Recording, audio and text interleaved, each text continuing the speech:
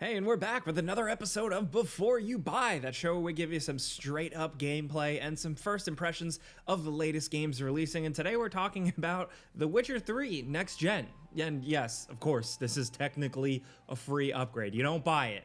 Chances are you've already bought The Witcher 3 at some point. But the developers are providing this free next-gen patch upgrade that takes advantage of the stronger, newer hardware and adds some new fixes and features, and frankly, a new excuse to talk about The Witcher is always good with us. Now, as you know, we really like The Witcher, although the base game released in 2015, and we actually weren't doing Before You Buy videos yet, believe it or not. So we jumped in to check this out. It's just a really good reason to replay. Now, PC, Xbox Series X and S, and PS5 get a nice free update. For PC, there's a few added features that definitely help visually, but I think for console players, there's a bigger jump, and that's what we had time to dive into today. I had a more recent save I had played a couple months back for a video on Xbox Series X. I play on both platforms, but I thought this was a good point in the game, so that's the footage you see mostly here. I also have a little PS5 footage that I'll drop in and label as well, but predominantly I've been on Xbox Series X for this one. Now, let's talk about what this brings. Obviously, the first thing and the biggest thing is the visuals. The game has a boost in resolution and frame rate options. Is YouTube been like having issues lately? Now you'll have access to a performance mode and a ray tracing mode, depending on your preference. Performance mode is 60 FPS, which at least from my experience on Xbox is mostly atrocious. 60 with occasional dips I noticed in busy, detailed city streets. But ray traced mode prioritizes fidelity and introduces some additional lighting and reflection tricks. Now, I always say this, so just for newcomers, we're not Digital Foundry, so a more technical analysis type thing we suggest our peers. But no one was expecting you to be we Jake. Just go with gut feeling on these videos, and to be honest, it looks good. Jake Baldino is like pretty improved in both modes. He's Maybe so not overrated. Like an insane jump if you're looking at it through. He's a like the equivalent YouTube of Pete Travers. I will say, reviews like, where I he can just only imagine like going from doesn't want to offend playing anybody, on and it's base always PS4 just and then never touching the game. It seems like everything he doesn't want to offend anyone. Current generation, there is He's definitely a benefit here. The Witcher 3 experience is the best it has ever been here. Lighting is less choppy looking and overall more realistic, from like a tree branch shadow crossing a character's face to fires in dark interiors to even just the way some of worst of all, he doesn't know shit about anything. Is lit. The So game's lighting it's like and opinion is tweaks so to lots of pointless. textures make quite a difference. CD Projekt Red has done just a guy mountain talking about of games little and, tweaks like, and additions here and there that add up. He doesn't ever seem to know anything about anything. You're extremely familiar with the game. Some stuff you might not be impressed by if you just played it and never thought about it again. But like if you've been all up in this game's guts, you'll appreciate the smaller differences. For me, hair and armor clipping is much better. Enemies and things have slightly better textures thanks to CD Projekt Red integrating some mods into this. You notice like the hair and armor clipping? Quality, smooth texture meshes, improved level of detail, maybe that's and big. better draw distances. Why would you notice that? You'll notice it big picture, really, like head to the top of a valley or say a mountain to overlook the city. Armor clipping is like one of those things that actually doesn't just suspend more detailed and stronger overall. They're still popping as you go around, unfortunately. Does not suspend your immersion at all. Really something with the game's age, I guess. But distances still manage to look better overall, and you'll notice the textures up close with certain cobblestone areas, say like in Novigrad. At least I did. Vegetation is increased, grass is thicker, and the skybox has been updated, I think with like a couple of more scenes. And one I'm sure I noticed mostly is this like update does is lighting improvements, and that's like what usually gives the you've seen it already in the game. most it's pretty awesome. Perceived But quality you'll of really visual notice quality this stuff boost. when you find some deep woods and just go for a stroll. I mean, the game feels much more dense here, and the thick grass actually shows some cool details. It's nice. The Witcher 3, for me, was always visually best out in the fields with the winds blowing and the sun setting, and that is still the case here. It's all just a step nicer now. A new dynamic toggle that allows the HUD stuff to only really show up during combat, or pressing the Witcher Sense button allows you to really soak it all in. I mean, of course, you could always have turned it all off in the settings, but yeah, that leads to a bunch of the fun little additions included in this game. The biggest you may have noticed right away, which I should have acknowledged earlier, it's the new camera angle. The Witcher 3's camera was typically pretty wide and floaty, but now the game defaults to this kind of closer, more intimate, off to the side angle that I typically really like in most games. It's a very popular angle, but I'll be honest, I had a bit of a hard time getting used to it here. It's still dynamic, so it'll swing out a bit for combat, and for finishing moves and stuff it'll turn, but I'm still not kind of sure if I prefer it over the original. Because you're not sure about anything, I'm still Jake. playing with it. Like, I haven't made You're not sure about anything. You never make up your mind about anything. Like, you literally have done with this game. You say so you can actually tweak much it how you want it. but so don't say right anything. Now, for me, settings wise, I have the traditional wider camera for riding around on horseback because it felt too claustrophobic up close on the horse. Because I mean, Roach still rides like a piece of crap. So a regular old Witcher camera on the horse. Making fun of Roach. Yes, that's what people say, right? I'll say that. Great when you're walking around towns and stuff. Those options to customize it are really nice. They've done that. He just even more regurgitates what Reddit's now, opinion. where It's Geralt just a has shell. 3 different movement speeds pushing the analog stick, and they've also changed it so you can have click L3 to sprint. They've also given you another option to swap and cast signs without bringing up the radial menu, which is very nice. Even if at this point I'm kind of stuck in my ways, it's like muscle memory. Also, the map. You don't play The Witcher 3 ever, dude. You maybe played it back in the day. Stop acting like you play this all the time. That you're just lying. Just really kind of made sense and I'm stuck in my ways, dude. Another thing I really you could have played this a year ago or 6 months ago. You would forget. Your muscle memory. What are you talking about? It was so finicky. Like, I feel like as Geralt, I would step off of muscle a memory. front porch and get immediate fall damage. It was just so finicky back in and kind of 2016. unpredictable. And now there's a bit of a bigger distance before you take fall 2015. damage. It doesn't make the game easier or anything. It was just an annoying little thing from the game that they decided to tweak, and I'm appreciative, definitely. Also, photo mode, baby. Hell yeah. Finally, a native photo mode. Who gives a shit about photo mode? It's got Maybe a good because amount you of can features and stuff to do with it, like poses and little tweaks. PC fans have had their ways with photo modes, but now console game photographers can get in on the action with The Witcher 3 game here, and photographers. I Oh expect gosh. good things Oh, from you yay guys. for them. They've also added in some weapons and armor items modeled after the Witcher Netflix series, but I haven't gotten to see those yet, full disclosure. I was really just kind of taking this all in No one for gives a a shit. test spin, you know, doing a couple of different quests, but really just jumping around the world to different areas and soaking up the vibes again at different times of day. And I think it's a good time really to replay this game again. Obviously, it's not like a remake or anything, but it's a free improvement to a great game that you can already sink a bajillion hours into. So I think it's a pretty nice win-win. Feels like a little gift. And I wish more developers did. I think it's a way. pretty. It just kind of Obviously, it's just a good thing to give it a visual update. More playable. And holy shit, what a game to play. I mean, at this point, I feel like we've talked so much about The Witcher 3. You're probably tired. How would it be a bad thing? There's a lot of people out there that just think the game's overrated, and that's fine. But I just Who says it's overrated? Really good. Who? Out there that just think the game's overrated. Wait, what? Out there that just think The Witcher 3. You're probably tired of it. There's a lot of people out there that just think the game's overrated, and that's fine. There's a lot of people out there who just think The Witcher 3 is overrated. Who are these people? I didn't know any existed, let alone a lot of them. Fine, but I just always found this to be really good I hate you, Jake Palladino. food adventuring.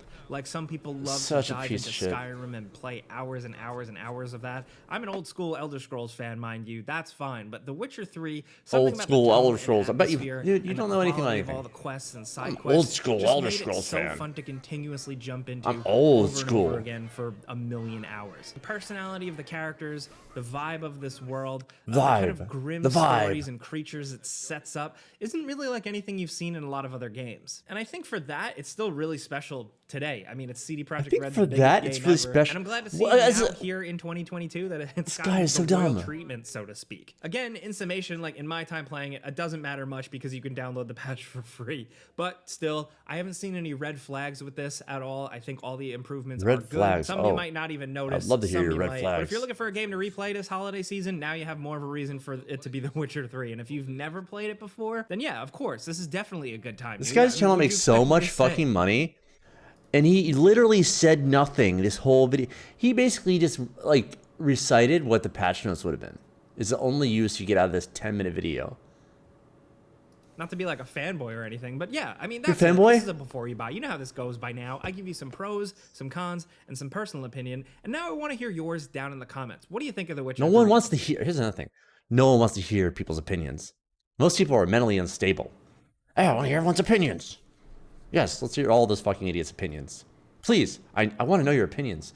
What a lie. Stop lying. No one wants that. No one. Who wants to know random people's opinions? Politicians don't. Nobody does. Nobody. Market research might want to know your opinions so they know how to fucking market things to you. You know, that's important for a company. That's useful. But they don't want to know your opinions. They want to know your buying signals, your trends there. That's all they want to know. They want to study you. They don't want to know your opinions. So stupid. I hate when people say that. I want to know your opinions. This guy's such a shill, dude. Of course. Let's go.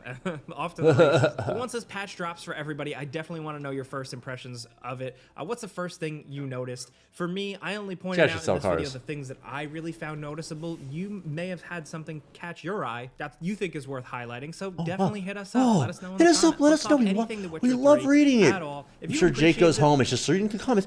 Oh, I can't wait to read the comments. I can't wait. I love it. There's a guy going through liking it. I love your comment. Love the content. I love it. This randomly. Like, what makes this guy's opinion any different than this guy's? I love that one. I'm involved. It's me doing it, guys. I'm engaging. I'm reading all the comments. Tell me about it. Fucking so dumb. This video and just enjoyed seeing some gameplay to judge for yourself. Clicking the like button is how you can judge for yourself. Thank you. Thank you for giving me the permission to judge for myself. Really help us out. We'd very much appreciate that. But if you're new, consider subscribing, maybe hitting that notification. Because I only let people judge things for me. Bell, because we put out videos every single day. But either way, as always, thanks for watching, and we'll see you guys next time. Douchebag. I'm unsubscribing. Why am I even subscribed to that bullshit, dude? That's just disgusting.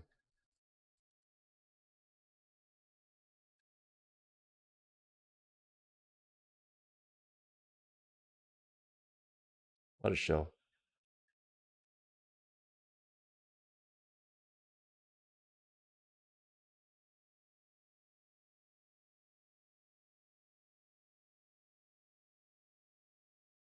Hello and welcome to some more Star Citizen news. Where is Alpha 3.18? Have you picked up your Luminalia gifts? The Gen 12 renderer is ready for deployment. We have some dev responses and we look at what's happening this week in Star Citizen. We've got all of that to go through.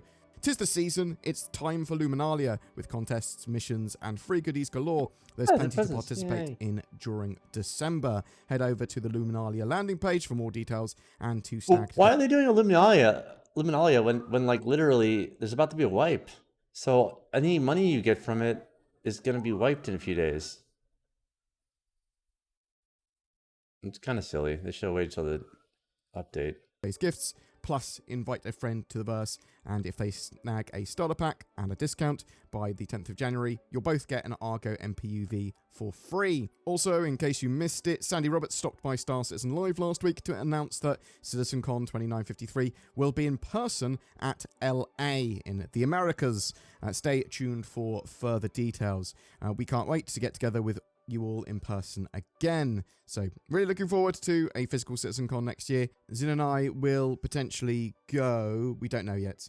We'll see what else is happening around the world. Also, actually attending the event is actually a lot of the time harder to cover. The news from the event, at least, would be less responsive. We wouldn't be able to get videos out immediately, but if we're watching it from home, it's much easier to get those videos out. Bam, bam, bam.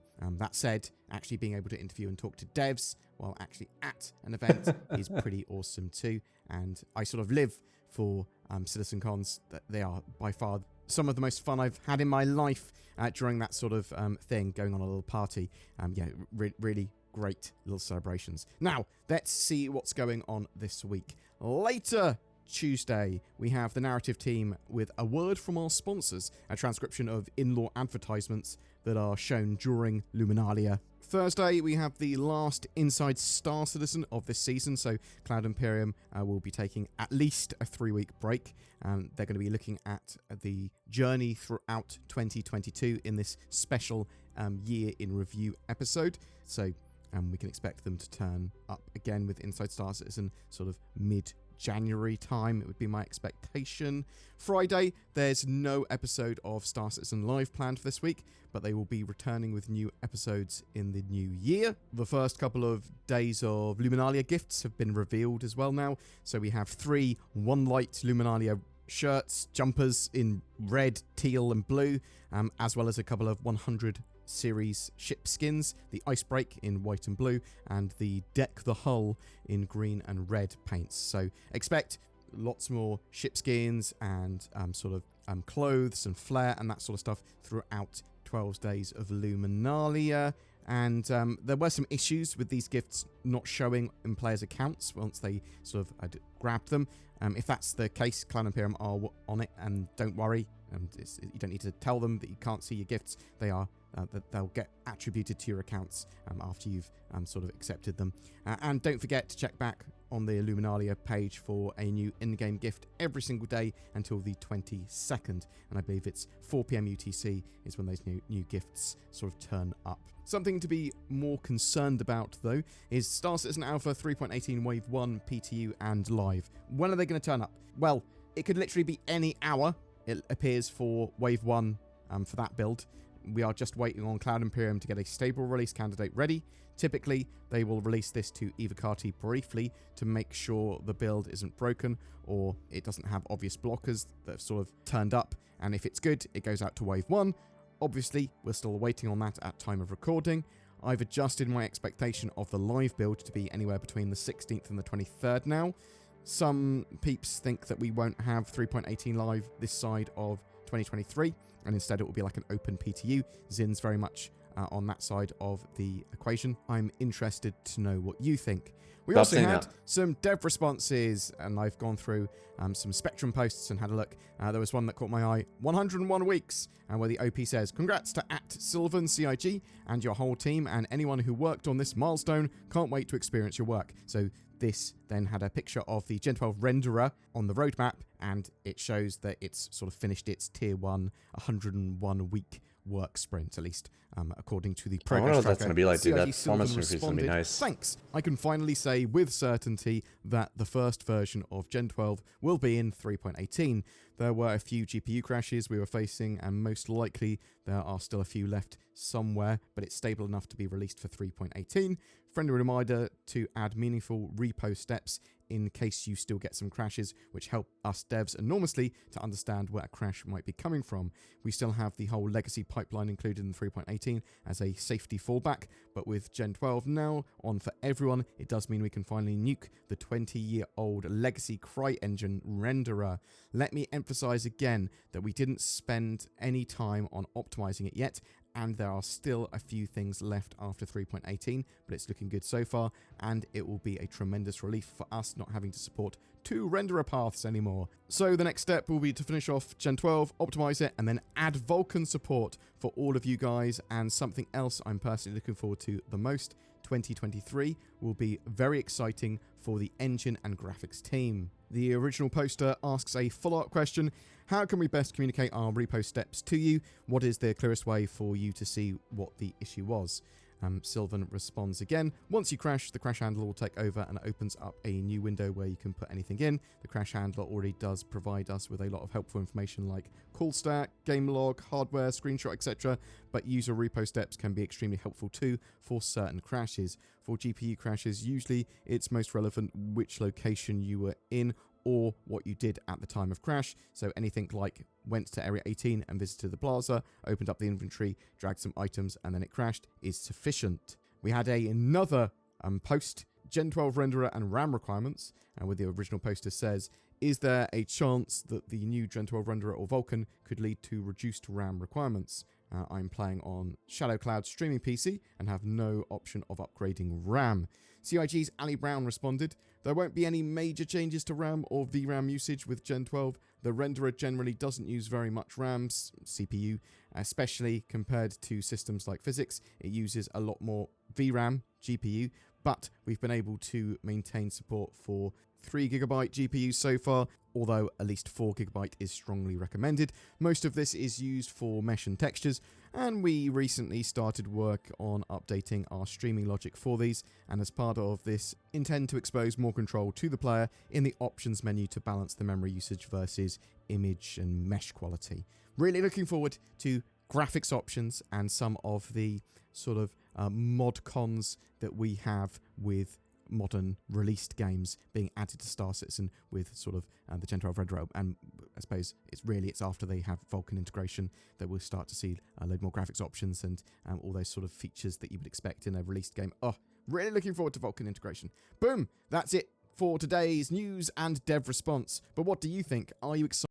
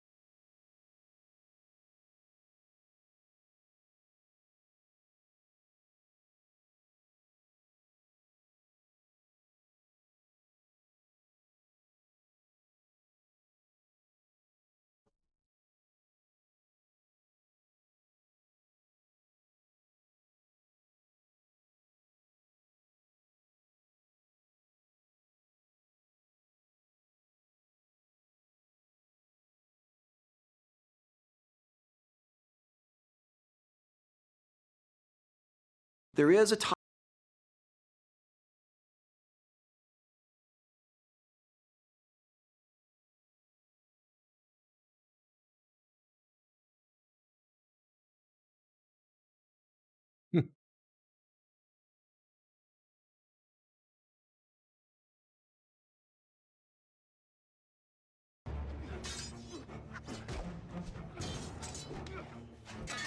My goodness, this is terrible. There is so much bad in this. Hi there, my name's David Ronning of the London Longsword Academy. I'm a full-time swordsmanship instructor, and today I'm going to have a look at a load of clips about sword fighting and slag them off hideously.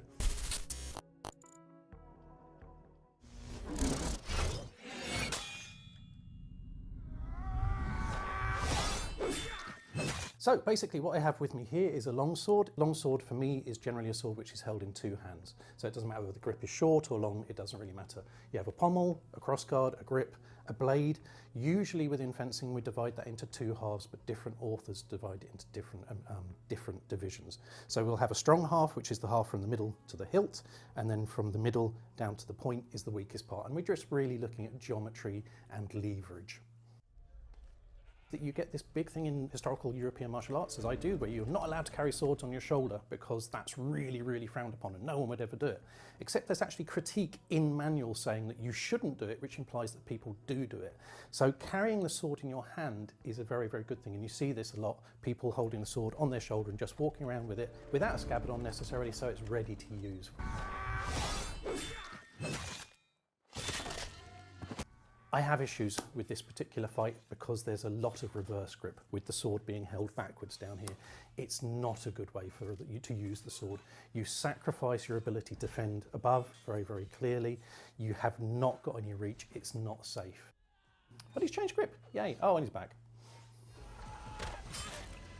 I like how he moves. I think he's got a good organic feel to him. Generally, the sword is being moved in front of him, which is a very, very good thing. It's very rarely just kept behind him, so he's closing the space off between him and his opponent with the sword. One of the things I like about some of the Witcher's fight scenes is that there's this idea of moving between the opponents. And you see this in things like Godino, where the idea of spinning, something which people really, really quite often frown upon within the HEMA community, is very much used because you're trying to keep opponents away from each other. So it's not just about fighting you and concentrating and moving into you, it's against driving you back and then hitting the next person, the next person, the next person. So these spinning moves actually become quite important, and this angled, sinister, straight into you idea goes out the window. It's not this focus. Suddenly it's much more wide and it's a flurry. The thing is most of my judgment on this fight scene is actually Henry Cavill being very, very good physically, and what is shown in this fight scene being probably the most disappointing fight scene in The Witcher. So for Henry Cavill it's going to have like an 8. For actual quality of fighting it's going to have about 4.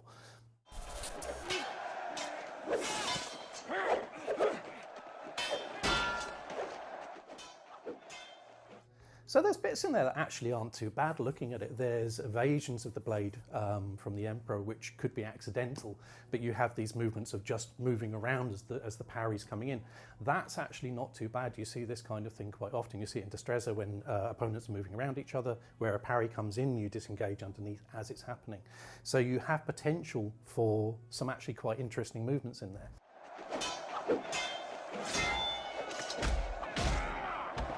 Good parry.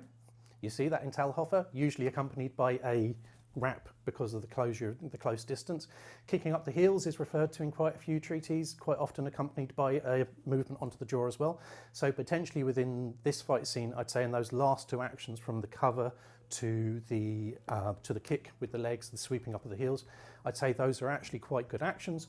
Usually you'd see more control of the opponent's weapon arm or their balance with the offhand as well, but that part's actually reasonably good. So for that, I'm actually going to give it a 6 because I think those 2 aspects save it slightly.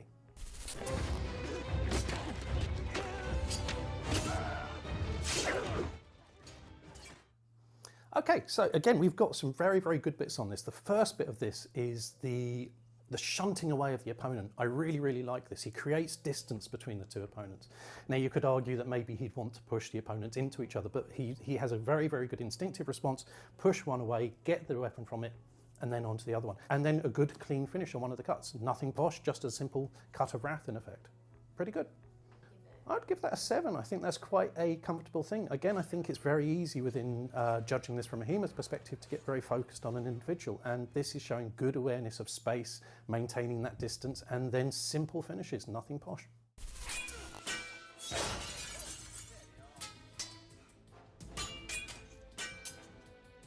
So immediately the first attack is this big, I'll spin at you, I'll expose my back, and the distance is so bad that he could just be stabbed in the back.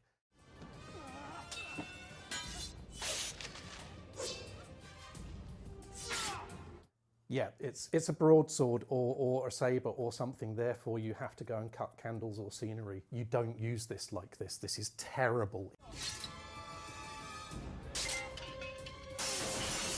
Quite often in Japanese swordsmanship, you're moving the glass deposits, the slag.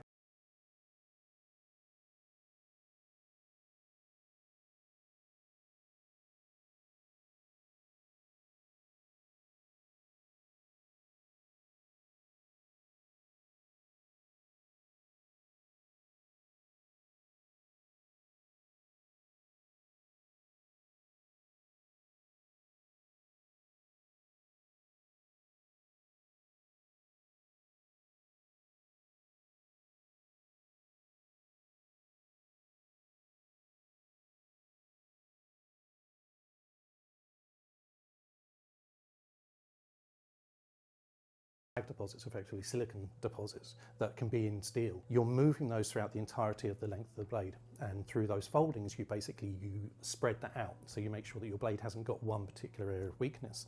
Now with European swords, before we had that consistency, we did something very similar, except that we twisted them like string, so that if one thread was weak, then it could be a problem in itself, but you're having multiple threads and twisting them around each other, you create something stronger. That said, swords do snap, swords do bend, and there's always a fine point, and you can't guarantee. The process is not perfect. Even nowadays, with much more clear definitions of how steel should be made and produced, blades still break. So it's not impossible for this to happen. So this is where it really gets quite terrible. There's this insane idea that somehow longswords are really heavy, clumsy weapons. They are not. You can move a longsword much more quickly and much more dexterously than you can a rapier. It's still balanced as if to be used in one hand, but you have the advantage of being able to move it around this position, the position of the forward hand. Now, even the most barbaric moment of a longsword, barbaric technique, we have a technique called the strike of wrath, which is a strike that uses the entirety of the anterior oblique sling. So it's the most powerful strike you can do. But it's not done foolishly. It's done as a mechanic. It's a way of claiming space in front of you, claiming that space for yourself, killing with it if you can, and then going on to pursue your opponent through that. Wide swings don't serve anybody, and they represent the actual piece of equipment very, very poorly. Doing a spin when you're not engaged with the opponent's blade is insane because you don't know what their sword is doing. And because you're so close and you don't know where their sword is, obviously they can cut you freely because they're still facing at you, they still have all of their requisite safety in their hands. 3, 4 out of 10.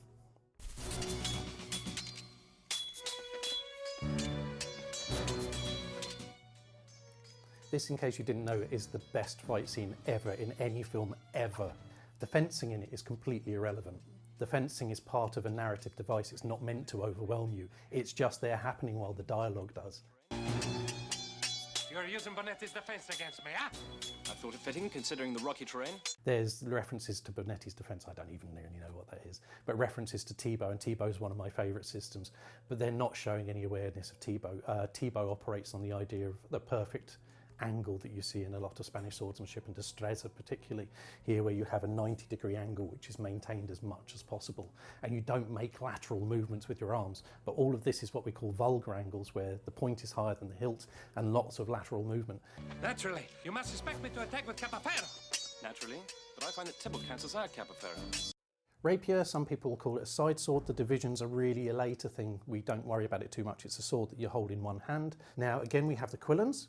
Quite often, or which is like the crossguard in effect, quite often people would hold this simply like so, without their finger over the bars, and these extra rings would be to stop things from landing on your fingers when you're holding the sword normally, and this allows you to put your thumb on there. Later on, you start seeing people holding the sword like so, okay? But it's not universal. Sometimes it is just used like this, okay? Sometimes these are very, very ornate, as you can see here. There's a lot of wire around here, and then sometimes it's just a simple cup. There's something I ought to tell you. Tell me. I'm not left-handed either. The idea of being able to fence with both hands shouldn't be necessarily a problem. Fighting somebody who is differently handed to you as well shouldn't be an uncommon experience. So this kind of thing, although it's amusing, you don't want to do this sort of thing at close distance, because obviously while you're busy changing your sword hand, your opponent can stab you and this kind of thing. Here you have a bit where as the blade comes through, it disengages, so you're having the blade changing from one side to the other. And in order to fight that, what you're doing is, rather than doing lateral parries like this, you're wrapping the blade and you're staying engaged to it. And that can be used to throw the opponent's sword out their hand. So there's a degree of reality in that. It's good. Technically wise, I'd still give it sort of like a 6, 7. Even with its parody fencing, it still has better fencing than a lot of the others.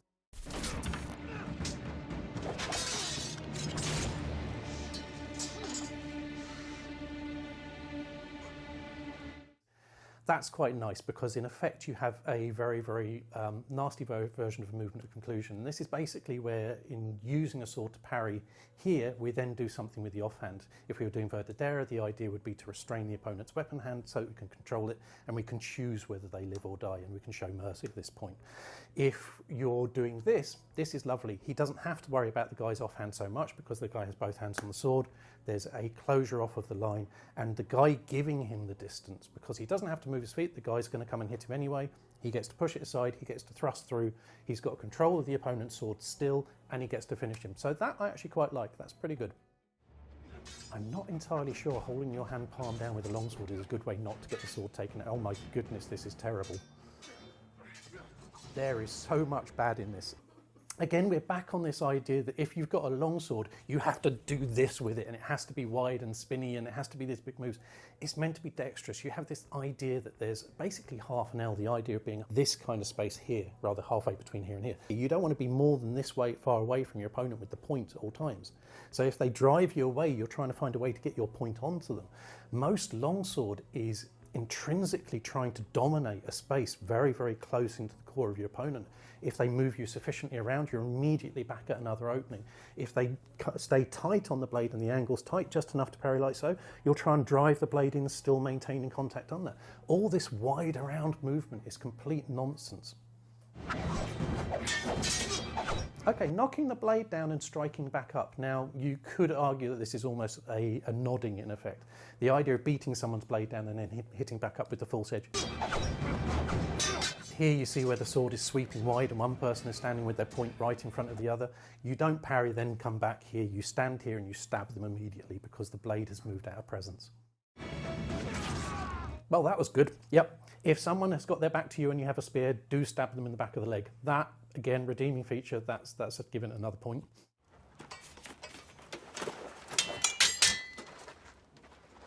So I quite like the fight scene between Brienne of Tarth and Arya. I think that's quite good. It's cohesive.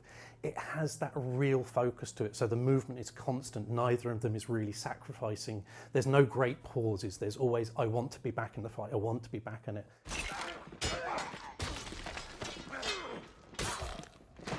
I do like, in general, the hound fights because they are just like, dead. That's good. And I think having that idea that a blade is intrinsically there to either stab someone or hit them with it and remove all the sort of like fussy detail is a very good thing to have in a series.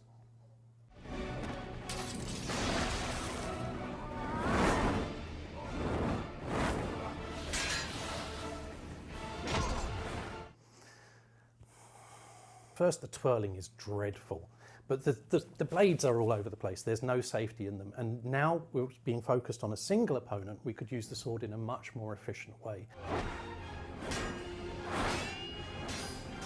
Even if I were to twirl the swords towards you, you'd always want one blade in presence, always one blade doing something, never having the swords over here. At that point, I think the idea of restraining the two weapon hands becomes more important than actually taking the weapons out of the hand. So at that point, I would suggest that potentially you're looking at a way of either throwing the opponent as far from you as possible, throwing them down the really big hole on the other side of you might be a good thing. So marks out 10 for that one? 2.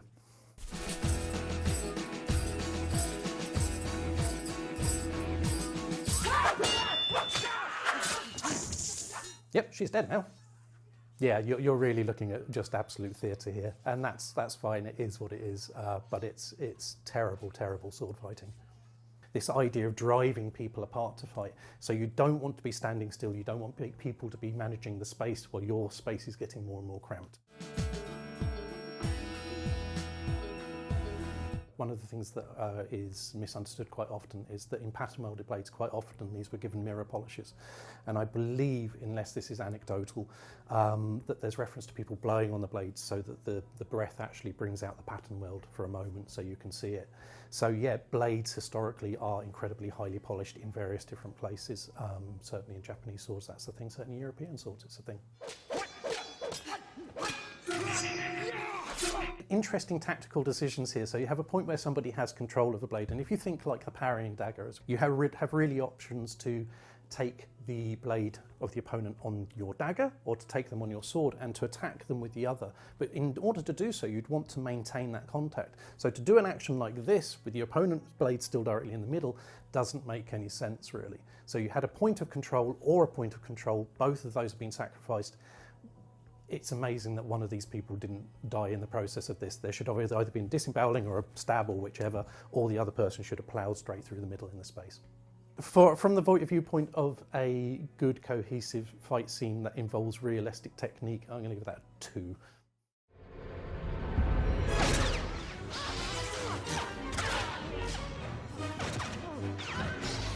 Okay, the first miracle of this fight is that they don't manage to kill each other.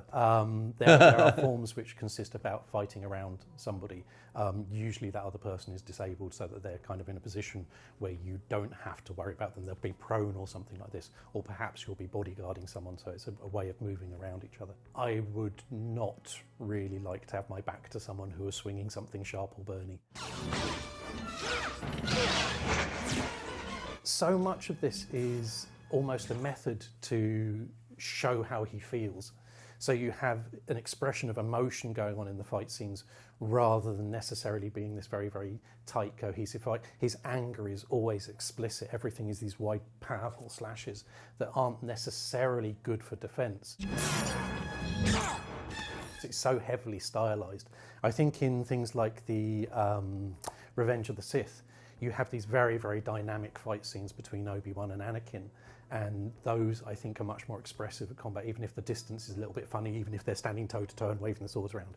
There's a lot more aggression and interaction in that. As such, I think I'd give it a 5 out of 10, as in, it has aspects that I really enjoy. If I was going for my enjoyment of the fight scene, it would be an 8. I really, really love the Yoda fight scenes. I always have. Again, it's that point where you separate any desire for reality. It doesn't have to be real. You know, if it's got dragons, if it's got the Force, it doesn't matter. It has to be something expressive of all the things you want in there.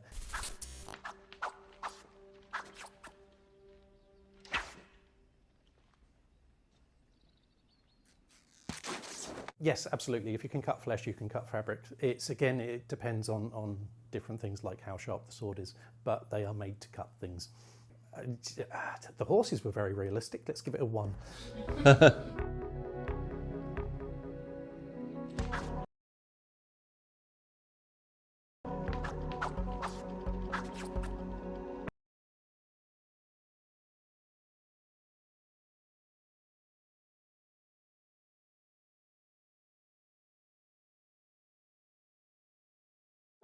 Air crash investigator.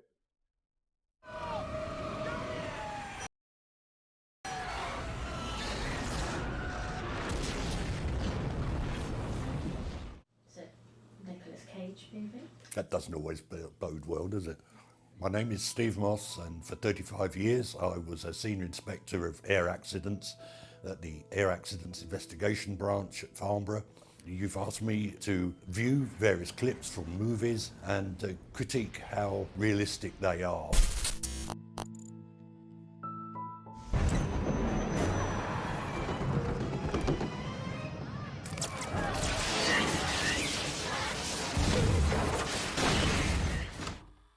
The major accidents that I've dealt with in those 35 years started with the fire on the runway at Manchester in 1985, then Lockerbie, Pan Am 103. I've never heard of electrical failures causing anything like that.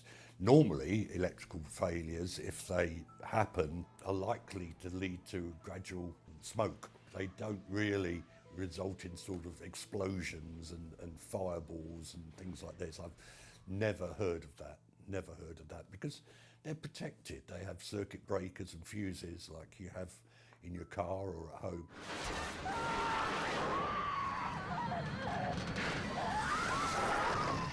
They would lose consciousness very quickly, within a few seconds. Pathologists did say that it was likely, if they're free falling out of the aircraft, that they would come to.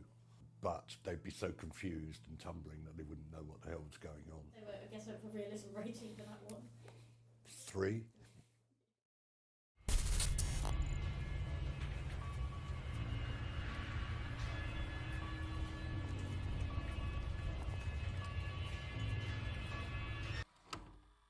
Firstly, the aircraft wreckage looks very realistic. I like the wiring looms that are all hanging down.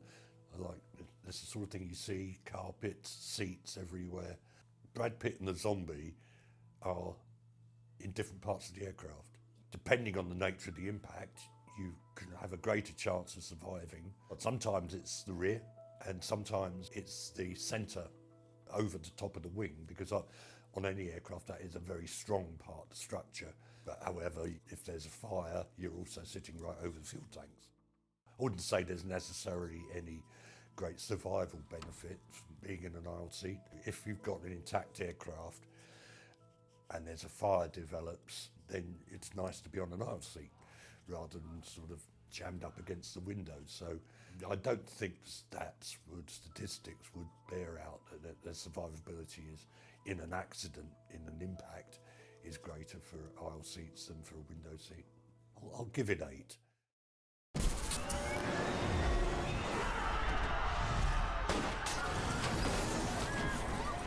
I wrote here, what is going on? I think it would simply... Oh, so they take notes first, okay.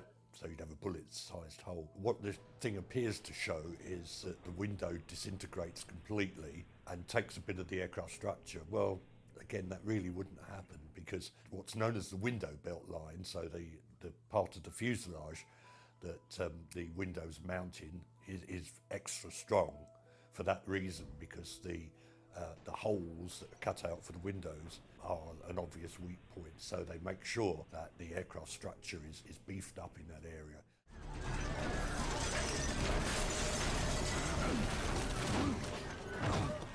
They can run down.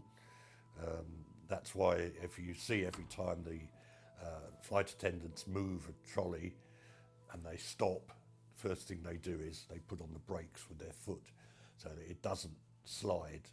I give it 4.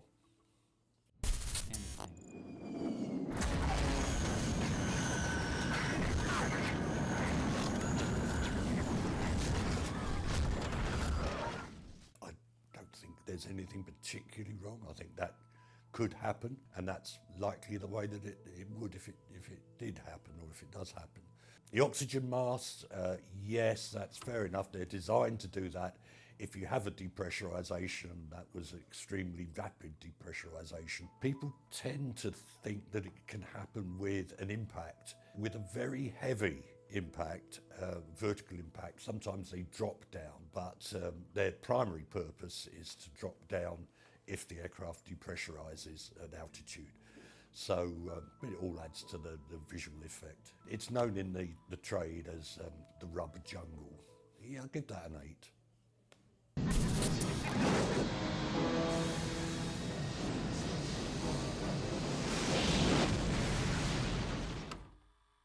Yes, well, several things wrong with this clip.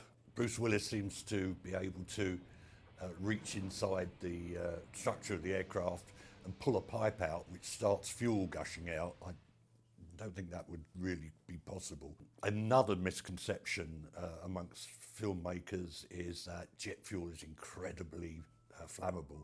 It's not, it's the reverse. It's much less flammable than petrol. For a start, I don't think the flame going from his cigarette lighter along the trail and then up onto the aircraft would ever happen. Certainly not in those low temperatures. There's something about Bruce Willis films, isn't there? Is it Armageddon, where he goes up in a space shuttle to try and that thing's bouncing off rocks, you know, and they're the most delicate thing in the world, you know, a fleck of paint can bring those down. If you have to give that one a rating out of 10, what would you give it? 2.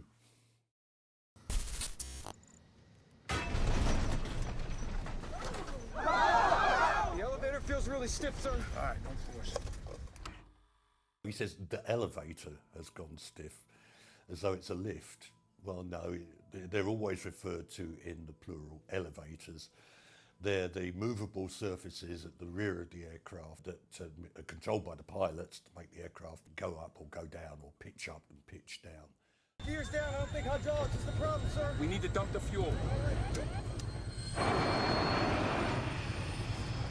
In an emergency, you always dump fuel. No, afraid not. That's the last thing on your mind. You're trying to get the aircraft under control. Dumping fuel isn't going to help you. The reason that long-haul aircraft might dump fuel is when they've got lots of time to prepare for an emergency landing. In an emergency like this, where they're struggling to control the aircraft, dumping fuel wouldn't even enter into their heads.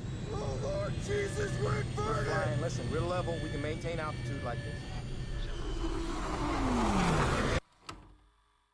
rolling an airliner inverted and flying it inverted, I really don't think so. I'm not sure the structure would actually withstand you break a wing or something, because they're not meant to fly under negative G. Now we got to revert to manual control. Your side first. Okay, got it. Nothing, no control. The scenario of this is a little bit obscure. He talks about hydraulic failure, and then talks about going to manual. He then has this big handle that he pulls and selects, and it gives him manual control. Most modern aircraft, it wouldn't be possible to fly them in manual, and bigger aircraft. Why would they make this so fake? Like, it was Zach Mekas. I'm so surprised. Brace. Brace for impact. Like, I'm surprised the Mekas didn't have this more research. It's relatively straightforward. It's known as a dead stick landing. In other words, no engines operating, and it's probably nose high. So he'd make the landing like that, try and touch down. So the cockpit would be well clear of the ground. So it's only if they ran into something, a solid object, building or something like that, that the cockpit would be compromised. The scenario doesn't really hang together, so I'll give that a 5.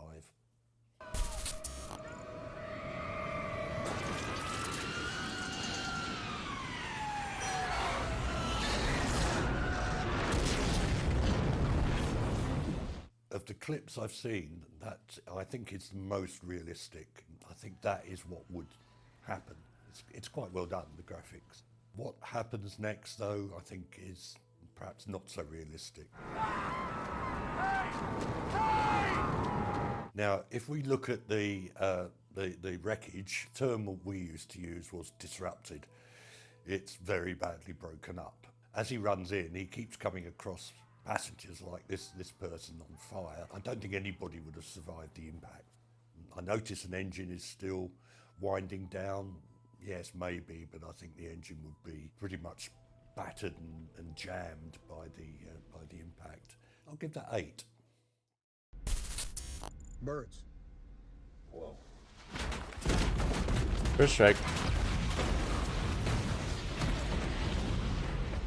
When you certify an engine design, a new engine design, they actually fire birds at it of a specified weight and at a speed and check that the engine doesn't break up. And then it's going to get damaged, but what they don't want is for it to stop. Ignition start. It sort of gives you the impression that the engines have failed completely. I don't think they did. I think they weren't delivering enough power for him to remain airborne. And I think there would have been a lot of... It all goes very quiet and very still.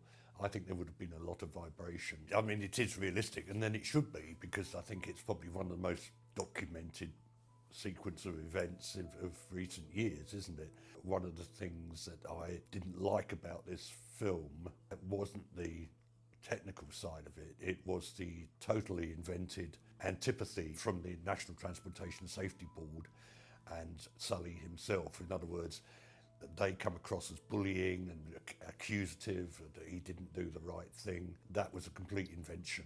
I believe Sullenberger himself said that was not, that the NTSB actually supported him. He famously was in a film called Castaway, where there is an air crash. He, I think, is the only survivor. That was quite a bit unrealistic, with engines continuing to run, and at one point he's in danger of being sucked into this engine that was still running, even though it was in water. No, there's a Mekas film. At least 9. Okay. Aviator, nice. At one point, that was not, that the NTSB actually supported him. He famously was in a film called Castaway, where there is an air crash. He, I think, is the only survivor. That was quite a bit unrealistic, with engines continuing to run, and at one point he's in danger of being sucked into this engine that was still running, even though it was in water. Oh, I think it's got to be at least 9. Okay. Set course for 090. Prepare to descend. Maybe there's documentary evidence that says that Howard Hughes did fly in shirt sleeves without a seatbelt, in what looks like a car seat with a headrest, in what appears to be quite a nice sizable room. I mean, this is supposed to be a fighter, isn't it? A prototype fighter or fighter bomber. They're incredibly complex. You see bits of the structure, there's pipes and wires everywhere. I really would very much doubt if the prototype of a new combat aircraft was as roomy and uncluttered as that. Ah! I'm going down!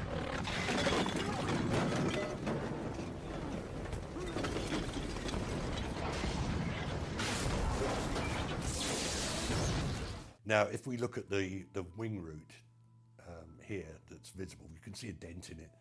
But in the other shots of it, it's pretty much intact apart from the bits it's lost.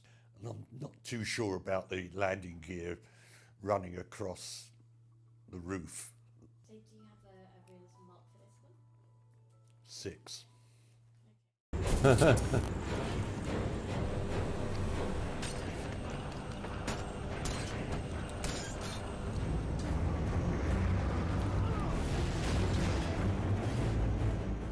I'm intrigued about what these devices are that they're fastening into the fuselage.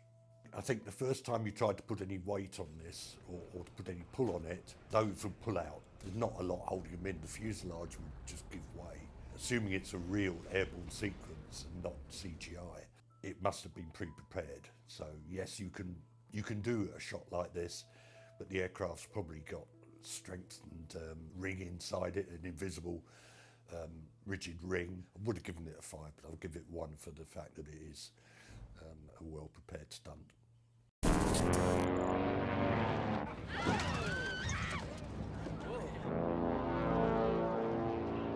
The sound of the engines is all wrong. They have recorded a twin-piston engined aircraft, which makes that sort of growling dive bomber type noise. This aircraft is a turboprop, which makes a sort of more like a whine. Because it's got propellers, they all make the same sound, and that's not the case. This was quite well known at the time, quite famous accident at the time, because people survived for, I think it was 72 days in those freezing conditions. And I'm afraid the macabre bit was that they actually had to resort to cannibalism to survive. But of course, cannibalism on those who died in the accident.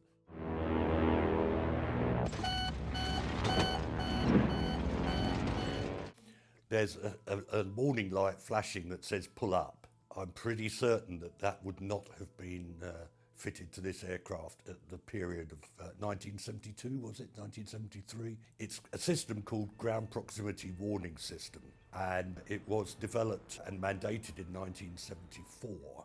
I think they're getting it confused with what is known as a stall warning, because the pilot is heaving back on the stick to try and avoid the mountain. He would probably be in danger of stalling the aircraft.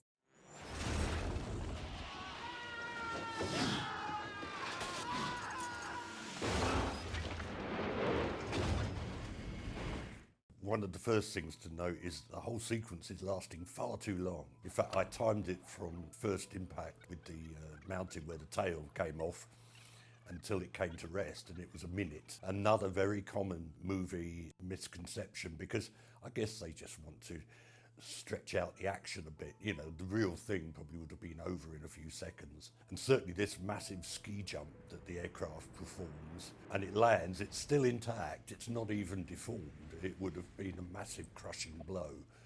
I'd give it 6 out of 10.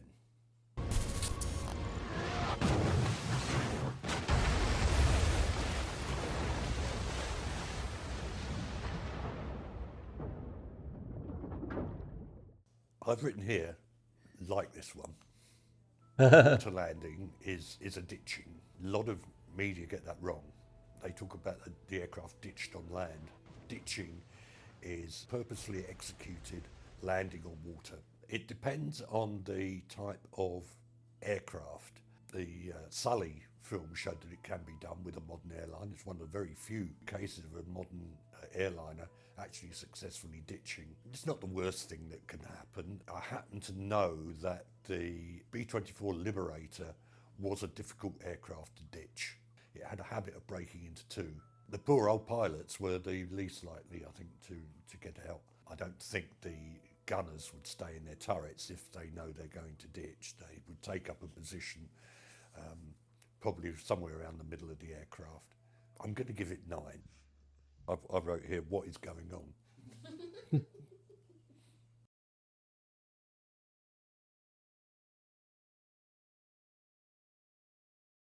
Oh, John Lithgow.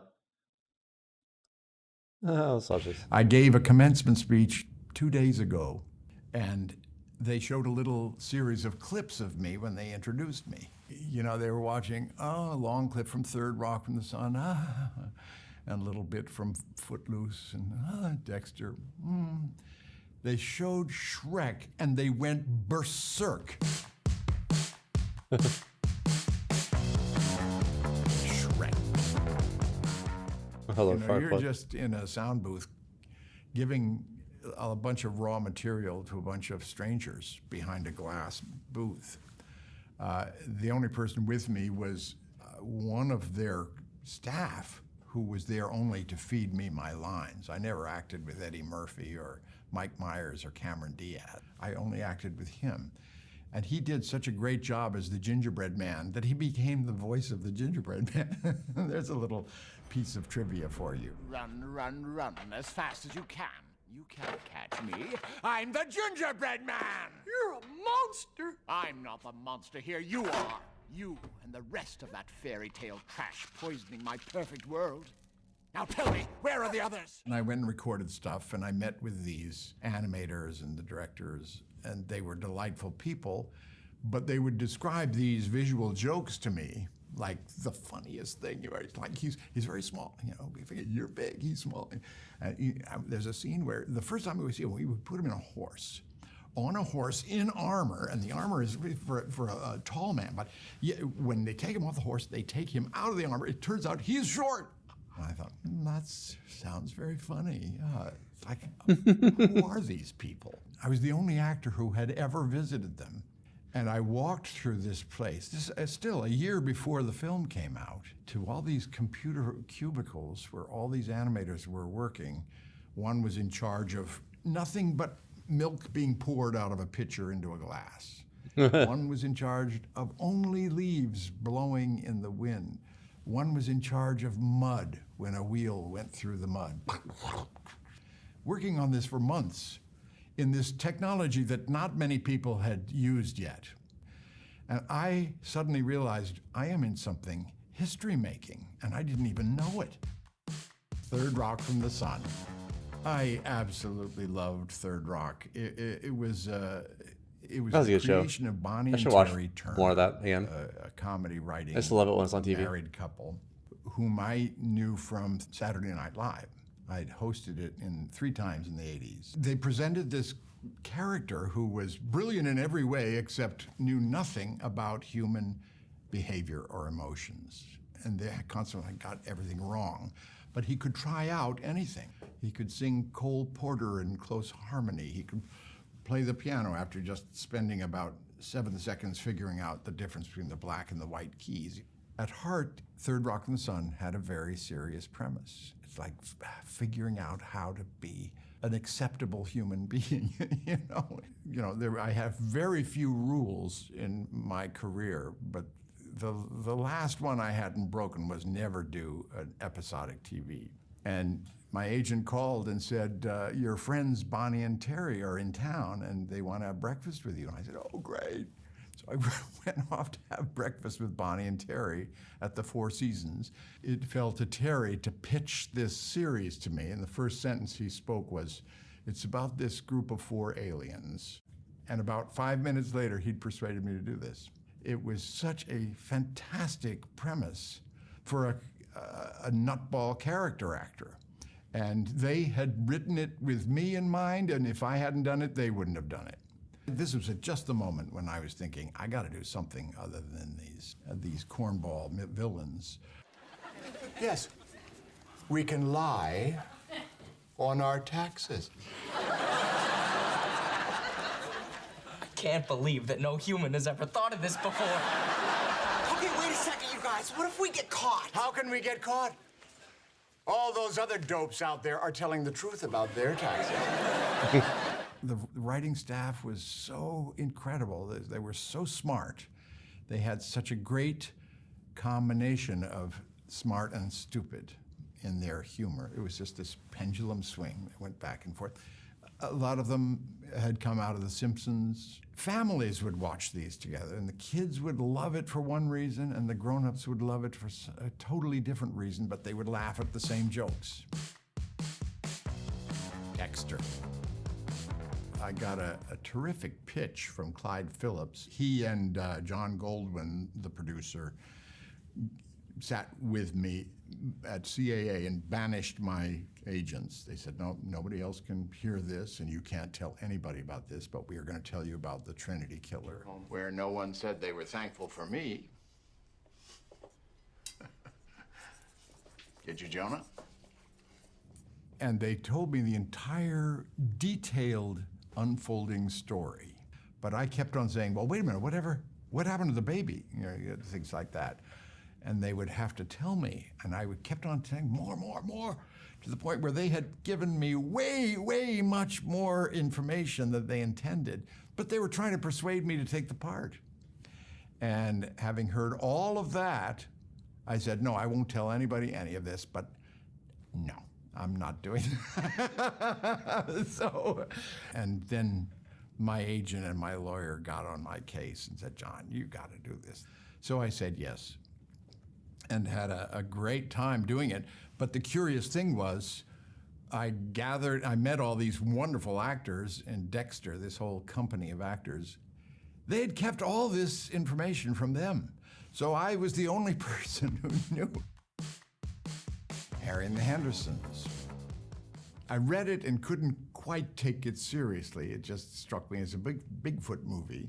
The most persuasive thing was when I met with Bill Deere and he showed me the renderings for Harry. And Steven Spielberg was plenty persuasive. He was the executive producer. So I said yes.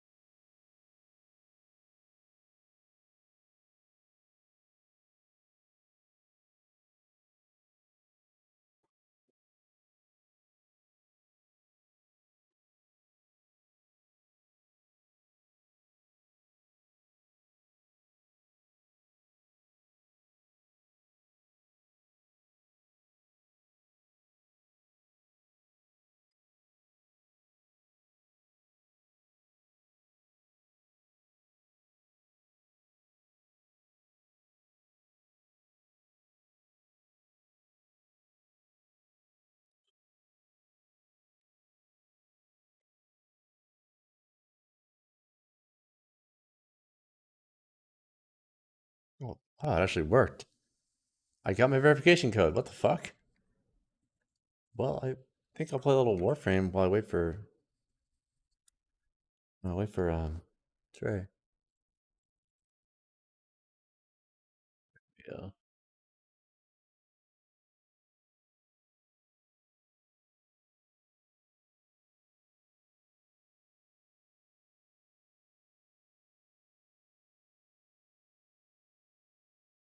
Wait. Oh, didn't I uninstall because I was mad at it? Oh, yeah, that's right. I forgot about that. I don't have space for it now, probably. Oh, I don't. I think I'm gonna. Well, I can't install Uncharted. That seems like wrong.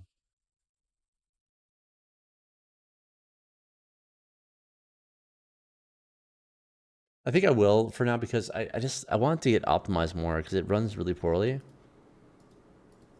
It just does. It deserves better than that. It's huge. Oh my god, dude! I just cleared up so much space. So I have enough space for not only that, but Road Company.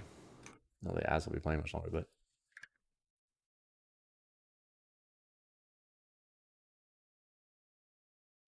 I'll install both. What do I got to lose? I have to play with as.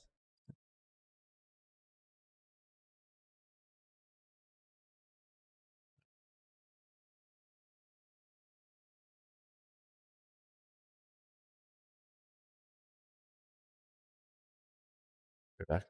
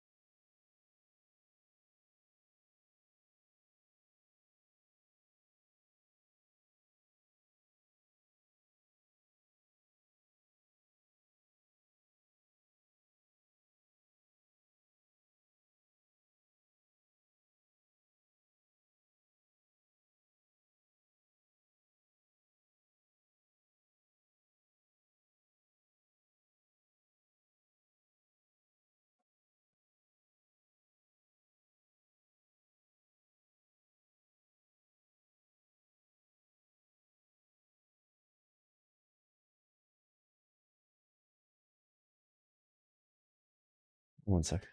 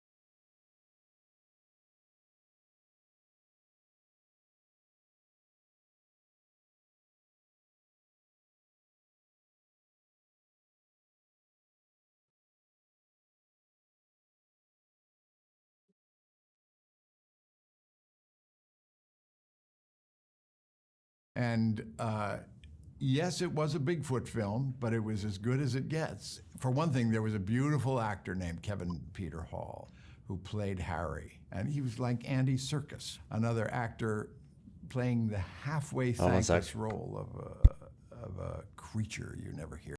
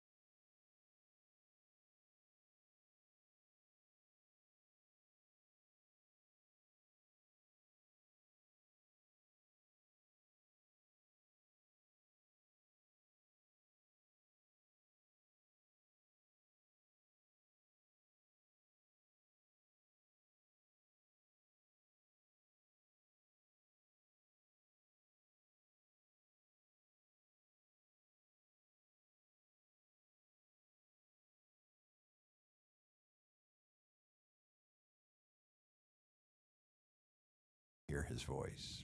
It's fun, you know it's going to be kooky, but you've got to play it for real. There's a moment toward the end of Harry and the Hendersons that every kid remembers where Harry is in great danger, and I have to tell him to get the hell out of here, to run away, and he won't go because he wants to stay with our family.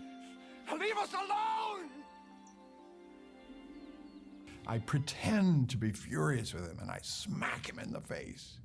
And he looks at me with this terrible feeling of betrayal. And, you know, we intended this to be a heart-rending moment. But we were still in this big Bigfoot movie. So how heart-rending is this going to be? Well, I have a cousin who went through a very unhappy divorce. And the 9-year-old boy acted out and resisted, and he was terribly upset. The 7-year-old girl had no response at all, like a zombie, until she saw Harry and the Hendersons. And that scene, she just exploded with grief. And she was beside herself for weeks. And it unlocked her. It was something she absolutely had to go through. The Crown. When we rehearsed The Crown, we didn't even rehearse scenes. We just talked. We talked and talked about the history and the relationships. I asked about my height. You know, I'm 6'4". Churchill was 5'7". I said, what do we do about that? And Stephen said, just ignore it. Don't think about it at all. He felt the same way about makeup.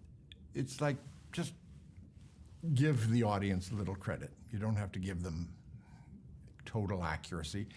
In the course, I was a little concerned that we were spending so little time talking about the actual performances here. I brought an apple and the apple baller to the rehearsal, and I said, here, let me just show you something that I have been working on, Stephen. This was about, with 10 of us just sitting around the table, and I made little melon balls, and I stuck them in, and we did read a scene. And I thought it was extremely effective. But bit by bit, my entire mouth was filling up with like apple cider. That was the end of that. But they were way ahead of me. They had already thought about making these silicone plumpers. Whatever for? Have we not enough qualified pilots to take him where he needs to go? No, he wants to fly himself. It's a boyhood dream. It's what he's always wanted. Why was government not consulted? Because it's a private matter. And I am in favor. Nothing you or His Royal Highness do is a private matter. And the father of the future King of England risking his life needlessly is quite unacceptable. Please. I went to drama school in London many years ago, so there's this sort of English thread. I'm about as English as an American actor can get, to a point of pure pretension, you know. When you think about Churchill, he's as different from every other Englishman as any American is. He's an eccentric. They just loved the idea. They said, we've seen all the Sirs play Churchill. We've seen Burton do it and Albert Finney do it. And there was a whole raft of them that year, and all of them Englishmen. Churchill's mother was an American, for one thing. That's the first thing Stephen told me when I asked him, why'd you cast me? And he had this affinity for America. I may be terrified of playing this role, but they think it's a great idea, so I'll go with that. Footloose. You know, I'm not a religious person. I grew up in 8 different places. There was never even the opportunity to become part of a religious community, even if my family were so inclined, which they weren't. But I felt I had to find someone, and I went and got some spiritual counseling from a very, very kind and empathetic and smart man who talked to me about his deep relationship with Jesus. And I really needed to hear that. Missing from your lives. Praise the Lord in singing. Hymn number 397. We took it really seriously, just the emotional life of this family, motivating the role of Shaw Moore and his particular, almost tyrannical hold he had on this community, finding the roots of that. It was because his own son had died in a car accident on a crazy night, and he was not going to let this happen again. And it made him far too protective of his daughter. And his religiosity took second place to this just inner emotional life and his fear. We took that film seriously, and a lot of other people did too. Cliffhanger.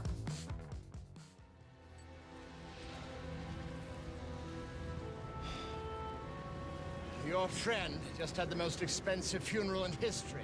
Now it's only you. I have to tell you, Cliffhanger was the best job I ever had. We were 4 months in Italy. I worked maybe a fourth of the time. We were high up in the Dolomites for 2 months, and like skiing on weekends and staying in a chalet in Cortina d'Ampezzo. And then 2 months in Rome, working at Cinecittà, in a studio right next to where Fellini was making a commercial for Banco di Roma. You know, pretty much my own flat-out action film. And I was even in the big climactic brawl with the hero. And the hero was Sly Stallone. It was like, wow, at the total top of the action film food chain. It was like as good as it gets. Do you know what real love is, Crystal? No. Sacrifice. As Eric Quaylen, I had no idea. As a matter of fact, I think I had been cast as the sort of second villain. My role was supposed to be Christopher Walken, but he bailed, and they sort of moved me up like the night before. It was so, and I remember sitting around with Rennie Harlan trying to decide what nationality Eric Quaylen was. Was he an American Secret Serviceman? Maybe a South African. Or how about an Englishman? You know, it was literally that. And I said, you know, I don't think I can master South African overnight. And I think we should make it something other than American. Let's go the Alan Rickman route. But it was fabulous. You know, I wish I had a nickel for every time someone's asked me to say, do you know what love is? The payoff is sacrifice. You know, it was like the works. The changing room. I came out from under the wing of my dad, who had hired me for my first acting work. And I was not getting hired as an actor at all, but I was getting hired as a director. In fact, I was even offered the job of associate artistic director of a very estimable rep company, and I accepted it. I just was getting nowhere. And 2 weeks later, that Long Wharf job came through, and I pulled out, pissed them off no end.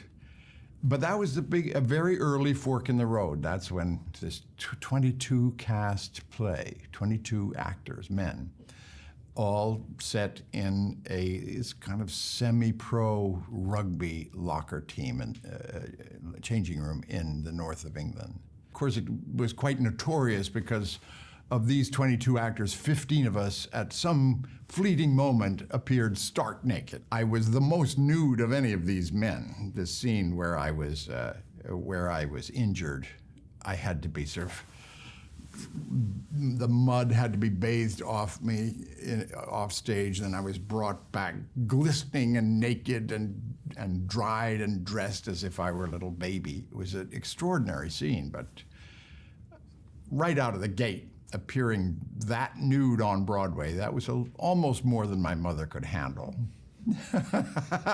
On the other hand, I've appeared nude about 5 times since then in an extremely varied career. And every time I've won some major award. So let that be a lesson to all you young actors. Bombshell. I hate being the story. I'll call Trump. You go on vacation. Stay above it all. He won't dent your ratings. Nobody stops watching because of a conflict. They stop watching when there isn't one.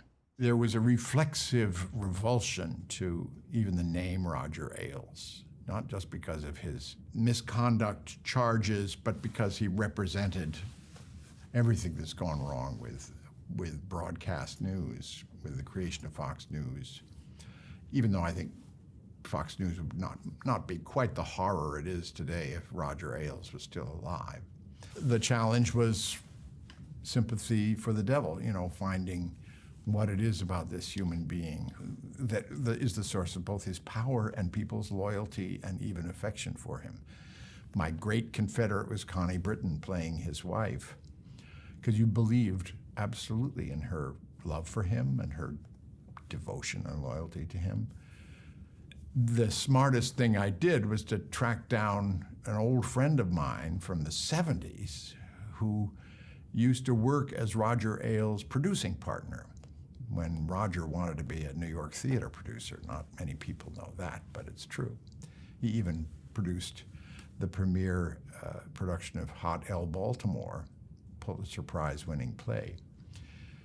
And I talked to my old friend Steve about Roger back in those days, and Steve was a very good friend of his, loved his company, loved his sense of humor, said he was a man capable of sharing a laugh for 20 seconds, you know. But that was invaluable. You sort of had to have that information. You know, the most fascinating thing about doing a person with an ugly compulsion is to getting our daily learning lesson from Stacks. how he felt about Yeah, his that's own right, buddy. compulsion. Surely it's something he didn't want to have to do. Yeah, I'm about to do some Terraria with my buddy Trey here in a minute. Oh, man. Copy me on all the raw data you pull in. Just chilling I till should then. have my eyes What on are you up to? everything as well. And do me a favor, close the door. I've got. I don't know these movies. This. Haven't played that in years, nice bro. I've not played it much at all. Like 7 hours. I don't think that's even accurate. I think much of that time was like maybe at the menu when I had to open up my computer. I've hardly played the game. I mean, I can dick around while I wait for him. How are you liking it? I mean, I've not played it hardly at all. I liked what I played so far, though.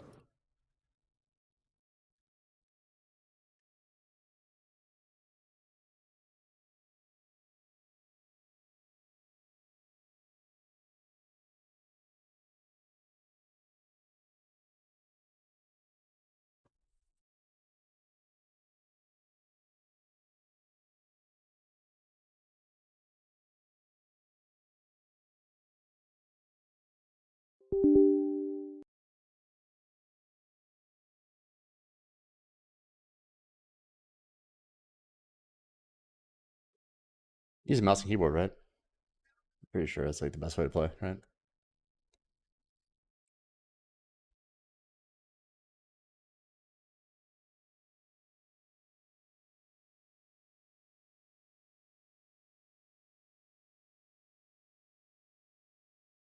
It's happening.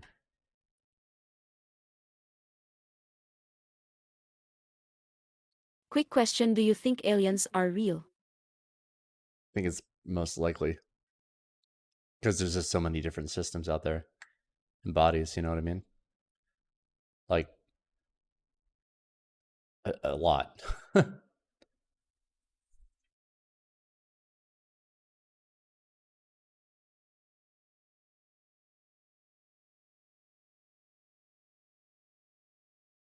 What was it? The quote from Contact. Oh, I forget.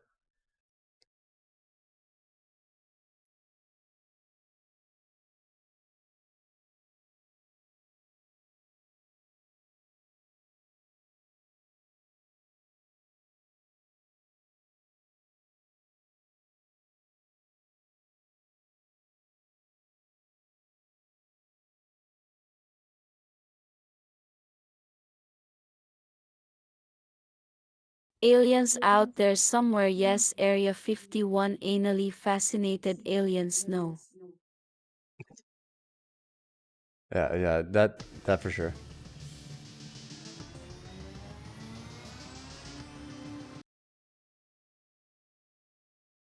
Oh, and by the way, hello, Kalmar. Nice to see you, buddy. It's been a little while. What have you been up to? I've missed you. Trivia, no. I want quotes.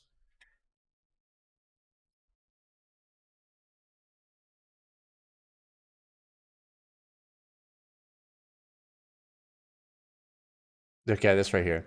Her dad originally said this in the movie. I'll tell you one thing about the universe, though. The universe is a pretty big place. It's bigger than anything anyone has ever dreamed of before. So if it's just us, it seems like an awful waste of space. So that I share the same opinion. Now the real question is, do you believe in love after love? Do you? I'm not gonna sing that. My wife's like, what?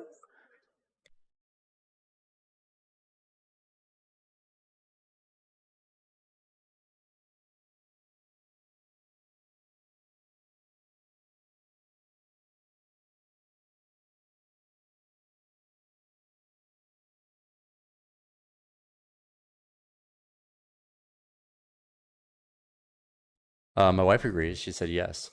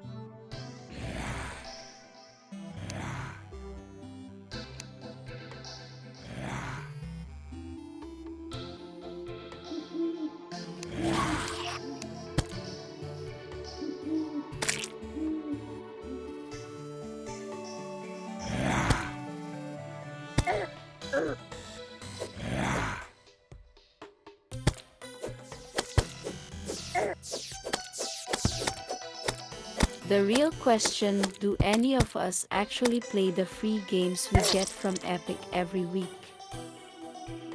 Oh, right. I forgot about that. The answer is no. I forgot about that. Yeah, they do have quite a little, a nice little setup there.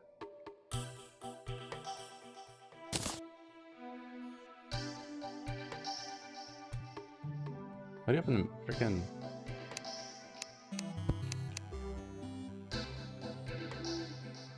How do you open the freaking inventory?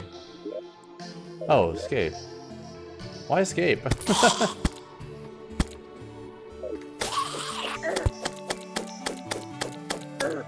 Ow! Why is he so annoying? Dude, did you see that? I couldn't click fast enough. That's so dumb. What an asshole. Okay, come on. Why is it taking 20 minutes to respawn? Apparently. An asshole.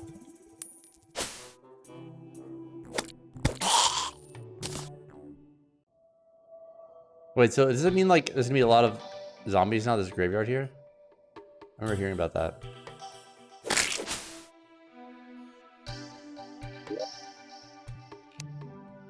What do you craft? What? I found the controls really annoying.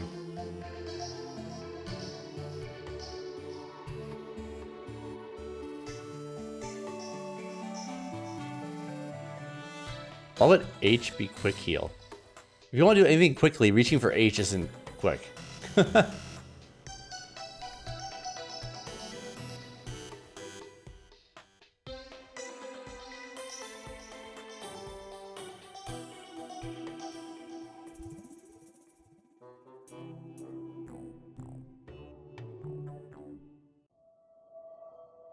This is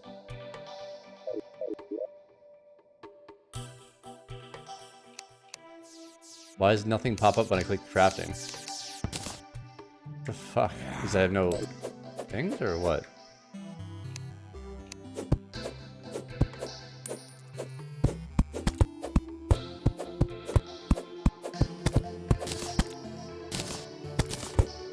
God. That's just the most annoying difficulty ever. God damn it, where's Trey? That's why joining his game where it's plus AIDS.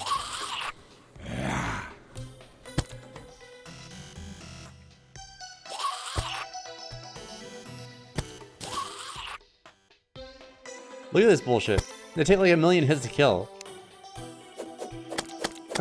It's a joke! It's a joke, dude. It's an absolute joke. This difficulty is dumb. What difficulty is that?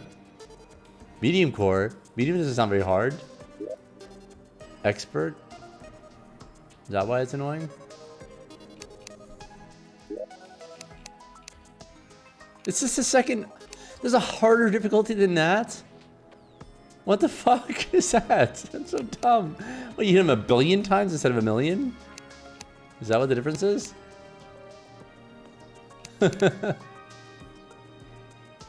Whatever.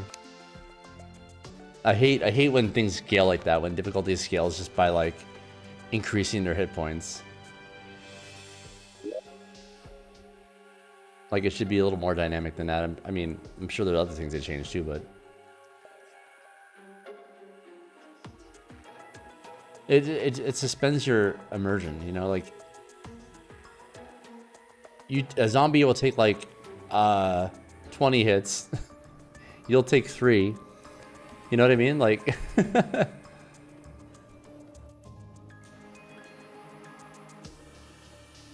it's kind of silly.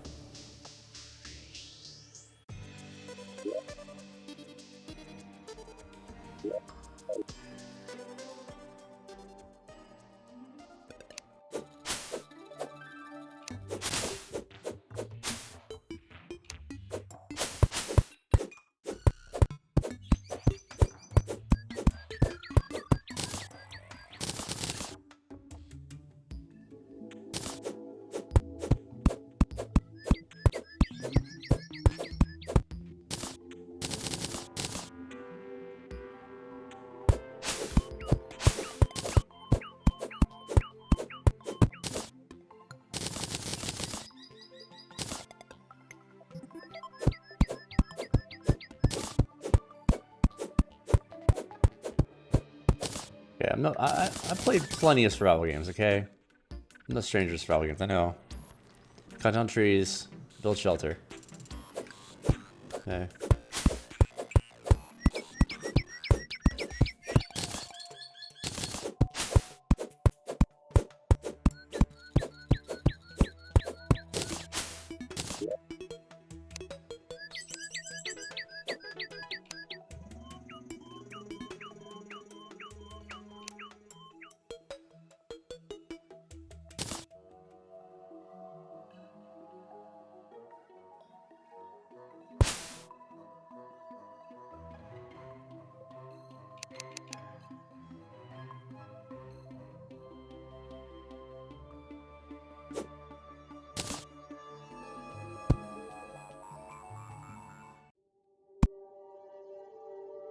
God damn it. Wait, so what? How do you build, like...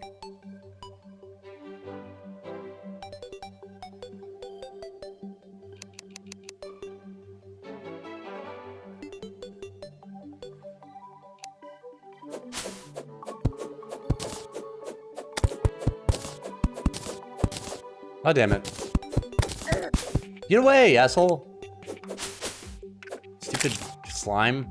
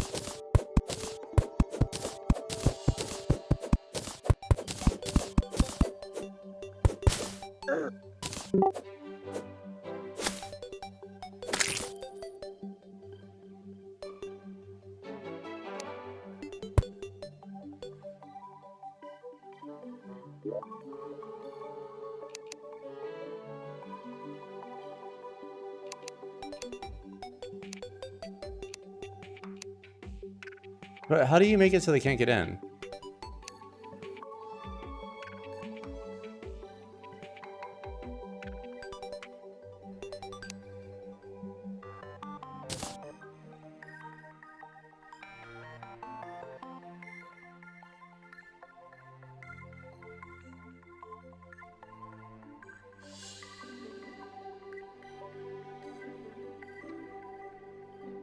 Place the door.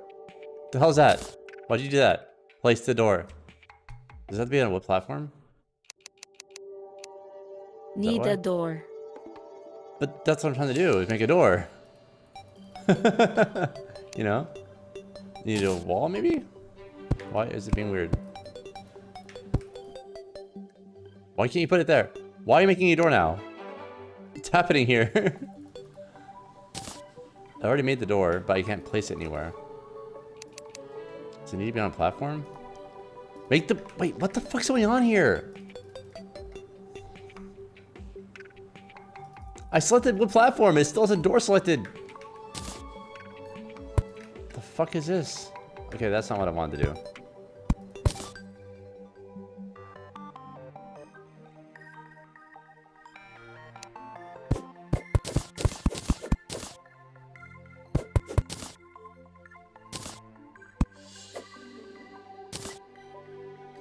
Oh, wait. Oh, I see. That's how you make them. I get it. I get it. I get it. Okay. Okay. Oh, cool. You can build underneath of it. Nice. Okay. It's just not very intuitive. But once you figure it out, it works. Doors can be placed in any space so long as it is exactly 3 blocks high with ceiling and floor blocks.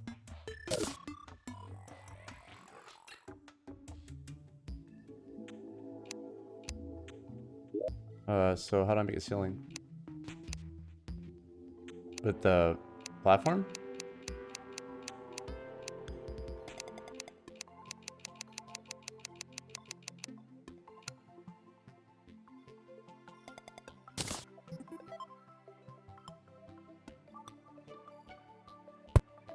Oh, I see.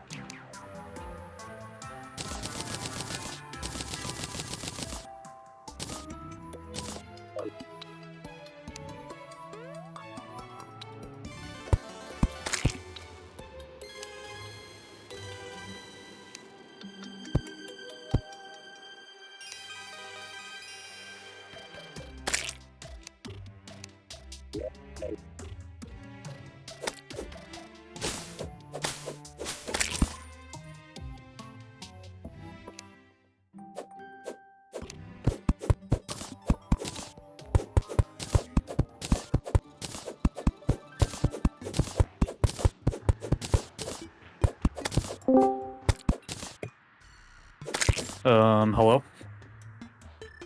Hello, I was muted, sorry. No, you're good. Dude, I don't know how to build a fucking door. Damn it.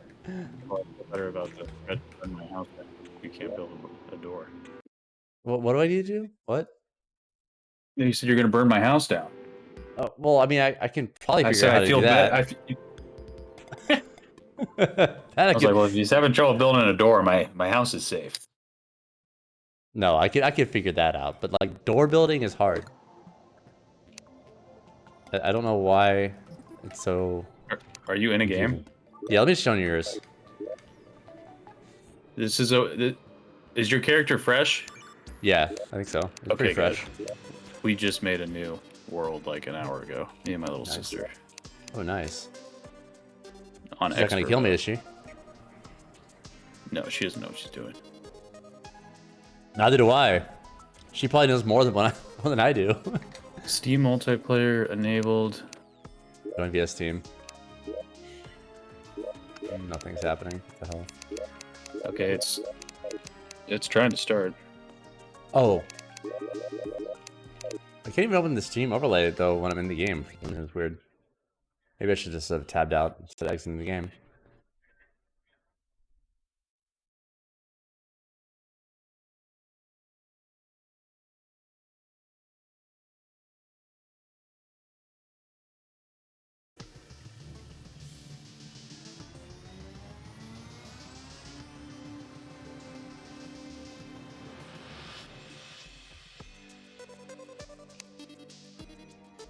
Oh, now it works.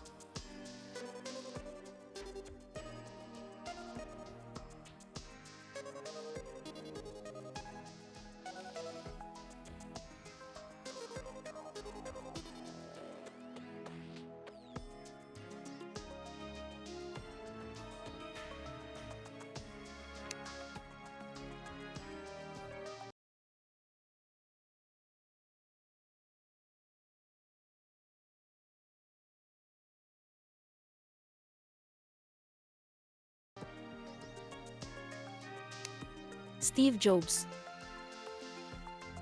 Steve Jobs, that's right. I don't know what's up with the overlay.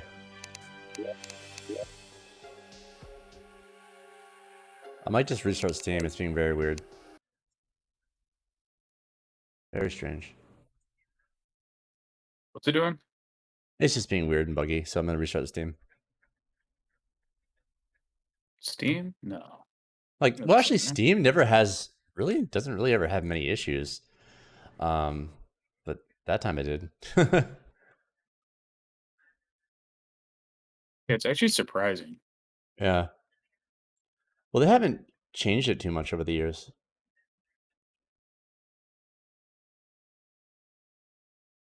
Remember the original Steam? Oh yeah, yeah. When it was like grayer. Yes, and you could play chess. I don't remember that. I remember Chess was like built into the chat. Oh no, I don't remember that at all. When did it originally come out? I think my first Steam account is back in With Counter-Strike 1.6. I couldn't tell you the year, though. Yeah. No, I remember playing lots of 1.6.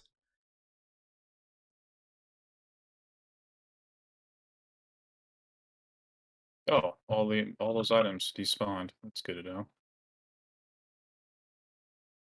Nice. I think. That's unfortunate.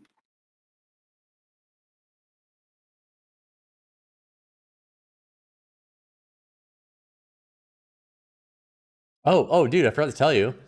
Guess where I'm working? Larson Cadillac with Chris Williamson. Oh, really? Yeah. Oh, nice. So I was actually looking for something in like design, and I was just like doing my resume and stuff like that. And then Chris Williamson reaches out to me on Facebook, like, "Hey, you still at Mazda?" I'm like, "No, I'm not there anymore." He's like, "You want to come to Cadillac?" I'm like, I started thinking about it. Like, well, I'm not on medication anymore. Maybe I'll give it one more go. So I've been there since the 28th. He's a good guy. I love Chris. I talked to Mark Mason today, actually, too. We were on speakerphone with him. And I saw Wayne Johnner just the other day. He stopped by to visit. Oh, really? Yeah. Ian was actually there, but like they let him go, I guess, just before I started working. But I saw him during my interview. Oh, he was still there? Yeah, they blew him out. I guess he was causing some issues. Yeah, definitely a good idea. Chris said that the benefit of him wasn't worth the drama, I guess. Oh, no doubt.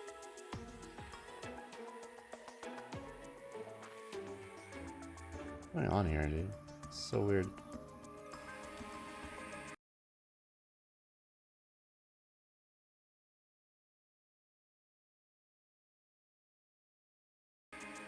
Oh, that worked. Okay, cool. The overlay is just being weird. There's a password. Trey.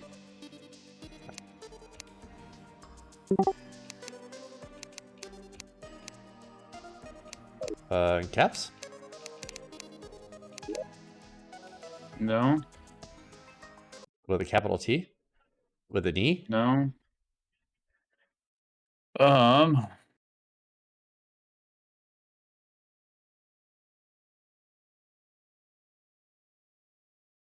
don't know if I can change it now. I thought that's what I did. I thought I just wrote Trey. Wait, maybe it'll work now. Let me try capital T.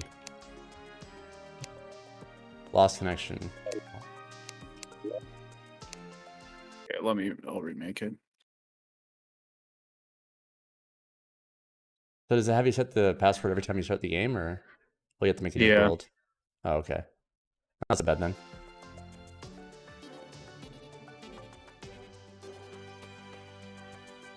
Yeah, TREY. Oh, I did A. Oh. Well, that'll do it. That'll do it.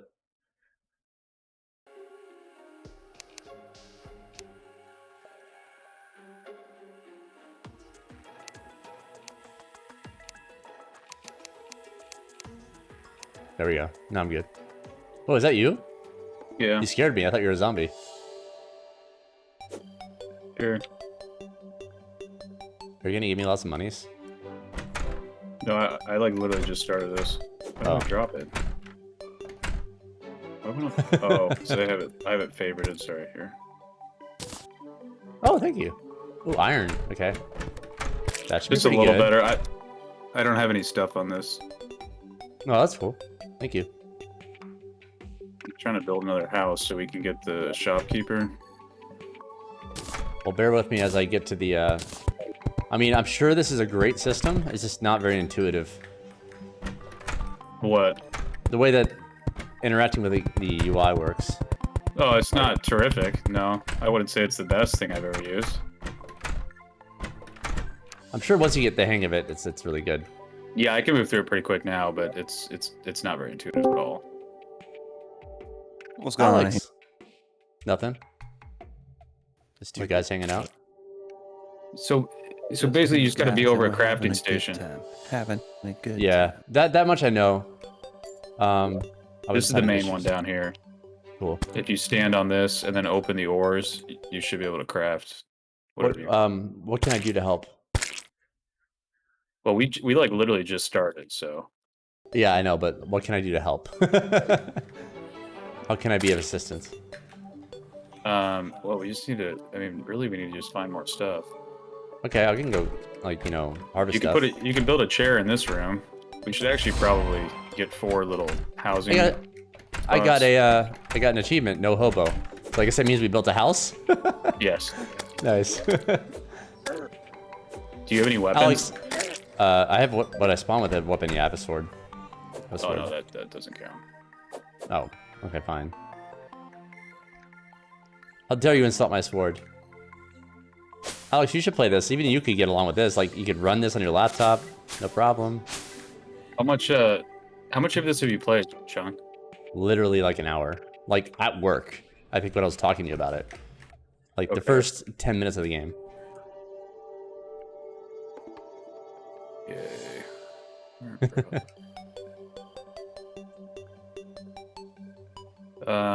Okay, here, take this. So don't worry, I played lots of survival games. I'll catch on fast. Oh, you will. Okay, use that as your weapon. Put it in slot 1. What was that? It was a wooden yo-yo? Yo-yo. A wooden Got yo-yo. it. Okay. All right. That's Sean's weakness. Yo-yos. Oh, I didn't That's know true. that about Actually, I was part of the yo-yo fad. Yo-yos are not my weakness. There's. Oh yeah, you know how to walk the dog.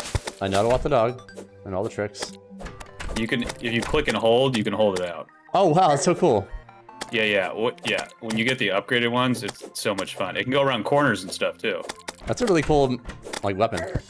Yeah, it's really good. Ow. That good stuff.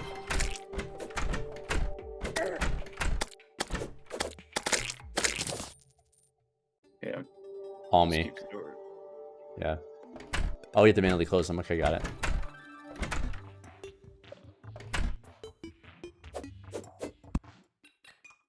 Yeah, I played a lot of Minecraft, like 7 Days to Die, Scum, what else? Ark. This is the one that I've always... Oh wow, I'm in desert now. Yeah, the desert's too in that direction, yeah. But this is like the one survival game I've always had on my list to like play a lot of, and just haven't got around to it. Yeah, I haven't got around to it. I love it. I think it's... I No, waited yeah. like forever to play it, but it's something about it. Sure what cats is spelling me.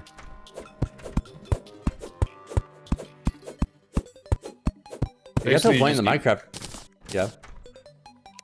We just need to get you some armor. This is like this is an expert mode game. Oh, really? Yeah. Okay, first thing is when you're using tap control once, like when you have your axe out. Yeah. Oh. So see how it highlights it? It's like smart. So it'll Oh. aim at whatever makes sense for whatever tool you're using. Oh, nice. That's pretty handy. And then if you switch to your pickaxe, you can just kind of move your cursor in the direction you want it to instead of pointing at each individual block. Like I'm just aiming it down near the bottom of the screen. Yeah.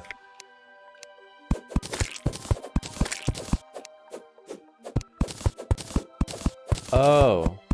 You see what I'm saying? Yeah, I do.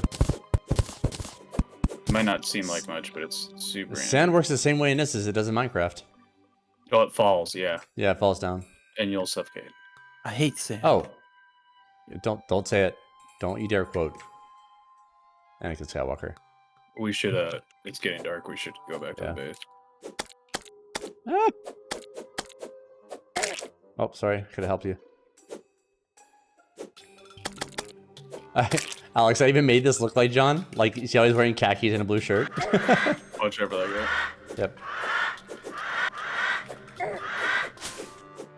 Yeah, you need armor. Oh. Gavin's really bad at fighting, too.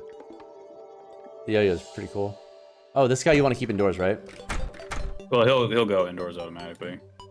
But I think you told me that you want to build, like, around that guy, right?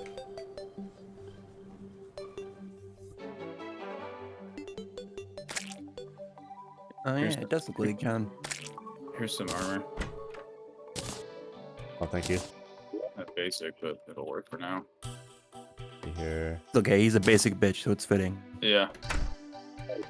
Alex, you could say I love something you. nice about me for a change.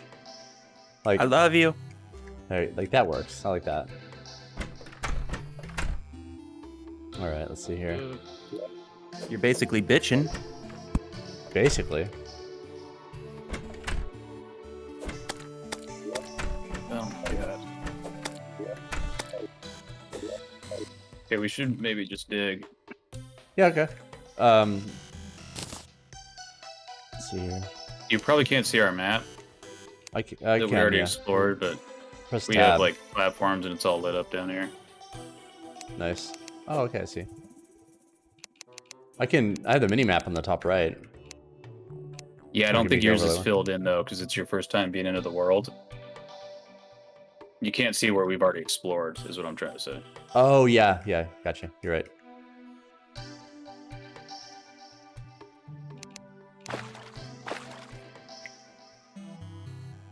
I love coming to a game like this that's so long in its life cycle because there's probably just so much content. of like No Man's Sky. Crazy, like, dude. if someone first played No Man's Sky for the first time today, like it'd probably be on a similar experience.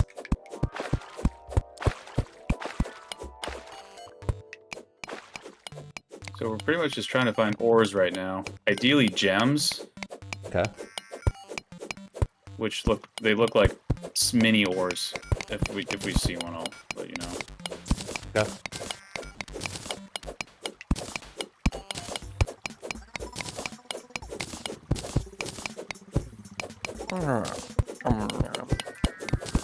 Snarf, snarf.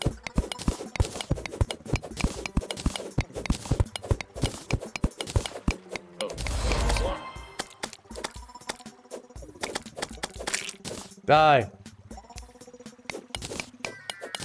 And then if you do you have any torches? I think I do. I can make some. I just made a bunch. Running away. Be back. And if you hold shift, it'll hold the torch out so you can see where you're going. Then you can, while you're in that mode, you can click it somewhere and it'll. Oh, nice. It'll mount. All you have to have is like have a torch on you. Yes. Oh, nice. That's cool. That's a nifty feature. Yeah, I think I was like 30 hours in and I didn't even realize you could do that. I'm glad you're here, because it probably would take me as long, if not longer. And then just remember to have that control active when it makes sense I for am. it to. Yep, I got it. Yeah, because it's like, it doesn't really Oh, here's what work. the gems look like if you want to see. Well, I mean, like, it seems like it works good without it, and the pickaxe anyway, right? It does, no, but you're if right. You can if see you're it just trying to better. go in one direction, like go straight down, it's because you don't have to move your mouse at all. No, you're right, you're right.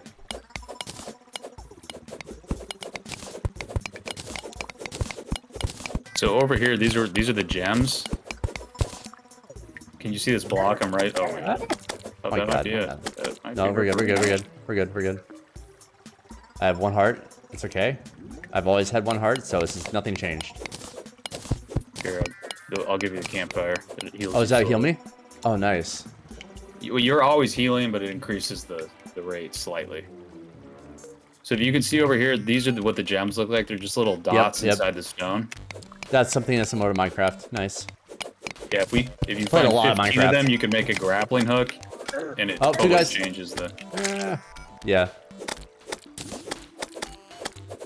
No, go away! Oh god, they jump so like unpredictably. That was close. Kind of was. But yeah, the hardest part about the game at first is the mobility. Not being able to move quickly. Wait, so do you level up, or do you have like No, all gear. stat bonuses from gear? Okay, gotcha. It's just gear. Okay. Fair.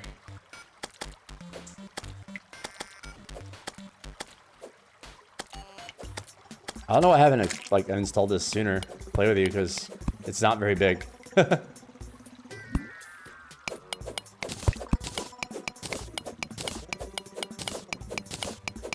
No, once you get like an hour-ish into it, it gets really, really fun. Oh no, I'm sure. Once you can like make your own potions that increase like how quickly you can mine, Yeah. it starts to move way quicker. Like I'd say the most hours I put into games generally, I probably put more hours into survival games than anything else. Like between Ark, like 7 Days to Die, man, we played 7 Days to Die for a long time. I know. I feel like I missed that, dude. I knew like Oh, it's great. you were playing it, I'm on a and server. like, my really good buddy from high school was playing it. Scum. I had my own Scum server. I had my own 7 Days to Die server. I was really into it for a while, dude. I still want to go back and play some more Scum, but like, I had my own Minecraft server. I mean, like, I'm a big fan of survival games. There's a lot of strong competition out there. It's a really strong genre. Oh, we're gonna flood. Oh shit. Oh, never mind. Never mind. We're good. Thought I screwed that up. I saw the water come down. I would have been a victim of that because I'm right down here. Yeah. There's iron right below you. Oh, nice. Oh, yeah. I think I see it. Yeah, I see it. Nice. Yeah, so that's what we're trying to do for now, is just get that and the copper ore, and then this world has platinum, which is like gold. Yeah. And then tungsten is instead of silver, it's green. Oh, there's a cave down here. Or more ship below us. The bottom right.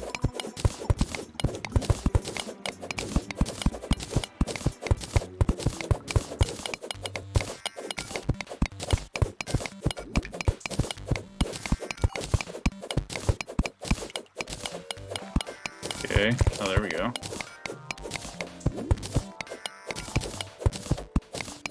Let me make a little ladder here so we can get the hell out. Is there fishing in this? Yes. I got so into the fishing in Minecraft, I would like just want to fish for so long. Yeah, the fishing is actually... I have never really messed with it because it's incredibly complicated. Like, in Minecraft anyway, you could fish and find, like, an item that had, like, super good buffs on it. Like, super good stats. Oh, yeah. Yeah. Like, really rare That's stuff. like one... That's what some speedrunners... Oh.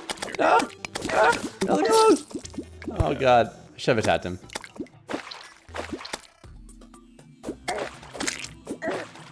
Why did you drop all your stuff? When you die, doesn't that happen? That happens last time I tried. You might have made your character medium core. Medium core. Yeah, I would not do that. But... Really? Oh yeah, it's incredibly frustrating. Because you lose all your stuff. But I can go get it back, right? Yeah, if you can get there.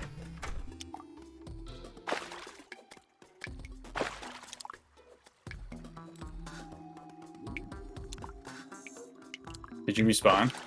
Yeah, I'm going back down to get my stuff. Oh, I grabbed all of it. Oh, thank you.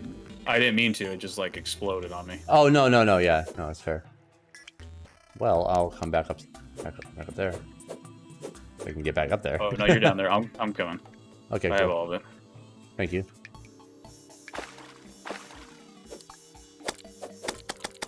Oh my god, these red jellies are really strong. No way. Yeah, you have no gear.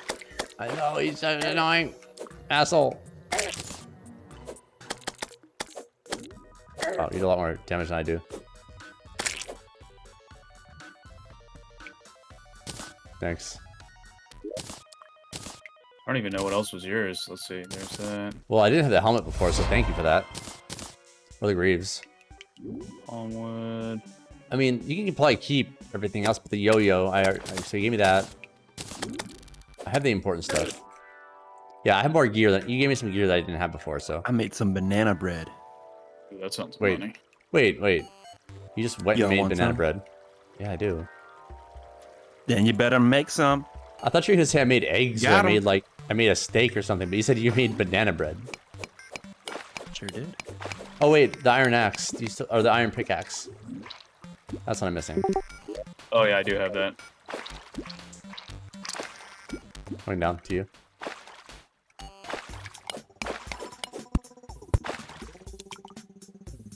I think it's here.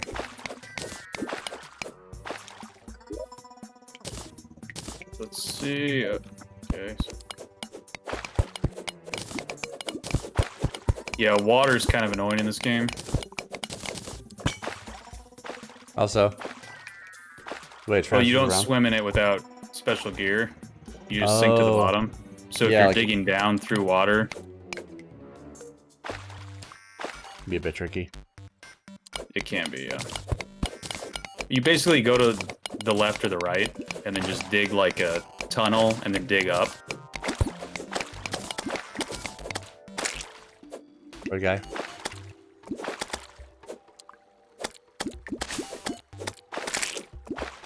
Nice.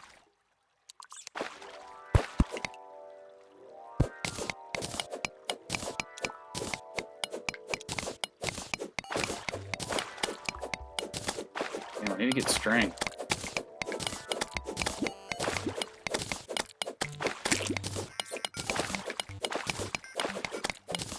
Smelly poo. A hoose.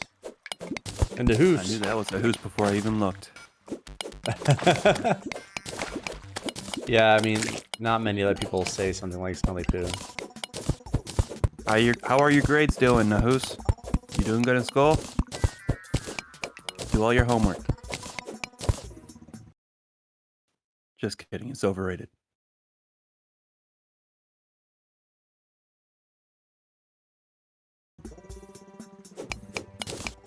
I may or may not have a new Discord account.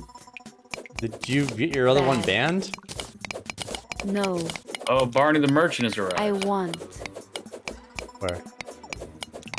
He's back at our village. Okay. I have all one. My little sister's gonna get on too, I think.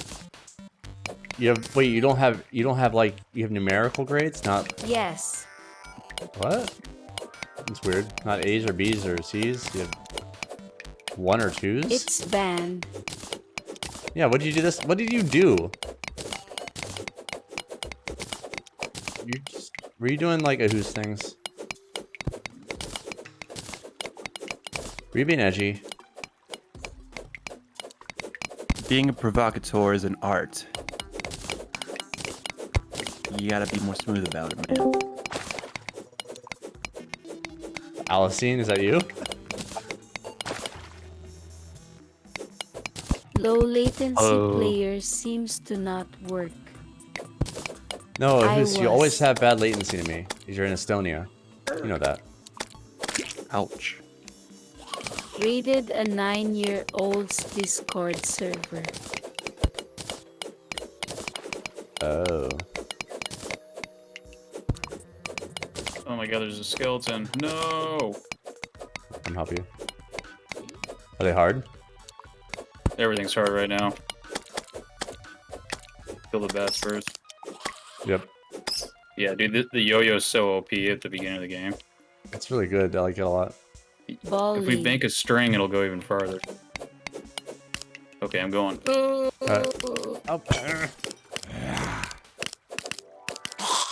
Hey! It takes 2.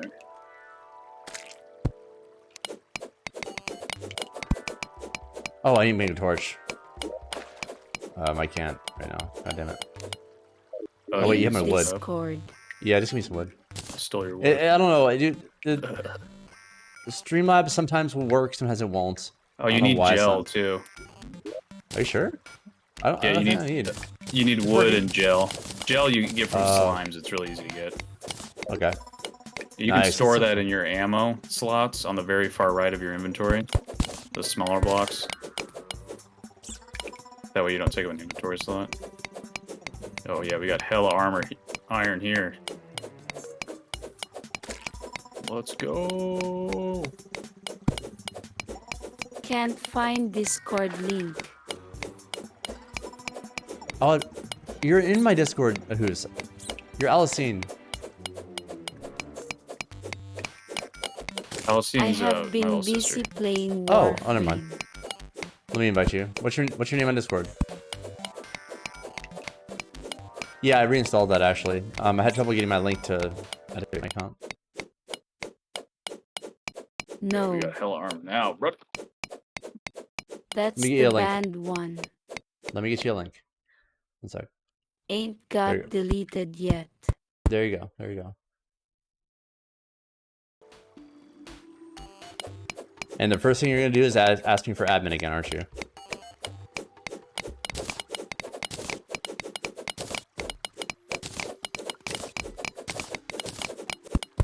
You know, if you want to be admin, you have to buy Sean a headset. I don't need a headset. I need a back, mic. careful.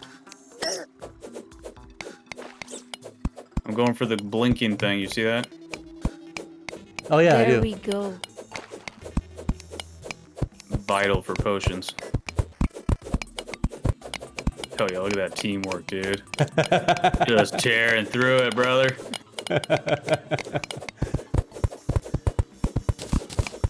Yeah. And now, straight down. I was busy. Playing Warframe. Perfect. Love Warframe. What is this? I don't know what that glowing ore is. Really? Maybe it's... Oh, careful, careful. No. Yep, That's a boulder. water. That's a trap. You see that? Sticks. That's No. not good. That little boulder right there, we will die immediately. Ah! Oh, yeah.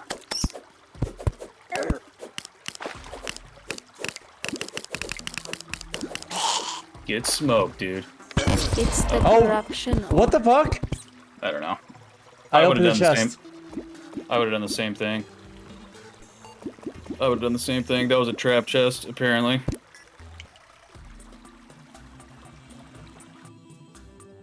Well, that's unfortunate. By the way, See how you have no gear now? No, I don't think so. Yeah, nothing. Yeah, that's why. Moon That's why you don't Lord wanna. is super disappointingly easy. Oh, in this game? I'm talking about Moonlord. It's the boss of the game. Oh.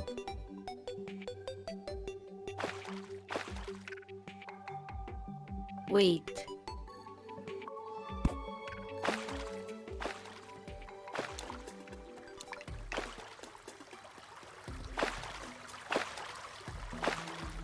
Oh no! Yeah, just. Is that the second difficulty?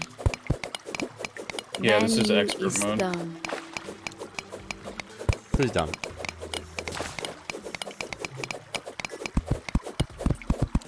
Was it harder? Like, Always play the first difficulty. no, this is classic, isn't it? No, this is expert mode. Oh, it's expert. Maybe they're talking about your character though, because I've I never mean done medium before. character. Yeah, Oh, it's yeah. too hard. Yeah. It's too hard. You just lose like shit. Game over. Go lost loot. But that's like normal for survival games. I know. I tried. I did the same thing, buddy.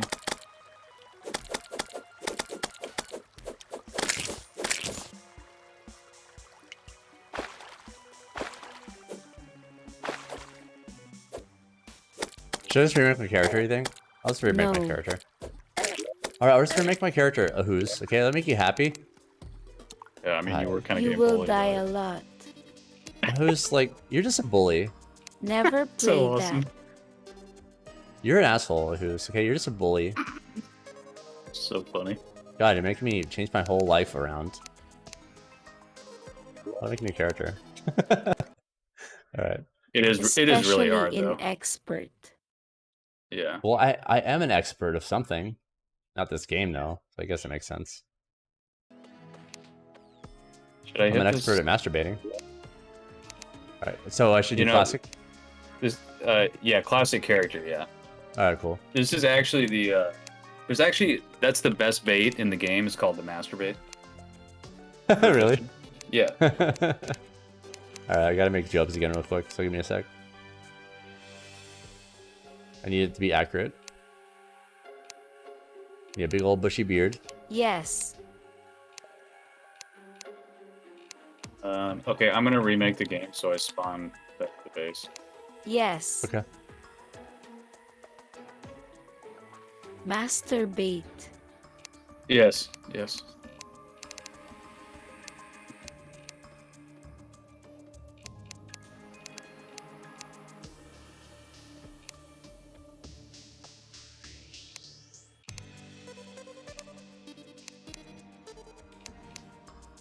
Here we are back in.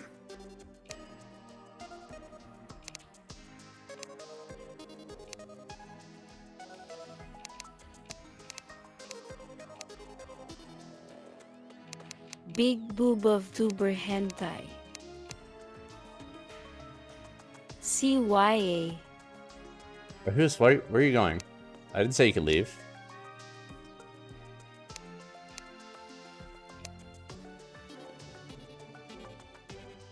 I need you.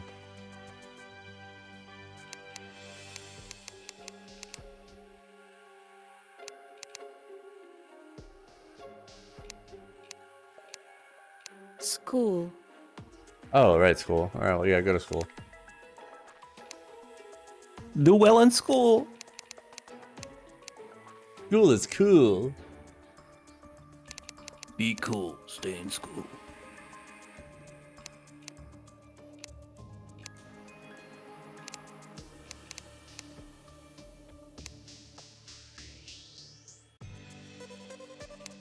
Show booba.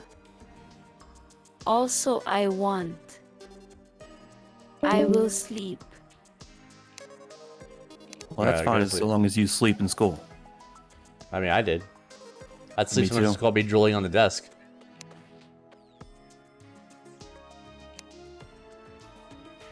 Alright, we're good. Job's. Don't worry, I'm just replanting all the trees I cut down. Alright. Now to open Job's non-AIDS edition. It was extreme AIDS. Yes, it was. Well, you are right. That's like how to play a survival game, but No, I get it. Like, every game has different balance, you know? Like, for the different mechanics and the the different... game is not meant for you to lose all your shit. Yeah, I feel it. Who's this guy? Oh, buddy. Stepping up on us. Okay, here I'll drop all. Drop. Thank you. And the iron axe, that's all I really care about. Oh, and the yo-yo, of course. And here's some wood in case you need to make torches or whatever. What Thank is you. this? There's gel from torches. I'm white and I can speak. That seems like a problem that's not a, Do you have something in your throat blocking your lungs? You're definitely not a millennial in the Muted. US, that's for sure. Muted. Oh. Oh, No you don't give perms. permissions. Okay, I'll give you, I'll let you be a, stack. Just joking. Here you go, buddy. We. Like, I don't know what I was thinking to give a host of all people admin privileges in my Discord server and and also in the stream, but I did because you asked me. I already had perms. No, you didn't. Give Maybe back. like a hair perm, but not like permissions. Yes, hey I Trey, had can I get? roll. What do you need? Can I have a iron pickaxe if you still have it? Thank you, sir. Oh, make sure you right-click the door. Keep the door shut at night. Oh, sorry, my bad, my bad. No, I think it popped open. I don't know why. No, I didn't close it. That was my fault. Well, it does auto-open. Oh, you're right. You're right. It does. So I don't know what happened. I got stuck for some reason. That's weird. Okay, so we're building 2 more NPC rooms here. Okay. And then they'll just move in. I still don't have perms LMAO. Yes, you do. I just gave them to you. You're literally. You had the I check mark next to you for can't God speak. stacks. Then it's not. It's a you issue. Damn. Look, I'll show you. Look at my stream. Okay. Right clicking you. Rolls. God stacks. That's as high as it can be.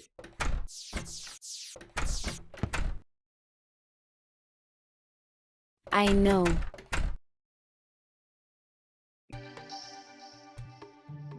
I can give you more. Like But different- it ain't letting me unmute. Let me. Here you go. Do you have a microphone?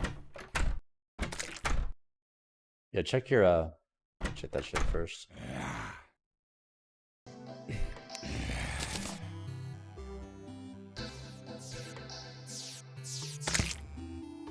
I do.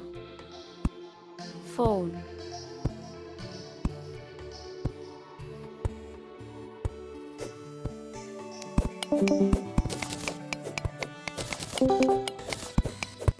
There you go. Ah, there we go. What's up, a who? Sleep.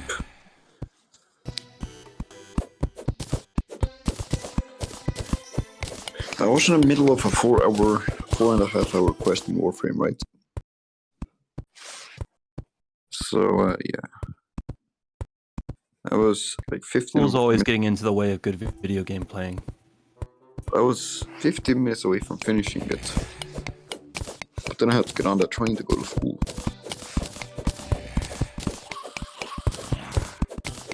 What's your first class? Well, math, but them teachers not showing up, luckily. I'm alone. I probably missed out on something. Math first thing in the morning? That's rough. No, but I'm the only one in class right now. I probably missed something.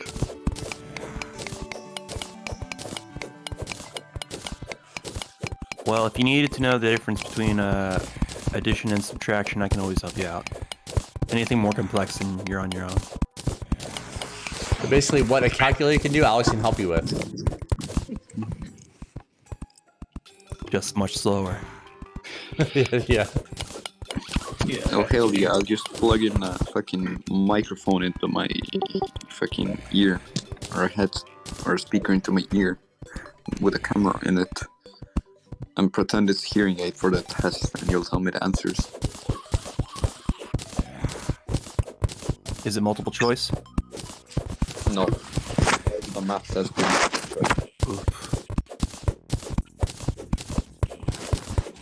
John, what was your typical grade in math class? I mean, there's time. It's gonna be the exam at the end of the year, the school year. But yeah, see you later then. See you later, masturbator. See you, dude. Oh, bye.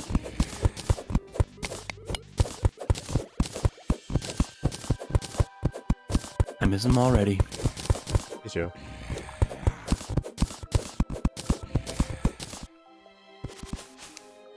Are you digging? I have another pickaxe for you, my friend.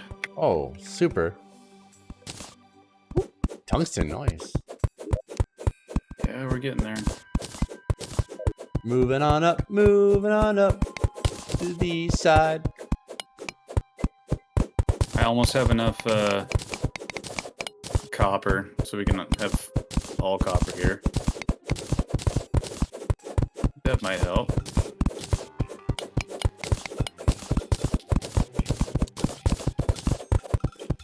We really need those gems to get the grappling hook.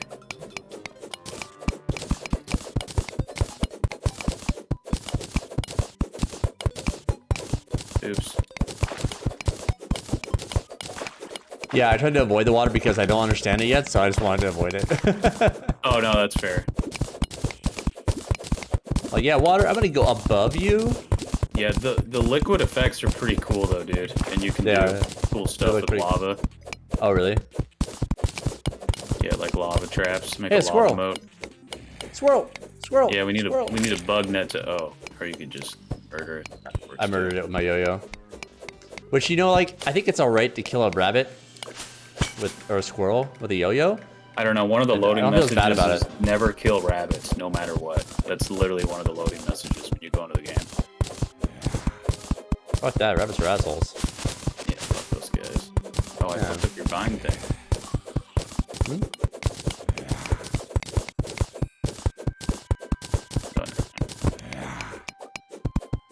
Yo, careful with the I'm gonna sand. go. Oh yeah, you're right. I hit the sand. Oh yeah, it's the same in Minecraft. You said. It is, yeah. The mechanics with the blocks seem to be pretty similar to Minecraft so far. I'm gonna go pee. Be right back. All right.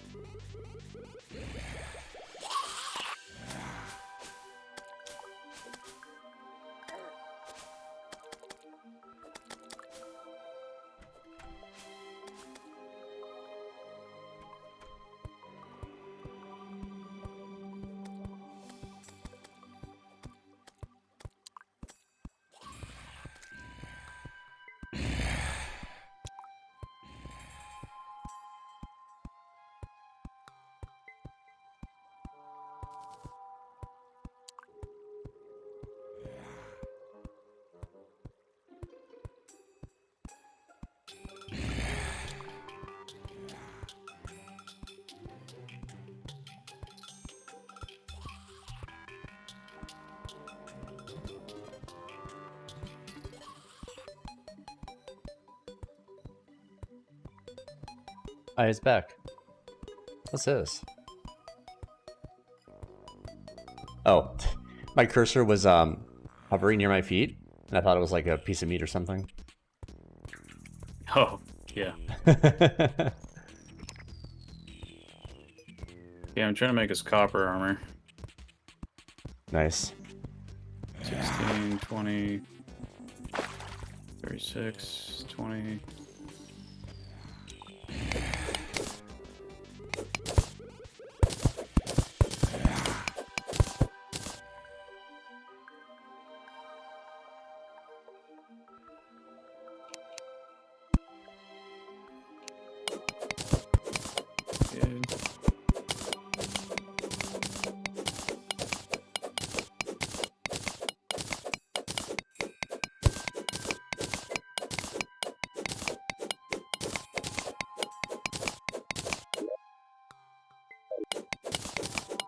Yeah, I'm using some of our stores here.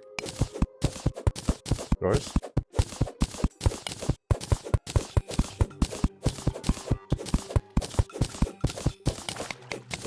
You know, some of our stored up stuff. Oh, yeah, yeah. Gotcha.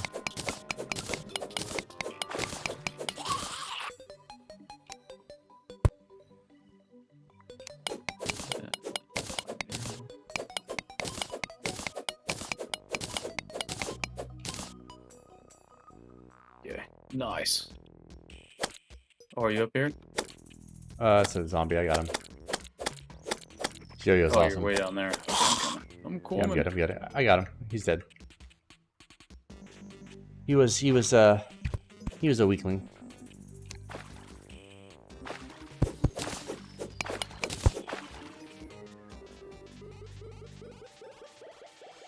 Oh wow, we got a pyramid in this spawn.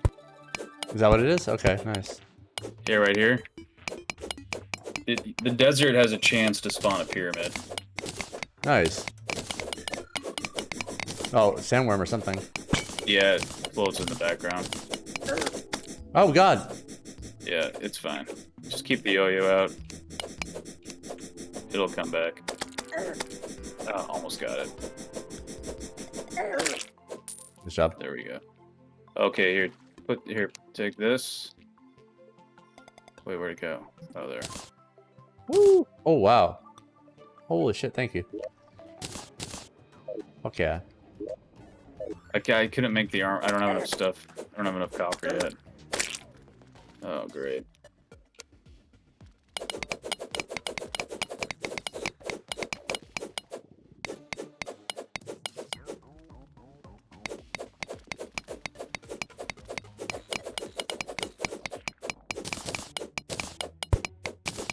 Oh, make sure you equip your tungsten one.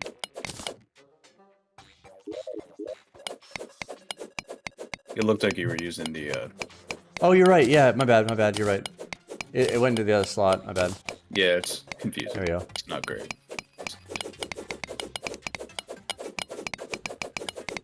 Oh, shit.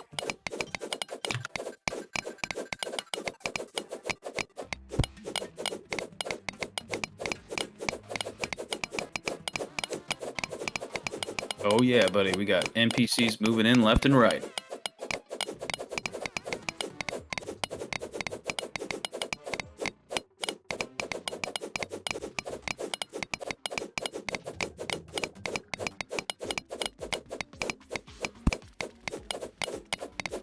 I love that shift feature. It's so cool.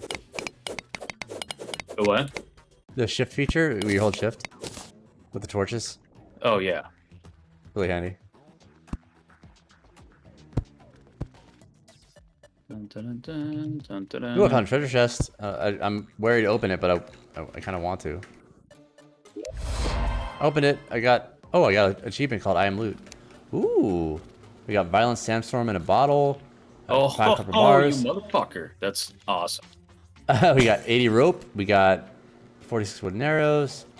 5 less for healing potions. Oh my gosh. Yeah.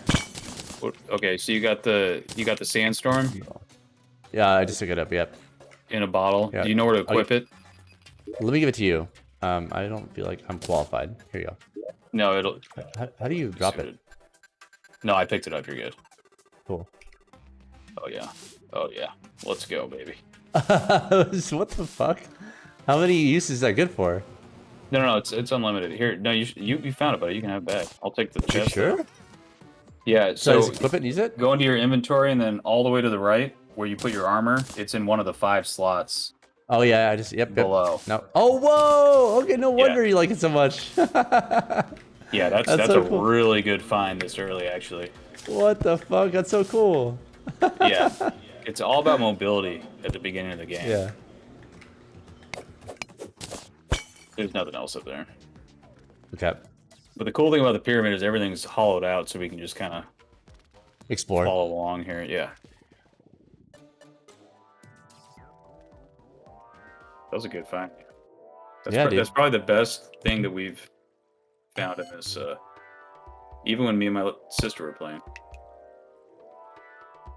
Oh, pyramid's down. Okay.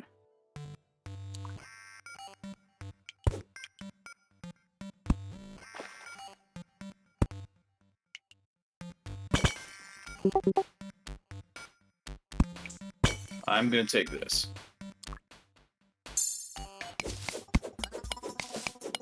Oh my god. Yeah, dude, it's a game changer. It like, wait till you get a grappling hook, dude. What? That's awesome. Oh, it's so great.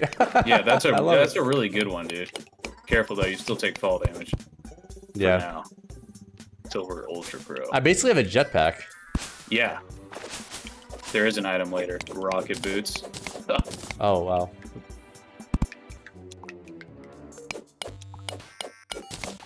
Oh, this is a really good, like, pre-made cavern we found. Careful, there's a gray slime down there. To your left. Is that hard to see?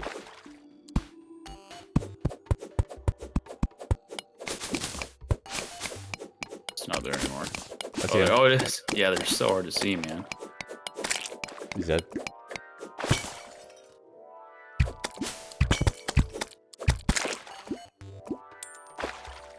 Oh, there's a chest down there.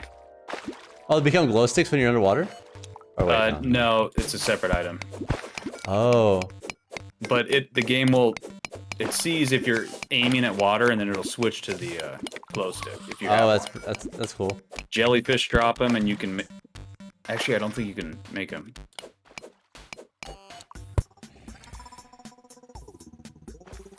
Okay, well, you got. Yeah, you got a pretty good roll on that one. Yeah, you get the next good item. Yeah.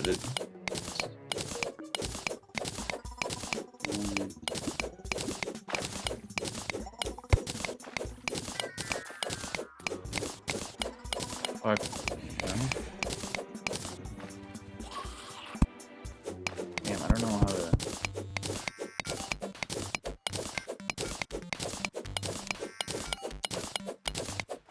Yep, we got the nurse now. We're good to go. Is there durability on the tools? What was that? Sorry. Is there durability on the tools? No. Oh, good. So it's not like Yes. Minecraft in that regard. Nice.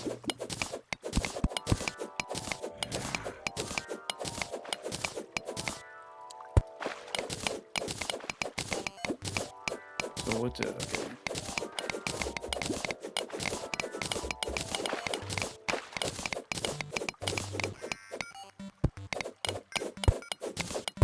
Here, let me give you this potion so you can get an idea of how.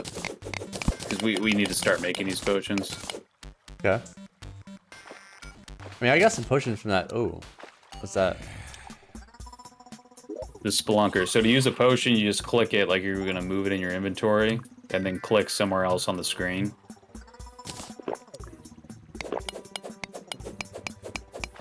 What does that do? Oh, it can let you see things. Yes.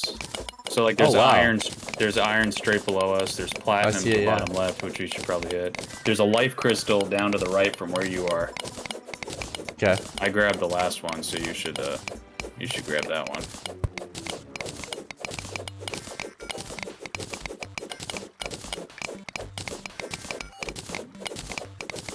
Super handy though.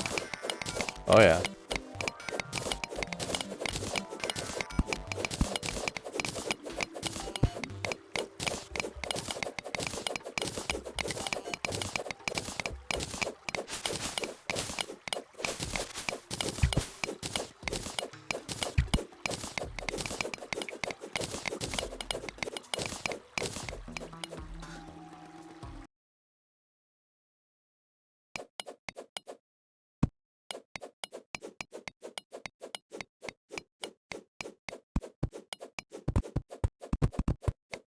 Did you get all those emeralds?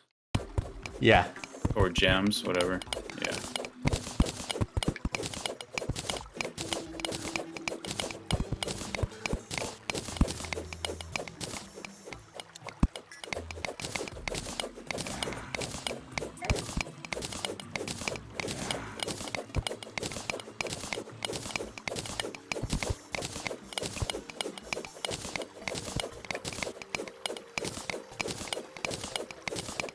Now we're cooking with fire. Oh, yeah.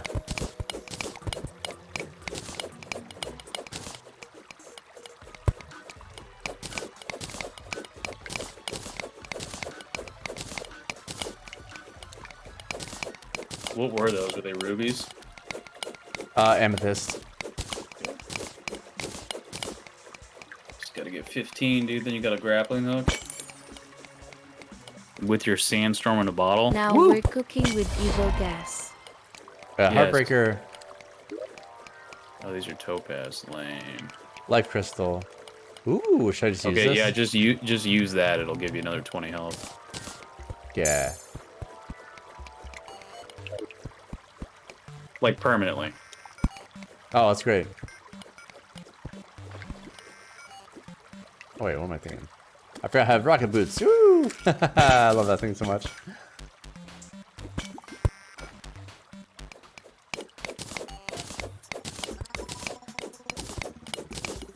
Oh, there's definitely some enemies down here.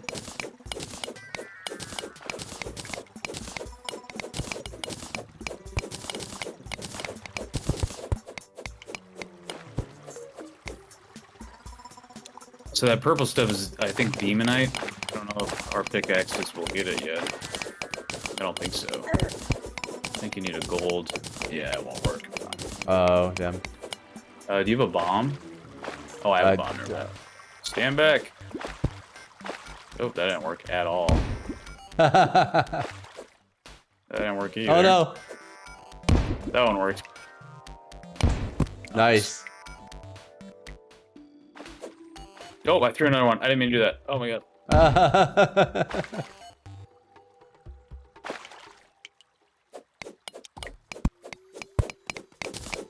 Continue me down. There's more good stuff down here. Huh? There's more good stuff down here. There's a house there. There's probably a chest in there. Yeah, it's a gold one. That's the winner. I'll let you open it. I got the last nice thing.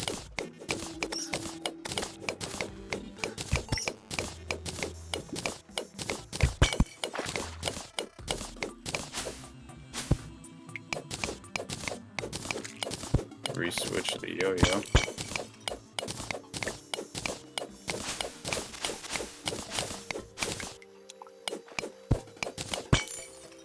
Flare gun, lame, throwing knife, a couple recall potions. Not horrible. Not great either, not for a gold one.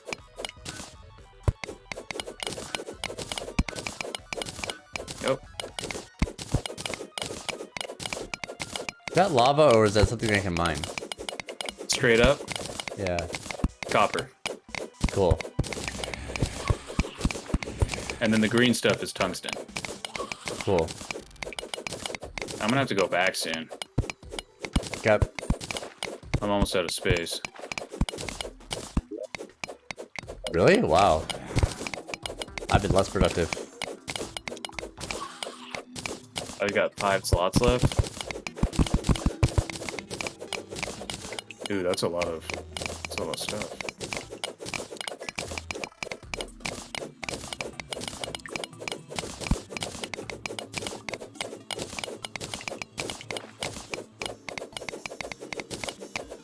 Ah, damn, my potion's out.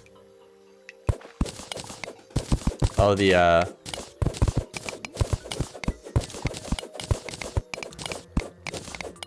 spelunker. Yeah, okay. Oh, here's more topaz. Oh, maybe I can make a grappling hook now.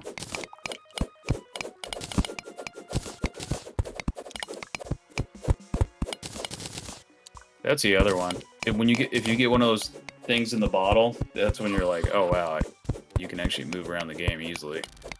That and the grappling hook, game changer. Oh my god, this is all... Holy cow. All water. Oof. Dude, that's crazy. I don't think I've seen like a full-on ocean. No, not this far under. That's almost dangerous. Okay, well. I gotta go back and unload anyway. Here, I have this potion that'll take. Oh no. No, it's fine. Are you okay? Yeah. Okay. It's not enough to... Actually, that was a lot of water, dude. I know. Here we go. I stopped it. Okay, here, take the... Where is it? Sword. Okay, so just use that and you'll go back to spawn.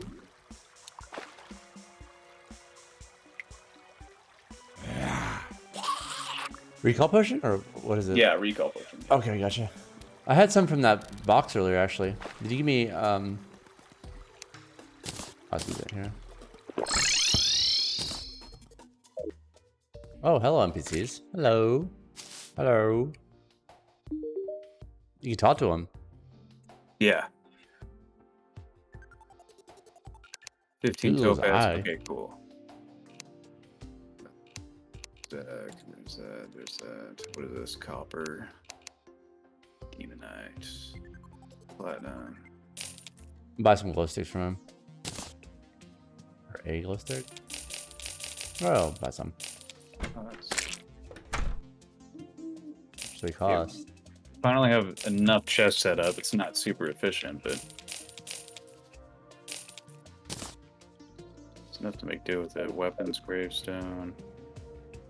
All right, let me try to store things up. Messing up your, here we go. Crafting. Ores, okay. Okay, to store stuff, there's a shortcut. Yeah? So in your menu or your inventory, yeah, to the bottom right where the little smiley face is. Bottom right? Not all the way to the bottom right. Oh, like yeah, I see. Yeah, yep. Quick stack to nearby chests.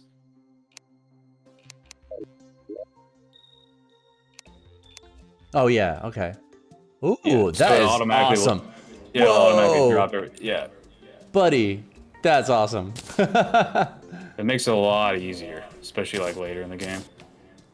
Oh yeah. And I've labeled everything, so it should be pretty.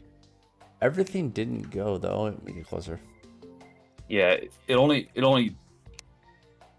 stack to something that's already in there. You know what I mean? Oh sure. Okay. No, that's fine. Dirt blocks. Should I just discard dirt blocks? Huh? Should I just discard dirt blocks? You can. You can stack it though. I have a block chest. But it should have stacked automatically, actually.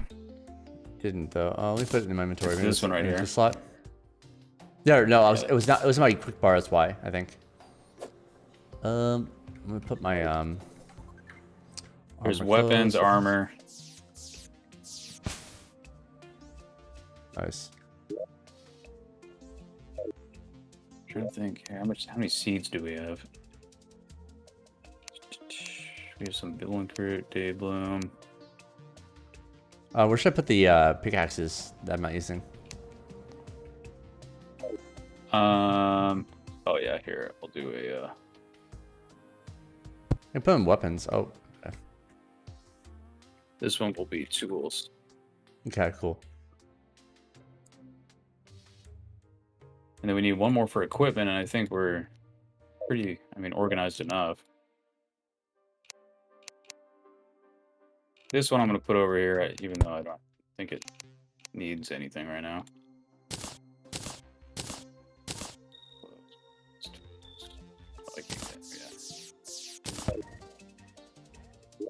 Shark bait. Someone's a shark. Oh, nice, dude! What? Whoa, what's that? Is that like familiar?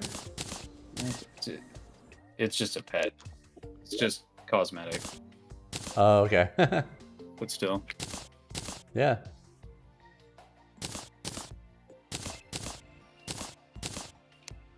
Oh, here, let me make you A greave.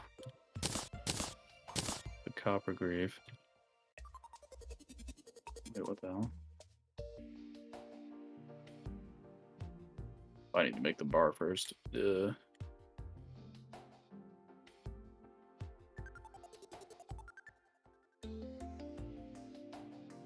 Okay, we got enough for grappling hooks.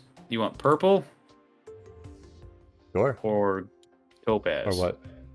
Topaz. Okay, so equip that all the way to the right in the bottom slot.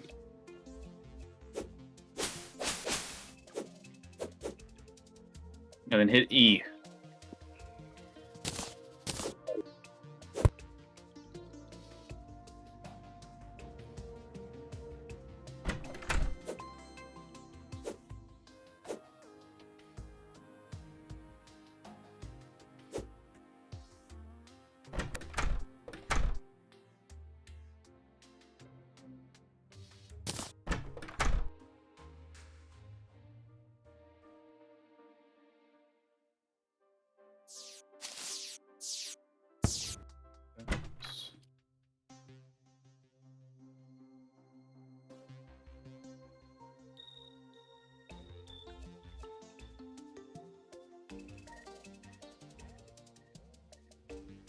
$7 gold.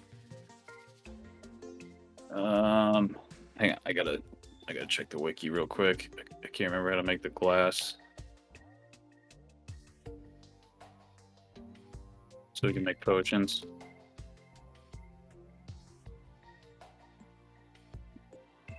Sorry, I was talking to Minera. Grappling is pretty cool. I like it. Ooh, buddy. Whoa, it goes really far. Iron bar and torch. Okay. Buddy, I'm so mobile now. I have the grappling hook and the Yeah, that's when the game gets fun. I think I can make it. Oh yeah, here we go. Where should I put this? Put this down here.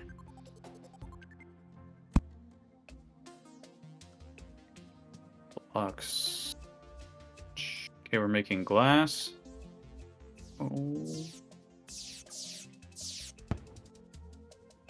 Oh, a star.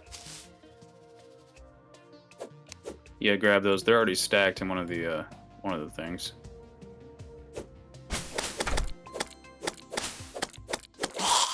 Yeah, nice. Asshole. Okay, so see what I'm putting right here? See this little glass thing? Mm-hmm. Okay, now that's a potion. We can make potions now. Nice. But I need I have to fill these with water. You make glass out of sand that you just mine from the desert, and then you use this kiln that I made to turn it into glass bottles, and then just stand in water, and then you can make water bottles. Okay. And then you use those to make pretty much every potion in the game. So we have 153 water bottles now. So I'll put that in the potions chest.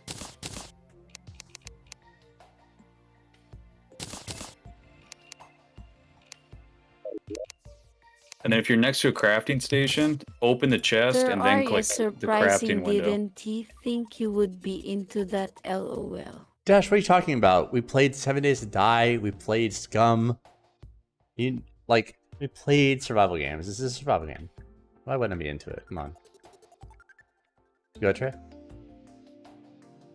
Huh? What were you saying? Oh, I was listening. But we interrupted you.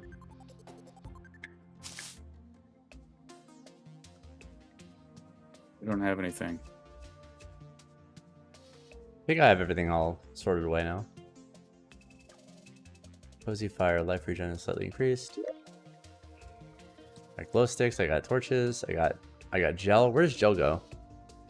All the way to the far right in the ammo section. Ammo section. Like your main inventory. Yeah, I see. Yeah, your coins go in one spot. I gotcha. Got it. Okay. Okay, let me look at the map.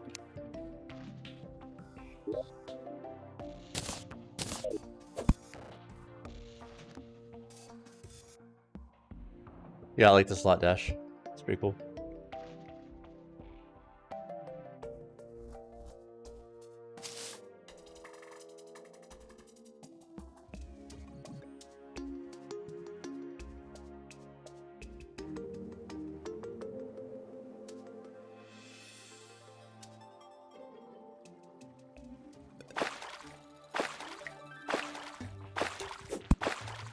Played it a lot with my girl, however game is quite long without goals. We never went to hard mode and spent 60 something hours on it, LMAO. How long did you play it? I mean, there's like, they've added so much content to the game. Like, I don't know. It's what's nice about coming to a game late is that you get so much content.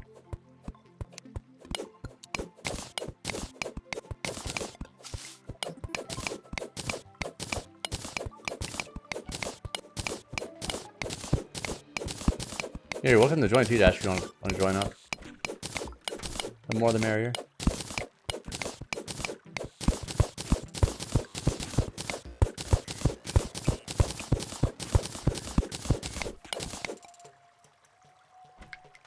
It's my Friday, so I'll be on a little bit longer.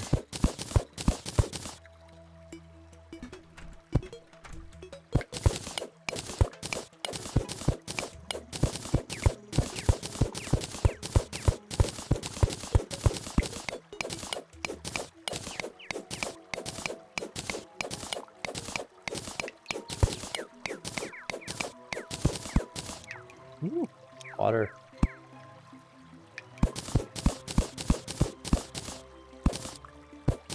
Like in Minecraft, it's, oh my god. So like in Minecraft, like you have the queue of like your water nearby because like the blocks will start dripping. She So and that I kinda what played it clues you in. during the Journey's End update. Oh, when was that? I think a year and a half ago, maybe 2 years ago. That's when I first started playing. Oh, cool.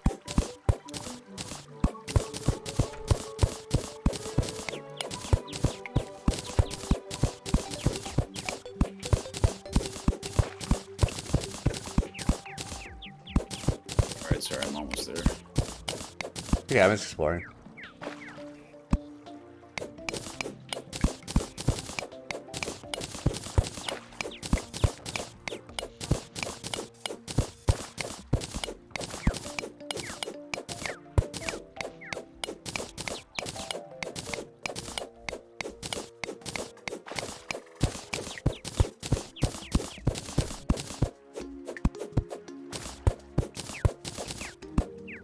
Was that clay? Where? Whatever you were mining just now. I think it's stone. Stone, yeah. Oh, we don't clay. Okay.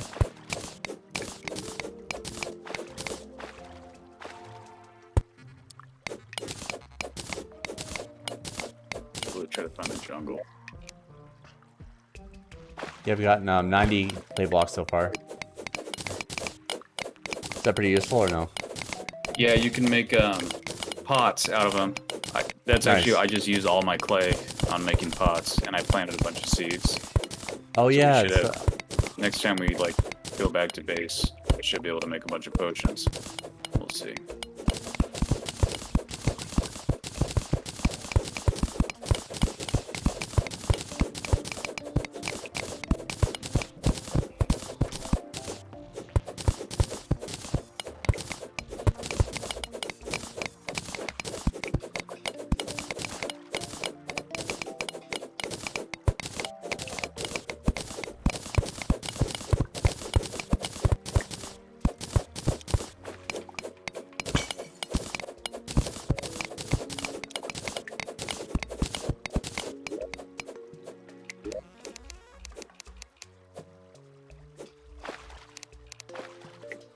Just remember, if you're falling, use that grappling hook.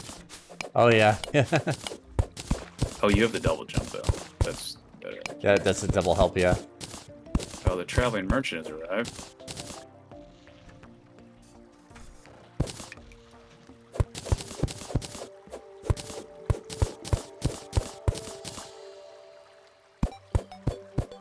Uh-oh.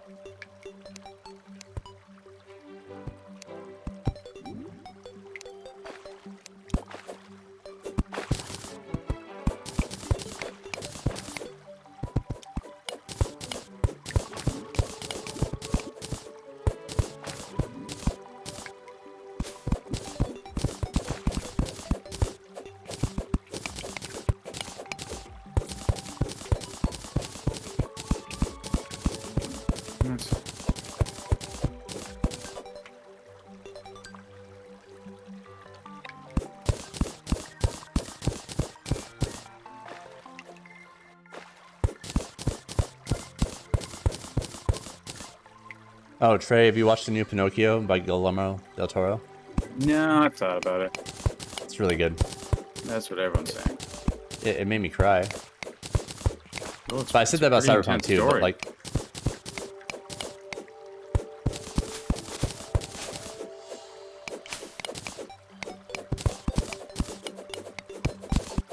Yeah, I really liked it a lot. It was really good. You gonna go to Avatar? On the 16th or 17th? Here it's good. I'm gonna go see it with Alex in Bellingham.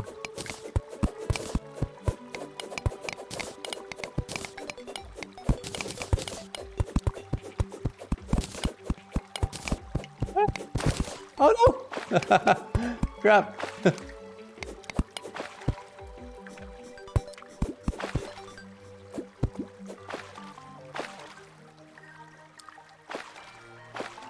Yeah, water is interesting. Yeah, it's hard to get a feel for what it's gonna do. Yeah.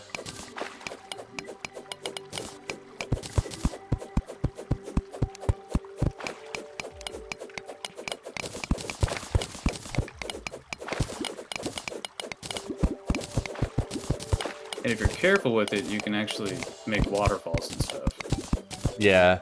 Like down here. Like in Minecraft, it works like kind of. It's not realistic. Well, yeah, this doesn't make any sense at all. But I would make waterfalls with it all the time, like just for effect, like, you know, in a cool house I made or something. Yeah, you know. exactly.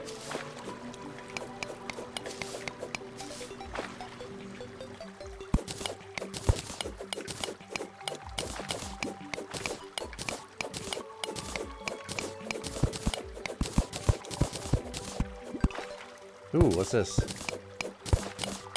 Copper.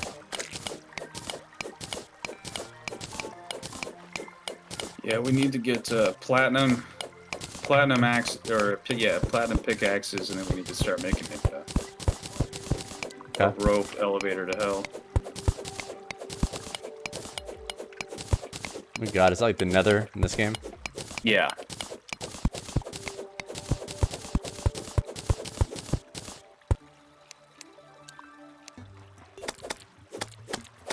Dude, this yo-yo is so good.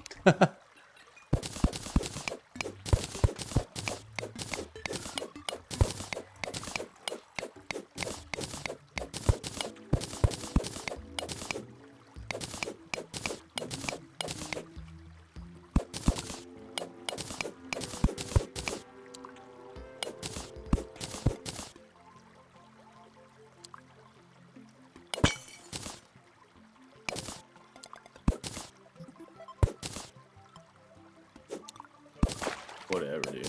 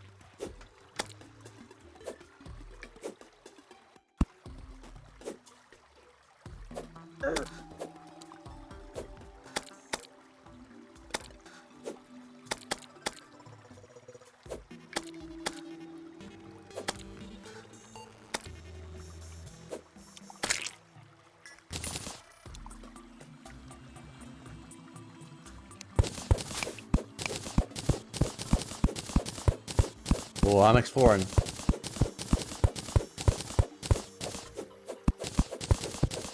Yeah, me too. I'm pretty deep. Yeah.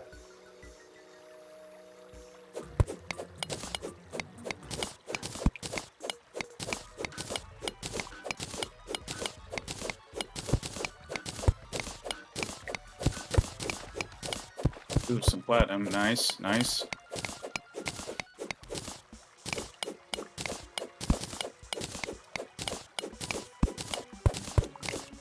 Oh, good job. Nice. How much platinum do we have? I don't know. I have to check. Ooh, gem tree. What's that? It's just a tree that's growing gems. Oh, makes sense. This one didn't really drop anything. Okay, the inventory comes up down here.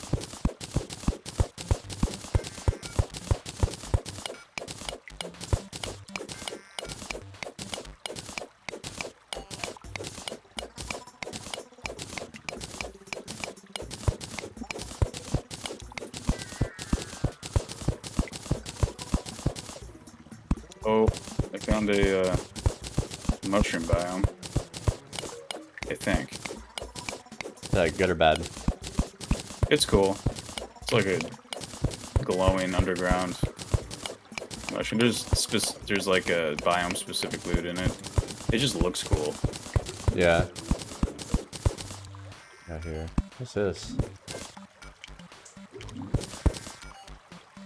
And what's this? Actually, we should. I'm gonna go back and then we should explore that together. There's probably gonna be. I found some tungsten. Oh, you did? Not very much. Yeah, we should see what we have. Okay. I'm gonna head back. Oh, do you have a recall potion? Yeah, I've like 4. Okay. 3 more. Yeah, I they think. drop a lot. Oh wait. Oh no, did I put that away? I think I stacked it. It's okay. I'll find my way back. There's an item that we'll find, and I guess you can craft it now in the newest update. And it's like a recall potion, but it's unlimited. Yeah. It's just an item that you can activate. Okay, I'm going back. Yeah, I'm heading back Maybe. Oh no, I dropped mine too. It's unfortunate.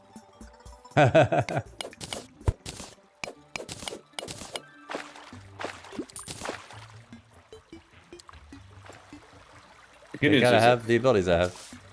Yeah, it's. I would have a lot more trouble getting out of this place if not. Yeah, you can do it. You just have to build like platforms and stuff. It's a huge. Yeah. Game. Oh, it's way easier. Oh my god.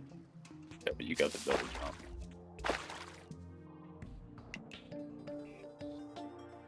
I can't believe I went I through have an all item so- that makes you stick.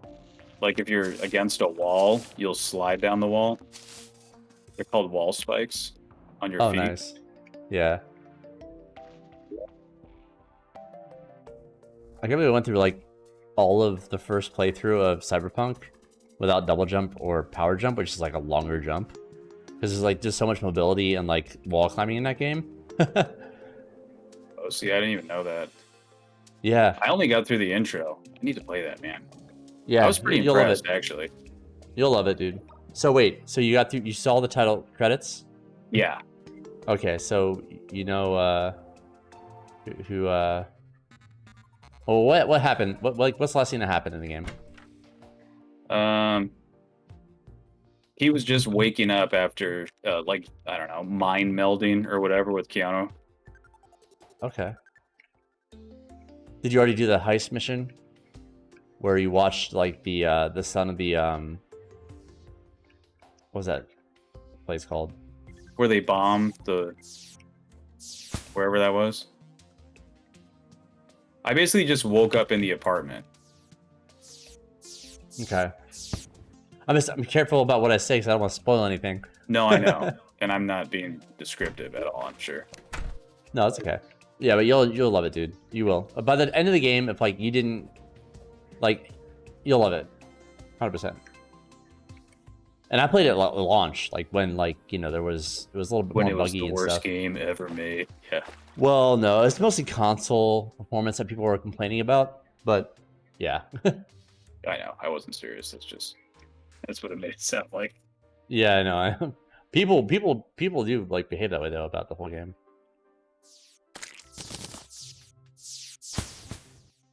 It triggers me quite a lot. Oh yeah, we got more blink root seeds. Those are the hardest ones to.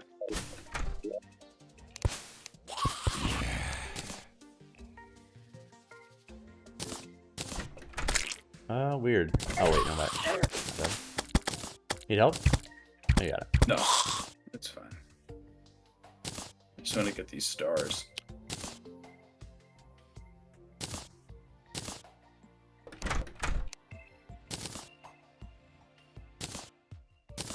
Alright, I'm gonna grab my recall potions this time. Got here. Okay, what do we have? Well, I can finish your. We can definitely finish your copper gear. Hey. Oh, how much platinum do we have? Damn. You don't have any platinum on you? I stored everything I had. Okay. Wormhole potion. Teleports you to a party member. Oh, that's neat. That's pretty handy. I'm gonna hold one of those on me.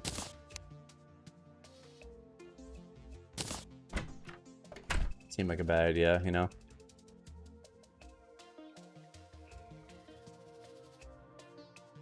Then copper. Oh, yeah. We have 8 recall potions, so I'm gonna take one of those. Alright. Yeah, actually, let me look how to make the magic meter. Okay. That'd be significantly more handy. Crafting recipe. You've seen Pan's Labyrinth, right? Yes. Mm. Probably once or twice a year. Oh, great! I love to hear that. On my birthday, back when movie came out, like I was still living at home, right? And well, I went back to live at home, and I asked my dad asked me like, "Hey, what do you want to do for your birthday?" I'm like, "I want to go see Pan's Labyrinth in theaters." And so we went out to the Cineplex, like this little art house theater, like an hour away. And I remember his reaction to that movie was like he could not shut up about that movie. He loved it. Well, it makes you think about a lot of stuff, dude. It's really cool. It's great. I never seen it, so I was gonna show it to her tonight, actually. Since Del Toro made it, and we watched Pinocchio. The night before last. We need diamonds. I don't think we have diamonds yet.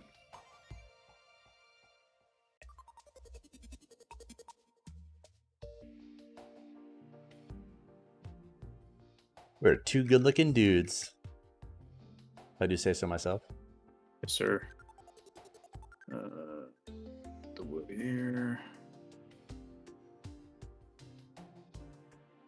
Oh, there's some stuff to harvest. Oh, nice.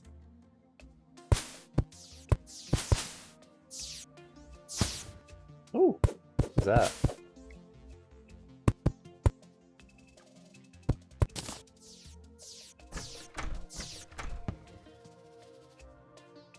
Oh, you got a lot of shooting stars, like a lot of them. Yeah. Yeah, they drop a lot at night.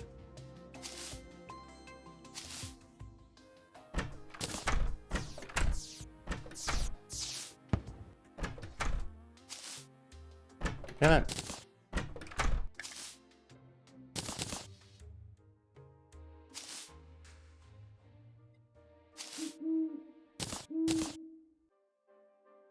Yeah, so we need moon glow to make that spelunker potion. What do the fallen stars do? They do a lot of stuff. They're ammo for some weapons. If you want to be a mage character, you can combine them, I think, to make... You know how the life crystal gives you, like, one little bar of health? Yeah. You can turn it into, like, a mana crystal, and then it gives you 1 extra bar of mana. I've never played as a mage, though, so I've never really used it. Oh, it's crazy. I didn't know you could be like a mage. That's awesome. Yeah, there's a mage, a ranged... There's, like, melee, ranged, mage, and summoner. It's this water chest. I just set it there so I didn't have a chest in my... It doesn't have a use yet. Okay. Look at the map. We really should try to find the jungle. So we can get Moonglow seeds. Oh, we put M. Oh, M. Gotcha. What the fuck? I didn't know about M. About what? M. Pressing M for map. Oh, yeah. That's very insightful. Now I can see everything. That's so cool. Yeah, ideally we'd try to make it to both sides of the world. Just to see what Holy the layout shit. of this specific world is. This is the size of the map? What the fuck? Yeah. It's huge. This is a medium world. This isn't even the Yeah. large world. The large world Yeah. is apparently really hard to play on unless it's like a multiplayer only with like 6 Yeah. to 10 people. I'm gonna piss. I'll be right back. Yep.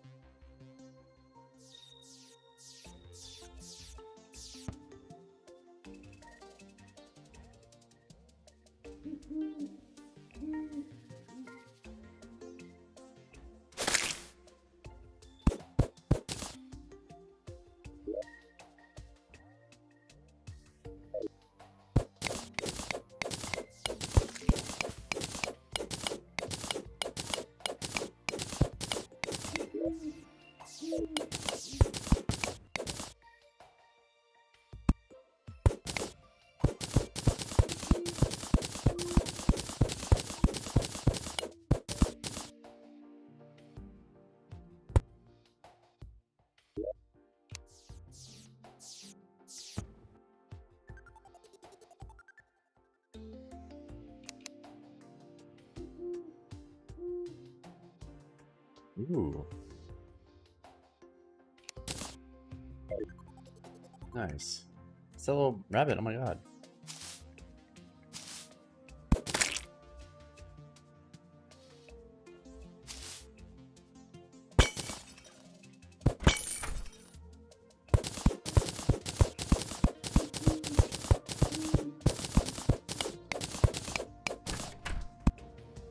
See how many, let's see. I found the normal chest down here. It had some had like 5 more recall potions. Oh, perfect. And like a bunch of That other should be things it. too. That I have should 43 actually be- shurikens now. Yeah. Yeah, try to have one melee weapon and then one in slot like 3 or 4 that's ranged. Okay.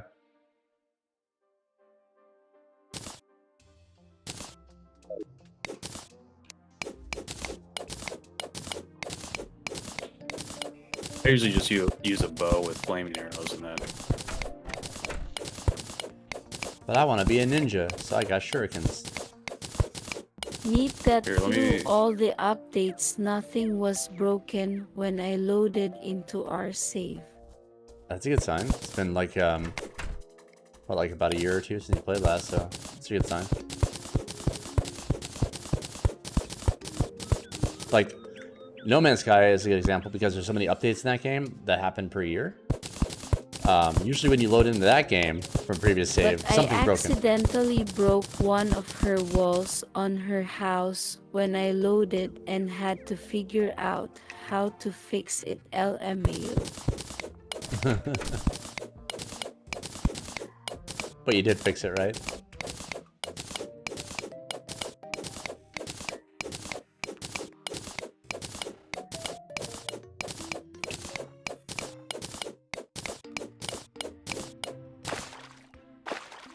Hey. Okay, I've got an item for you here. I'm coming for it. When you press shift to the glow stick Yeah, out, like it looks like you have a I had to lightsaber. Google how to change the shape of blocks. LOL. The lightsabers come later after the second boss. You have wait, you have lightsabers in this game? It's called the phase saber. Oh my god, that's awesome. And then it turns into a phase sword in hard mode.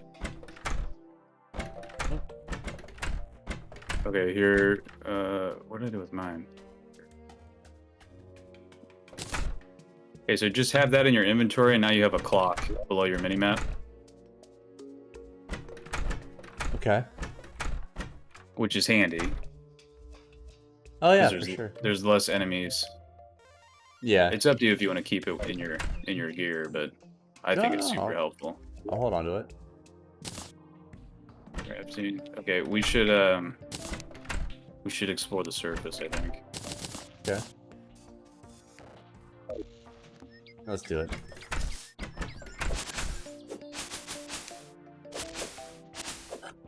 Oh, here, do you have a ranged weapon? I do. Shurikens. Okay, that'll work.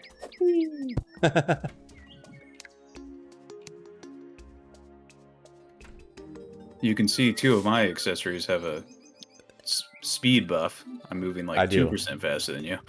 I've noticed that. We got to get the boots. The boots make you Mario run. I'm killing birds. Birds were assholes. Ah. Ah. Yeah, the yo-yo is good because it actually has pretty good knockback, but it's still kind of a ranged weapon. Well, what's great about it is you can hold it out, like for Yes. enemies that jump unpredictably and stuff like this, like with the slimes especially.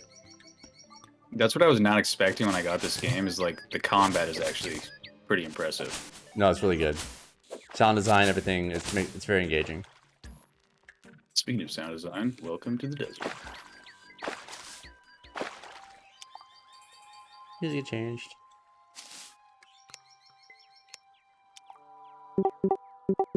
Okay, so there, we had another desert biome to like the right of our base, but this is the actual desert. There's like a little like minor like heat distortion effect happening here. Yeah, isn't it cool? Yeah, that's really nice. Fuck you. Fuck you.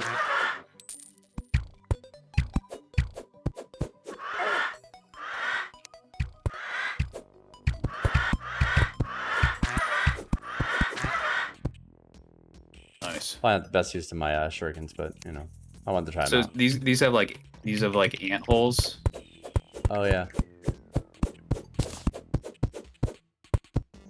Oh.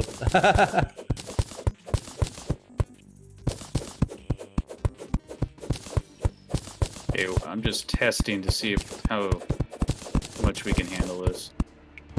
I don't think we're gonna be able to. We're probably gonna have to bail.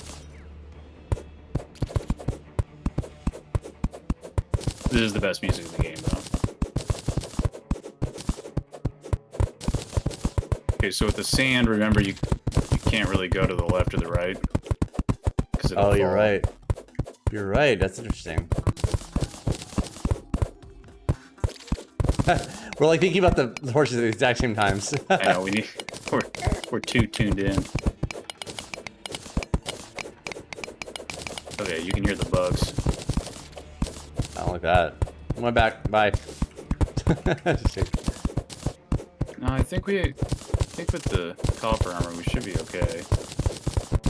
Oh, this is like a special. It's not really an ore. How? Oh no, this is ore. Fall me? Sorry. Oh, it's sand falling on me. Maybe? Something hurt me. I'm hurt. Do you Should I have put the fire do you have down? healing potions? I do. I think I don't have them on me though. Probably. Oh, I do. I have one. You Is it? the shortcut's I got it. H. Oh, that's you're good. Oh, quick heal. Right, H.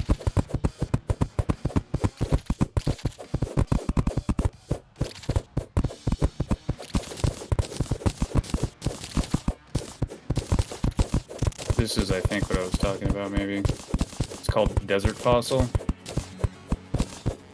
Yeah. This you need an item, and you can. I don't know how to explain it.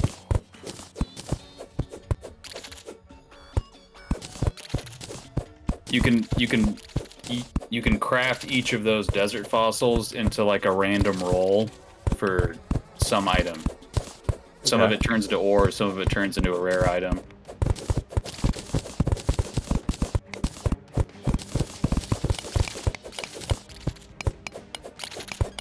Oh, this is the best part about the grappling hook. If you're like mining upward, yeah. Yeah. Oh, you see the guy? Yeah, I see him. Try not to break the. Yeah. Yeah. Oh my god, dude.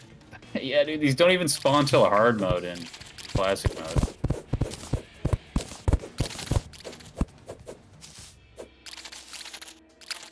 Oh yeah, dude. We're not anywhere near the level of gear to be here. Am I hurting him even? Are we even hurting him? Oh my god, we are. Somewhat. 1 damage, 2 damage, 4 damage. We critted him. We got this guy. We got him. He's a little bitch. We got him. Stupid asshole. This is not good. Cheese him to death. Let's cheese him.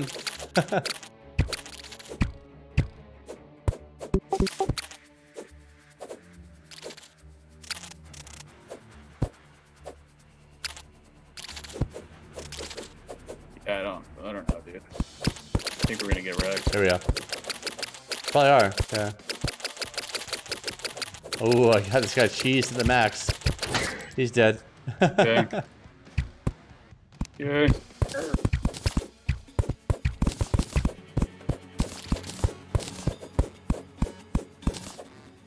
Yeah, I would not open that up. Open that wall? Yeah. Seems like a bad idea. I mean, hopefully we get a chest or something. Yeah. We'll just try to avoid confrontation. No. Okay. Oh, I'll help you. Gotcha.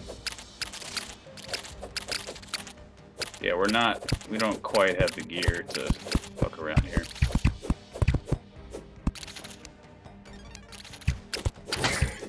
One's down. You got this. Alright, he's about to die. Good job. Yeah, we should keep exploring the surface. This is we're gonna get in one situation.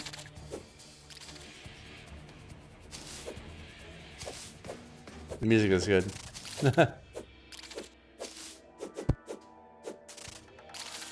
Oops. Oh no. That sucks. T-Dog was free falling. Yeah. If you can stay there for just a second, sure. I'll spawn to you. I lost a lot of gold. Coming. I think I grabbed it. 6 gold. Or... Just hang on. I'm just dropping off my. Okay. Unloading the crafting sandstone blocks. I just get autistic about putting stuff in the right spot. Okay.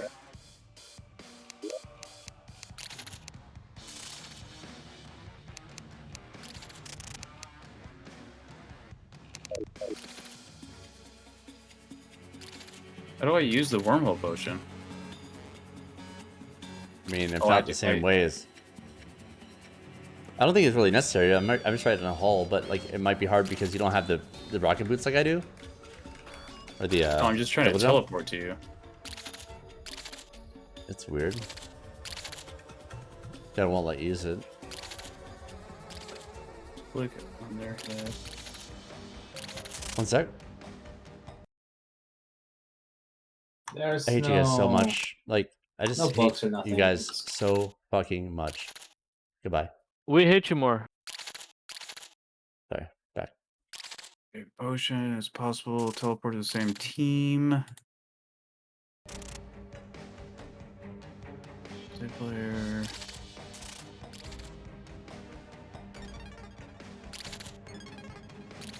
Team die. Disabled.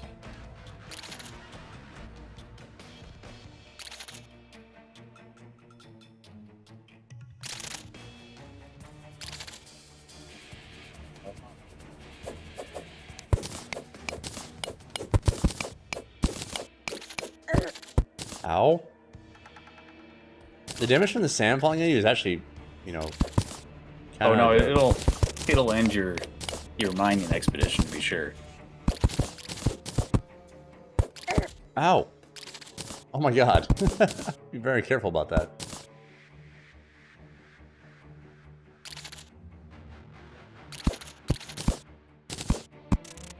Stand.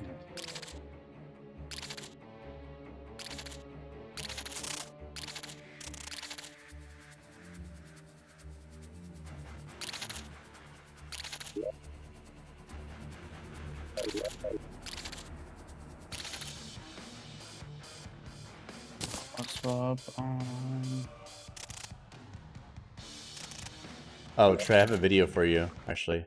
I'm gonna send it to you. You don't have to watch it right now, but you might thank me later if you haven't seen it before. Yeah, send it.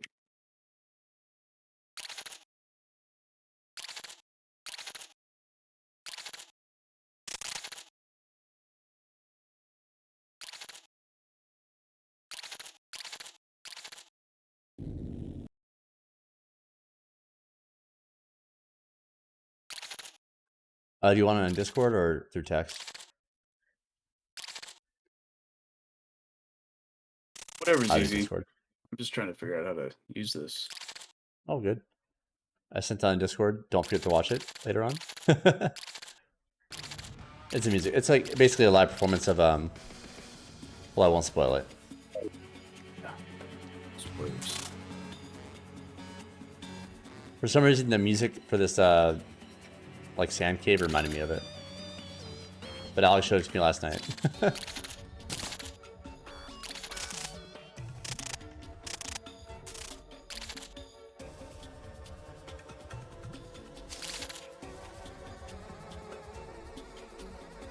Oh, you have to. We have to pick the same team.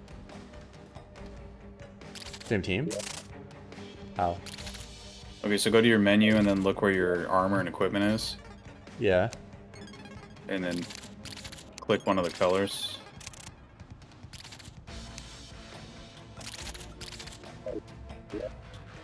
You see there's badges?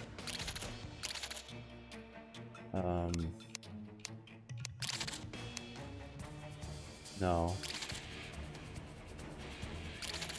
You playing this on a server or P2P with your friend? No, PTP. But yeah, join, dude. You can join. Just join on me, and you should be able to join on the server, or on us. I see sword inventory, quick stack, bestiary, emotes. I don't see. Right all the way side to the... of your screen for what he is talking about. Where your armor. Oh, right. The color. Okay, gotcha. What color should we choose? It don't matter. I'll do silver. Really. For green, I guess. I joined green. I can't join on you or I don't know how to LOL. Been a while since Steam. I played this. Friends list. So do what I do. Go to your Steam friends list. Hold on. I think I need to. I think I need to add him in Steam. I don't think I did friends of friends. Oh, is that an option? What happened here? Yeah, when I made the server.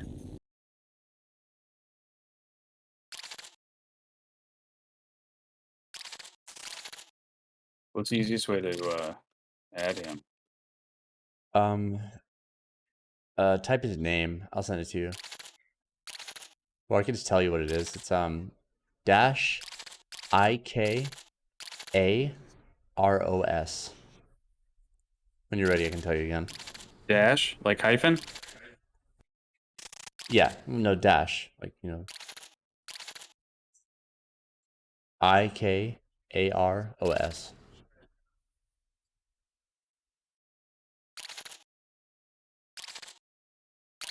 Oh, Like there's a lot of minus, you know. these. It's the icon that has the gold border. Like an orange border. And like an orange icon, kind of. I don't know how to describe your icon on Steam, Dash. A lot of anime guys. Can you get your friend code, Dash from the friends list? Yeah, if that's not too much trouble, my man. When you go to add friends, it should pop right up. Well, the good news is the teleport worked. My nice. icon on Steam is the literal Icarus. Oh. Yeah, I'll just Google Icarus, see what that means. What the hell?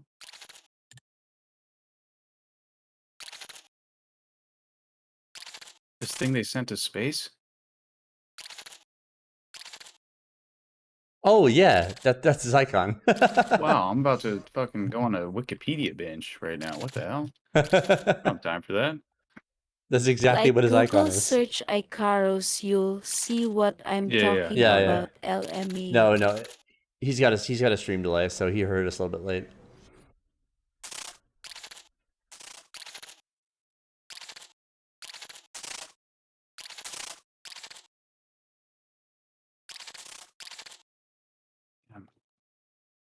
Can you get your friend code real quick and just like send it to me on Discord or something like that, dude?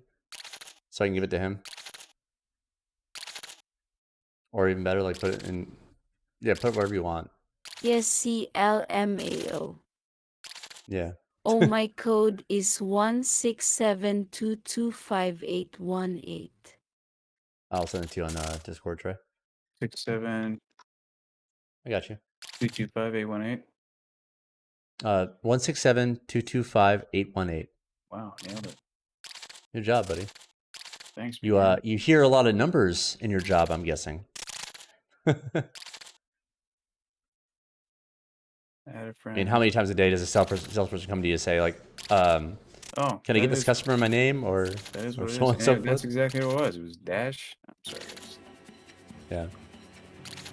Invite has been sent. And then I think you'll be able to join. Yeah, Dash, this is my old boss. I'm not that old. You're older than me. Actually, I am older than you, yeah. I didn't know that Chris is older than me. Chris is like 40. No, he's an old man. Yeah, he is. Wow, this is way better, but I can see you on the map. Oh wait, yeah, it's different now. Oh yeah, it's way better now with the team setup. Beautiful. Even like the distance you are from me. Yeah, pretty cool.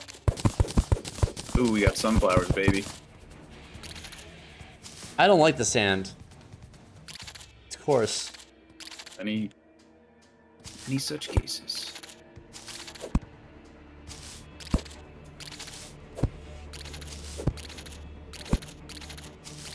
We just gotta keep going, dude. We gotta find the jungle. Yeah, I'm gonna come with you. Ideally, we gotta find the ice. The icy biome. Oh, who's this? Who's this man over here? That's you. Oops. Oh man, this one sucks, dude. I'm just gonna stand here and watch you fail over and over again. That's all I needed. Oh shit. My motive. some you know, some friendly support. Ah, die. Just a little constructive criticism. Yep.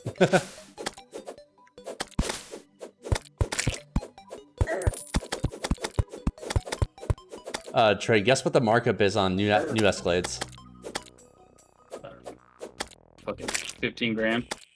30 grand. Yeah. Just why not? Basically, those are like, you know, not really a thing.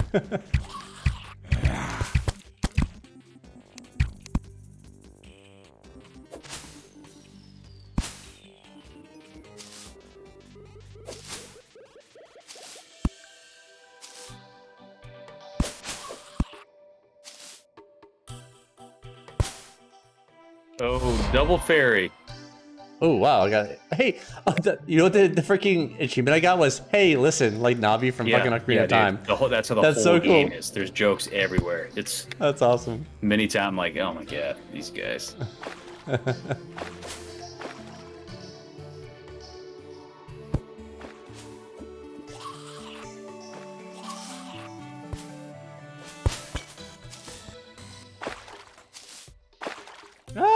No! Oh my god, this might be bad.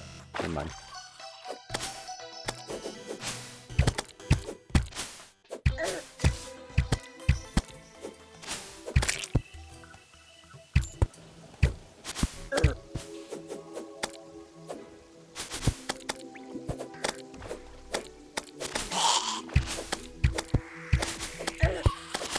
This is a lot more fun on expert mode.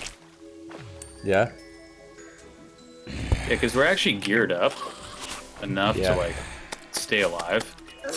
Oh, well, that's what you get. I have 2 stars of health, so I'm gonna go back a little bit and H. Oh yeah, my bad. That was a mushroom. That's not good. Dang, it's no? not 123 or 69,420. I'm out of ideas.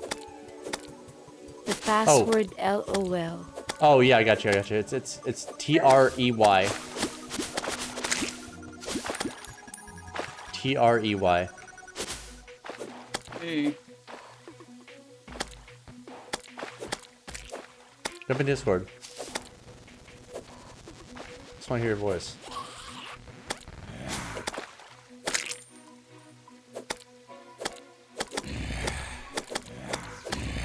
Oh god!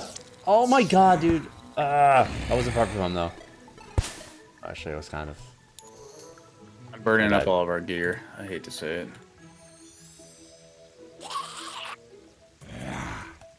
Fuck. I'm mad. I have stuff for you.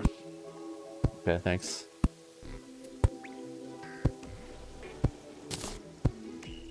Oh, a bow, nice. What arrows do I use? I can't be on Discord right now. I'm on call with the girlie. She had a rough day at work. I feel you. All good. That makes sense.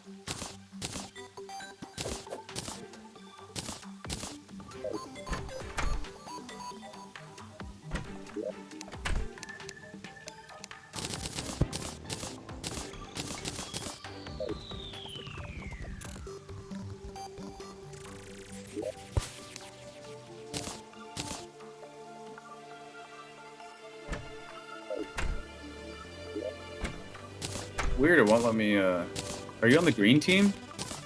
Yeah, you must be. Yeah. Why? It's making me open the doors manually. I don't know. Oh, because it's on the gray team. I think its outline is gray.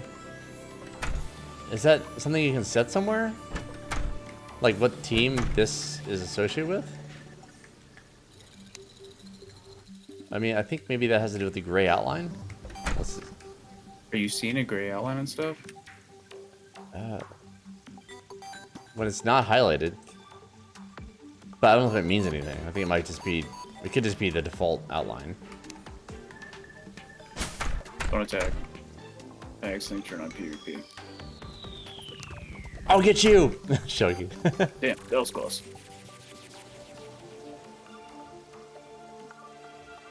Yeah, that's weird.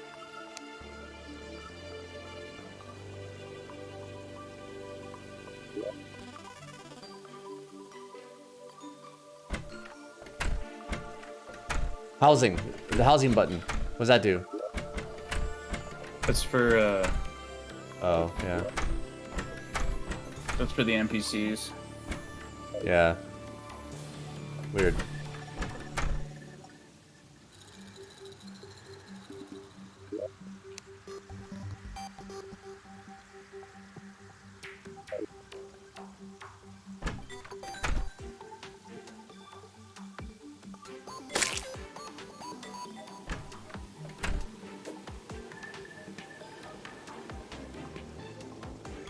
Okay, I got a heavy workbench. Oh, do you have the arrows now? I do. 20.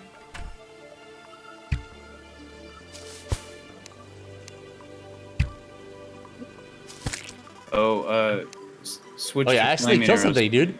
Did you see that? Well, perfect shot. I killed something by accident. I'm about to log off right now. That just. Epic. I didn't even mean to do that. That's awesome. But yeah, you should switch to your flaming arrows. How? Oh, I have 200 now. What the hell? Yeah, I gave you a bunch. It's probably just How do I switch defaulting to them? the non-flaming ones. How do I change ammo type? It's in the ammo section on the, like, you know where your money is? There's, open the inventory. Above where the button is to quick stack. Yeah. Like right above that, the first row is money. The row just to the right of that is ammo. Yeah, but there's like... Oh, wait. Okay, there we go. You know what? Oh, yeah, there we go. Oh, nice. Thank you, sir.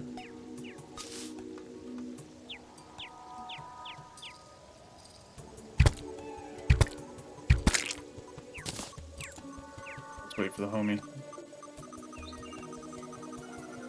Jay? No, fuck that guy. Let's just keep going. Okay. Something about the projectile attacks in this game are just very satisfying. Yeah, I know. The sound effects are really well done in this game. That's a lot of like what makes it so cool, I think.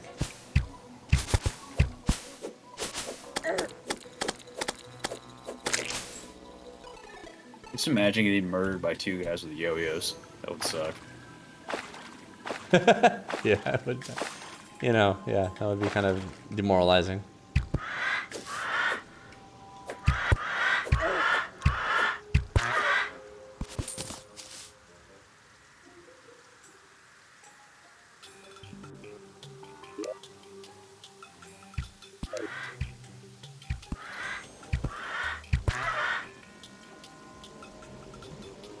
Yeah, I think that Dash is probably getting his bearings over there anyway. Yeah, that's fine. Hopefully he's gearing up. Looks like a new character. Yeah, Dash knows his way around the survival game. I'm sure he'll find his way around.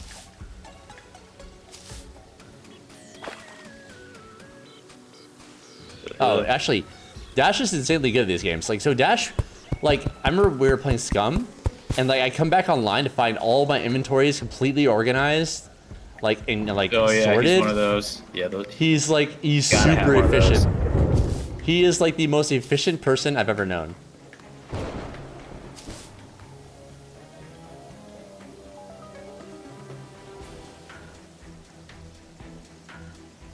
Here's over. Oh yeah, there's all my money.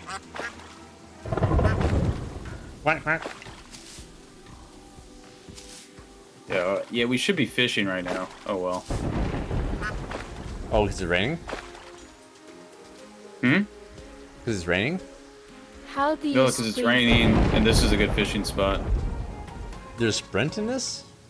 Yeah, it's called finding more gear, but you can sprint, yeah. Oh. That's why I want to go to the ice place. It's gonna take some.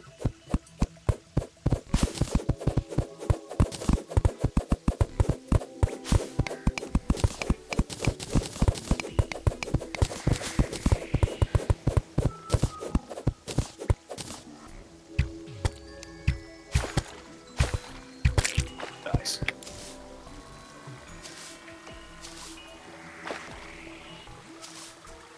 Oh yeah, here we go. You can see the ice in the background before it shows up. Trey, fight me. Fight me with my lightsaber. First of all, it's called a phase saber, and it's not a phase saber, it's called a burst.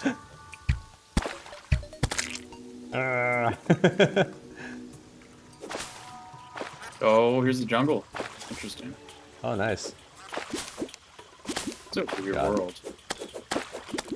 Oh, yeah. Ow. Yeah.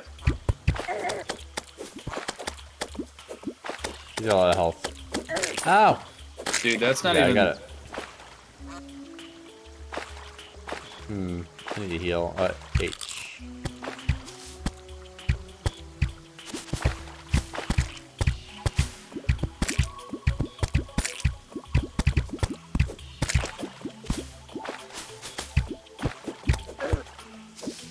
Wait, is PvP on? No. Okay. Thought I hit you for a second. Damn, dude. Expert mode's not a joke. No, I like it. H. Yeah, you're right.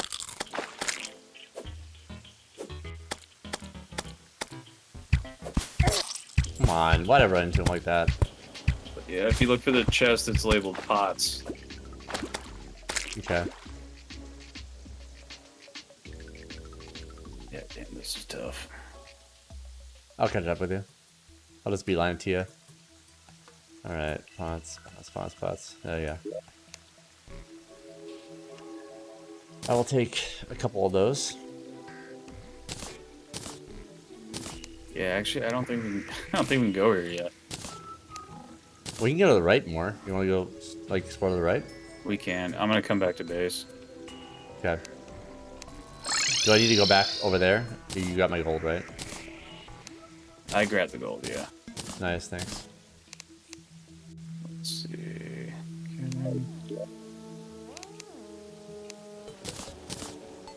I can figure out why it won't let me walk through doors. It's slightly annoying. Let's search it up in a sec. Let me check.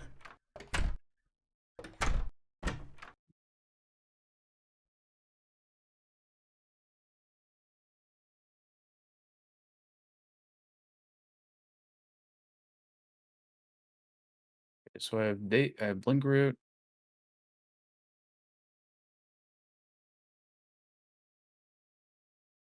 So I'm gonna ask the guide.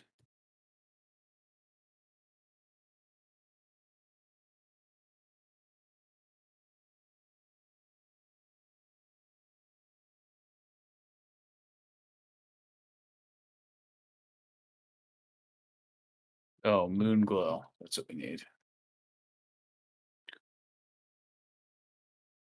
Where's the shine potion? Did, like, the auto open doors disable, like, in the settings? For some reason? I think it has something to do with the teams. That's what I think, too.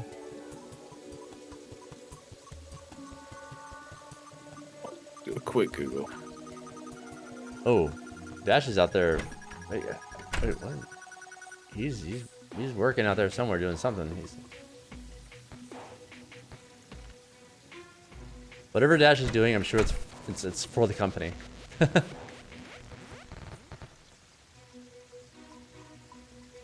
gonna pee. Be right back.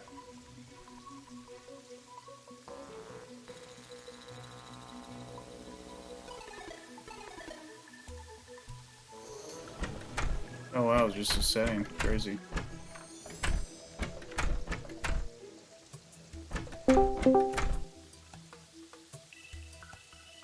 What's going on?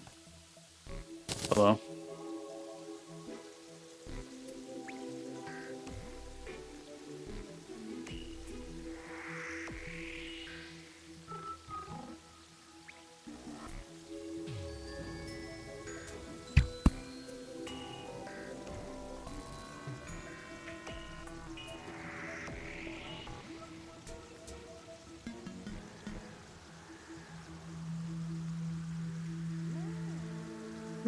Did I miss anything?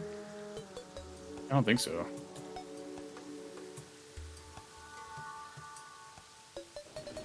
Oh, the shit on run off.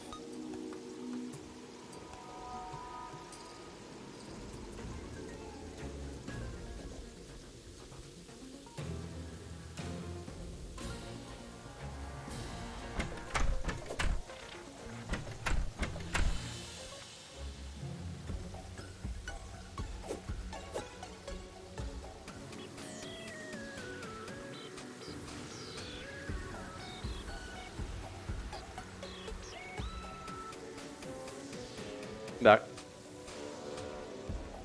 Alex, welcome back. Yeah. Where did you go? I went to finish a movie. Why? Gosh, Ramen. missed you. And Nora's always laughing when you're around. I don't know why. Made some ramen with some soft-boiled eggs. It's yummy. Wow, sounds like old times in Lawrence. Yeah, so once in a while I still get the craving. Yeah. It's an easy meal. Remember we would throw like little eggs and mostly just eggs actually and ramen. Is it the creamy chicken? You know, I haven't been able to find the creamy chicken in a couple years. It's hard to find. It is hard to find. It's the best one though. Hands down, it's the best one. Oh yeah, it's yummy. Yummy, yummy. Yeah, I'm gonna make a heavy workbench. I feel like I don't need to, but we'll need it later. Okay. Yeah. I'm going to watch Dash move around by feet.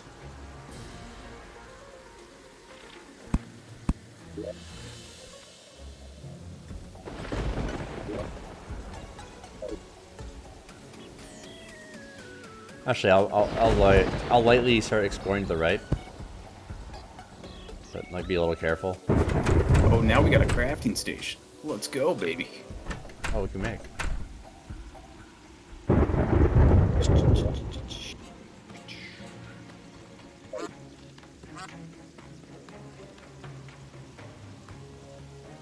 Should I make iron armor? Fuck yeah. I mean, we need armor, for sure. I have 48 armor. That's not enough. We need better DPS and we need more armor. But I think DPS is more important. I figured out the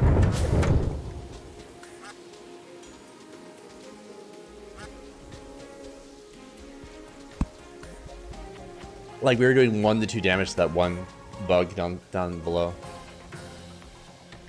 Yeah. Okay, where's the homie? I don't. What is he trying to do? Go over there. So we'll find out.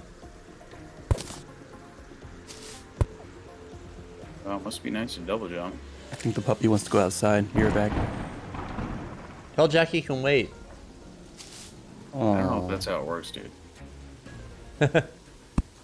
Alex is like the nicest dog ever.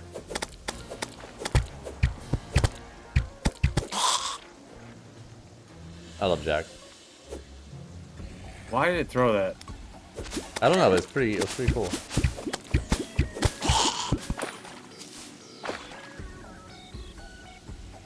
It's not safe over here, LOL. That's good enough.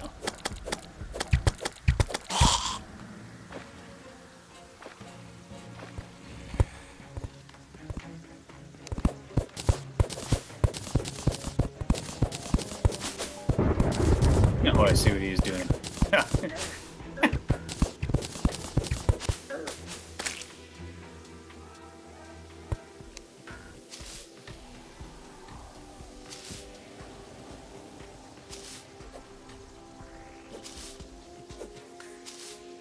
Oh god. Oh my god. No wonder you said that. That was horrifying. Are you trying? Is he? I don't know. Can he hear me? I don't understand. He can hear you. Yep, he can hear you. But it'll be a little delayed. He's watching the stream. Oh god. Are you trying to get to the Sky Island? He'll probably have like anywhere from like a 2 to 5 second delay. Oh no, he oh god, oh no, no, I'm aggroing.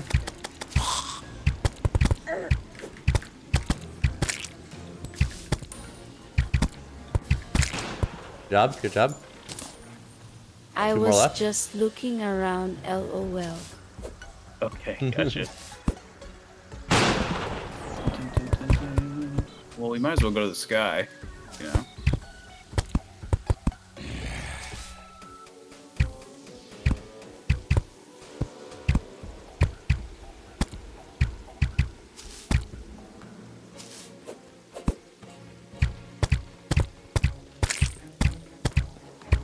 They're so dumb.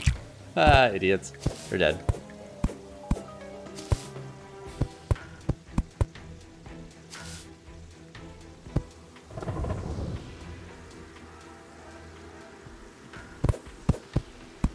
Who's the T-Dog? Oh, Alex, remember Che from the OC? Which one was he? The guy who, God, what's that actor's name? He's like a huge actor now. He's in Jurassic World. You talking about Zach? What's his name? Adam Brody? No. The blonde Did you not see- dude? The The jock? guy who was the hippie in college when Oh, I don't Summer know if was I in watched college. it that far. Wait, you haven't seen all of the OC? No. Oh God. I think like rip. just the first season. Harpies. Maybe. Oh God! second Oh season. God! Yeah. Oh, I don't know no, what I no, was no. Thinking, sorry. That Oh was no not- no no! I just fell to my death because I used my double jump up. Oh my God! Okay, well, we need a better plan. Well, I handled that poorly, dude. I could have shot at them. I used my double jump up, but I didn't use E. Is there like a time, like a delay?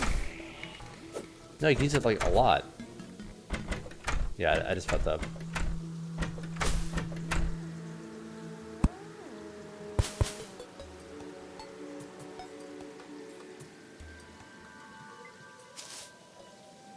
I blame Alex for not seeing all the OC.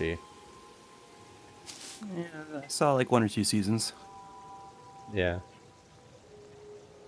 Remember one day me and John were just like watching the OC and drinking red wine? I mean, it sounds kind of... You guys are so classy. Yeah. And it was actually in the main floor of his house in Newmarket, which is like we rarely ever spend time in other than the kitchen. Yeah, you know? really.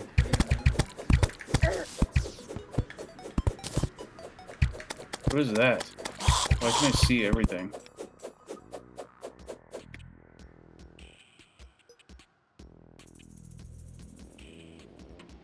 Why can't I see all the stuff? What the hell?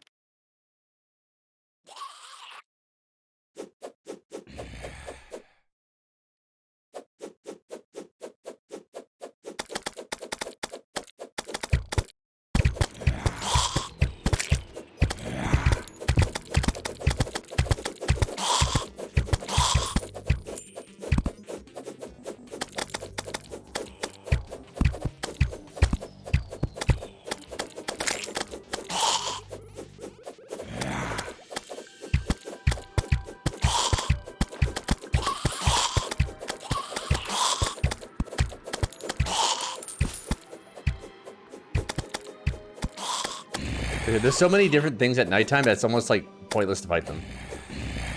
You know what I mean? Like Yeah, we should probably dig.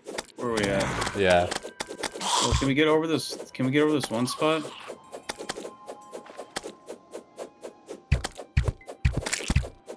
Yeah, they just keep on spawning. We can just like, let's just wall them out. Let's wall them out. Yeah, I'm ready. Come over here. No, let's wall them out. They're assholes. I hate them.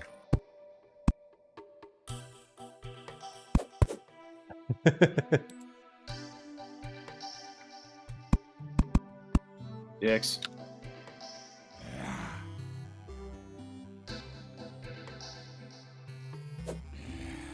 I don't have any torches. What the hell?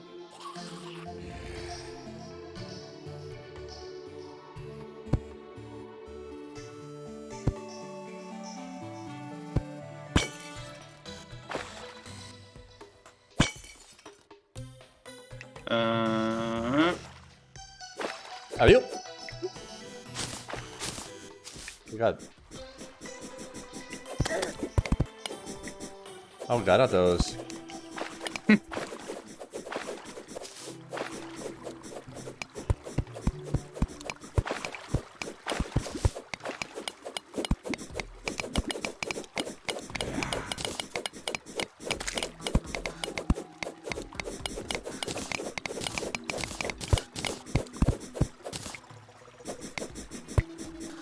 I call it. Oh yeah, good.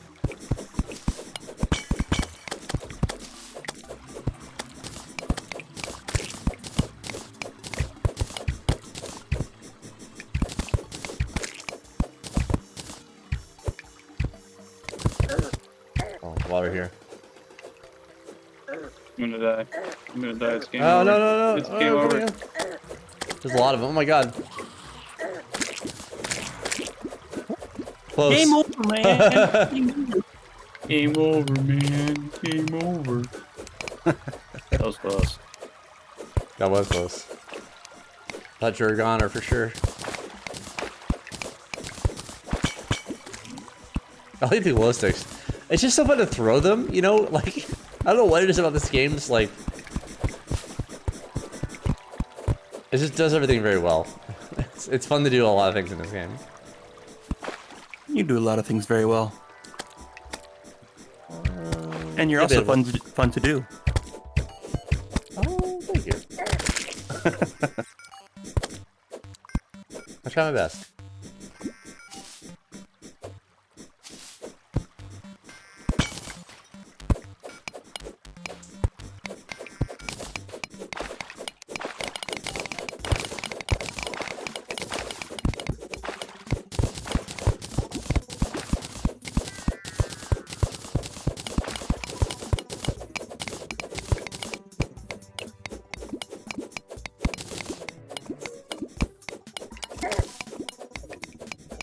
Poison. Healing.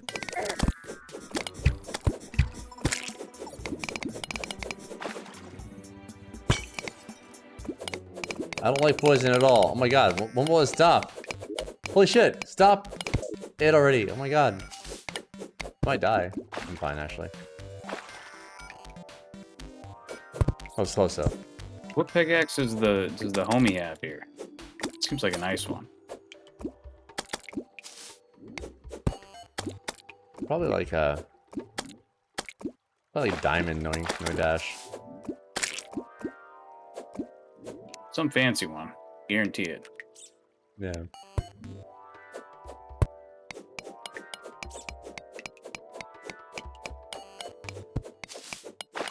Bone pickaxe. Oh, the bone? Where do you get that? It's tearing through shit. Hi, you. Hey, Quantum, what's up, buddy? How you been? How you been?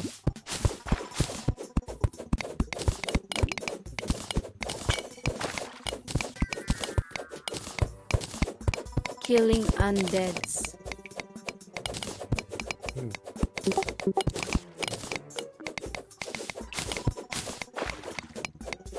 What is that? Is that web or something I get stuck on? Weird. A cobweb, yeah. Cobweb, yeah.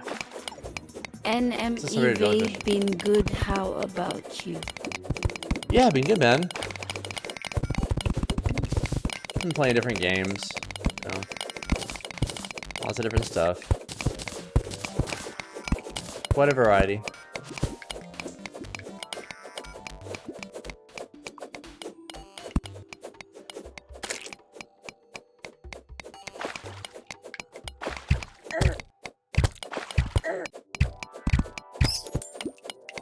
Close.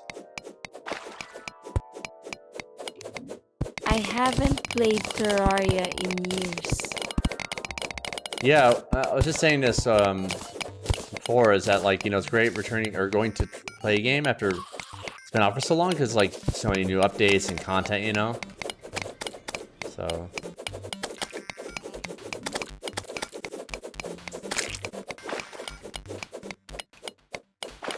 I'm like brand new to the game, really. For all intents and purposes, I've not played this game until today.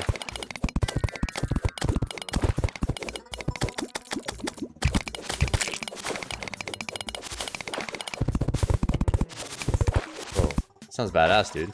Yeah, he's got high level gear there, bud. They have had a final update like 10 times, huh? Yeah, it's Oh, like, really? It's like Kiss. It's like they're going on their farewell tour for the 19th time. Love it. Oh god. Ah! Kill it! Kill it with fire! Fire! Kill it with fire! Got him. Nice. Oh, this is bad. Oh, this is bad. This is bad. Oh no, I just went back in there. Hey, where's your hard hard mode weapons, dude. Save us. Save us. No, he's just laying down. He's just boxing us in.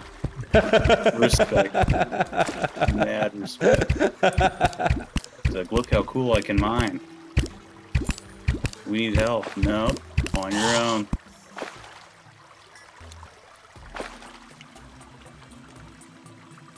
I've never been to hard mode. Okay. LOL. Oh, we got a mini biome.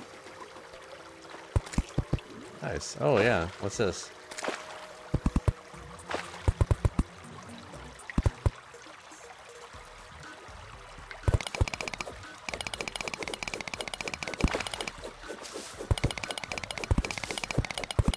What's that noise? Oh my god. Dash, it's a badass fucking pickaxe. Eve finished the game twice and now I'm never going back. Never going back? Why? Burnt out? Oh, water.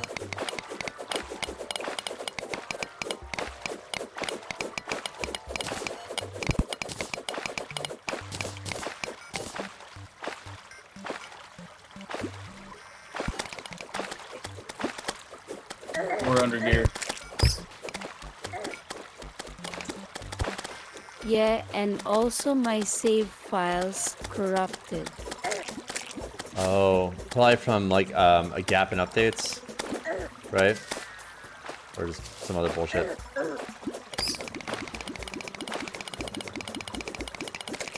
No, but seriously, what's your character?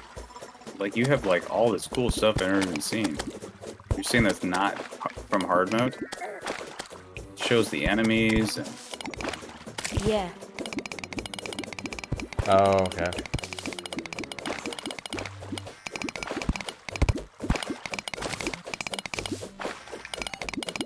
Yeah, that's nuts, dude. Dash, what the hell? Yeah, no, it definitely helps out. I appreciate it.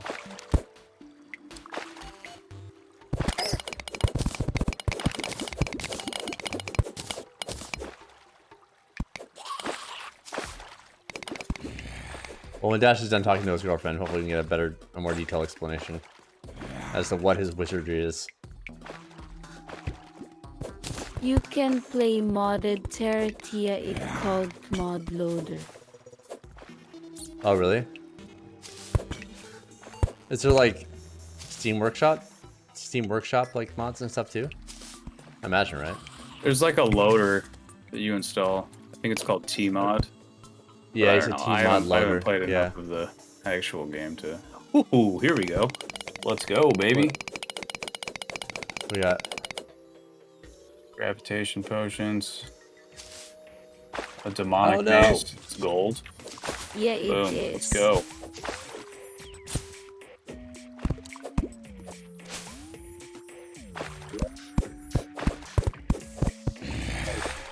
That's pretty good. For where we're at. Check out the maze, bruh.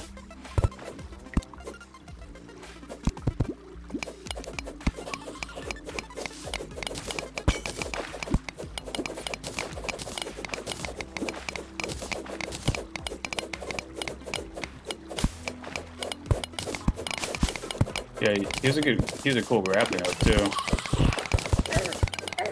Oh god.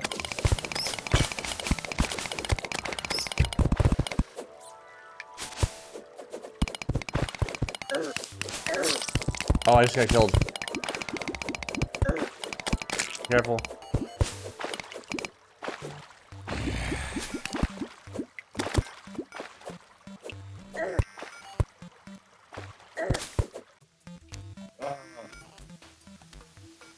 Guard my gold, friend.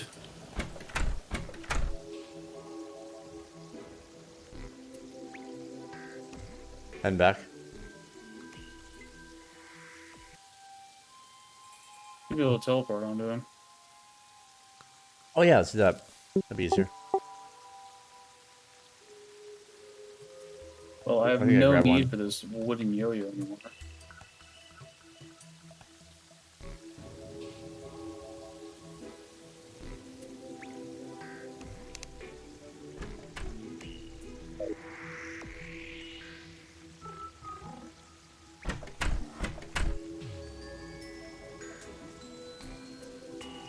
There's heaps of mini bosses in this game, kinda what made it fun.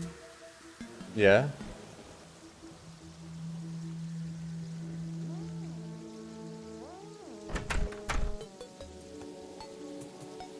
Yeah, I like this game a lot. It's great. Oh god, it took me to you. Oh, because he's not in our party. No, he is. How do you choose which party member to port to? You just click on him on the map. Oh, my bad. That makes sense.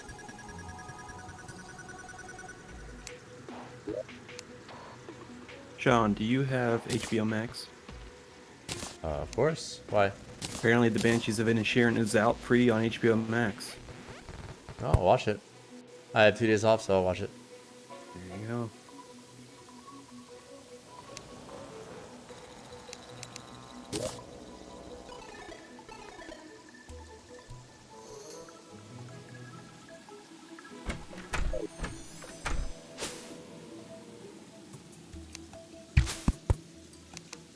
Oh, click on him in the map, though.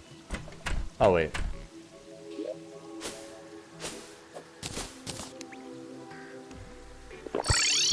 No, it doesn't work like that. Damn it. God damn it. And also you can do an early rental on Amazon Prime for The Fablemans. That's something else I will do. 100%.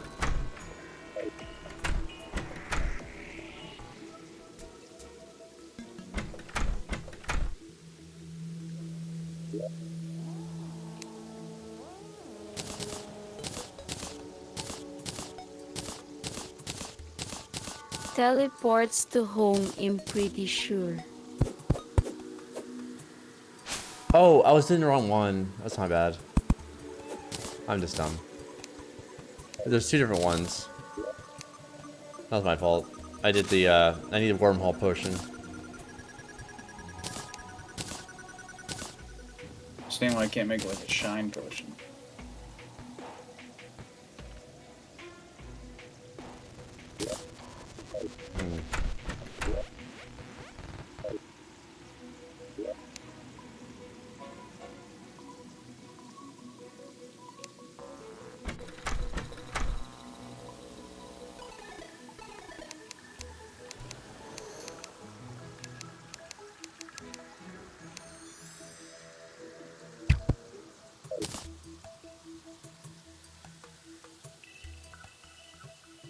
I don't get it.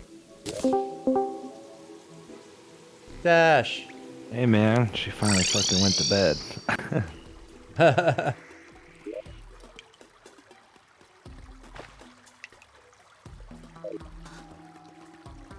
Well, I think that I can mute the goddamn stream. Do you know it takes like fucking 25 seconds for me to hear anything you say? I think it's my fault. I'm not dropping frames. Well, it's probably my end. Like, do you have the? Are you low latency mode? Do you have low latency mode set? Yeah, it's on low latency, but when I type something, the readout of it is like 25 seconds. Yeah, I don't know. I hear mixed things about this. Like sometimes people will have like a 2 to 5 second latency. Sometimes they'll have a really high latency. So I'm inclined to believe it's Twitch's problem. 9 times out of 10 is always like a 20-second delay for me. Yeah, it's long as fuck. I think it says Twitch. I mean, like honestly, I've spent so much time just like trying to optimize everything. I'm like pinging to the closest server. It is a long stuff's down there with all those mine's things. like 10.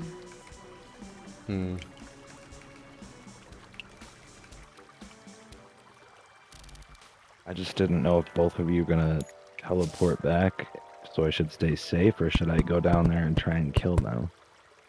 No, we can try. Here. I'll try.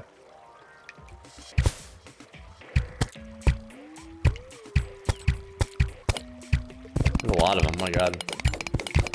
Alright, Sean, I'm taking off. You gentlemen have a fine night. Good night, Alex. You too, my friend. Have a good night, man. Thanks for hanging out, dude. Talk to you tomorrow.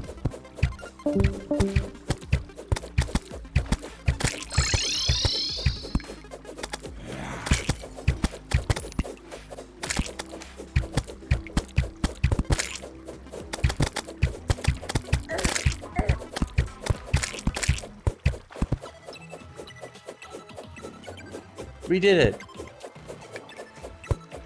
And I helped.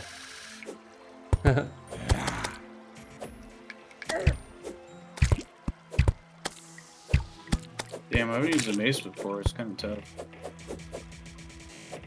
It looks fun.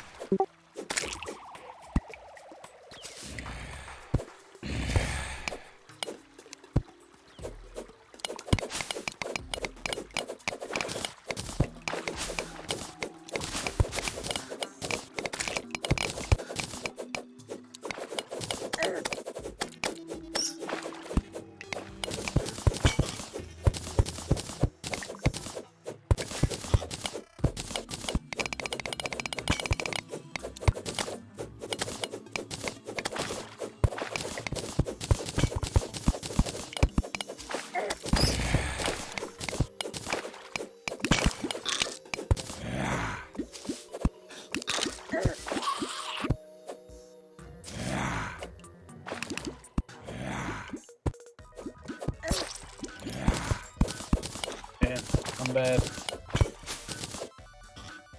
I don't think you're bad. I'm just a chicken shit.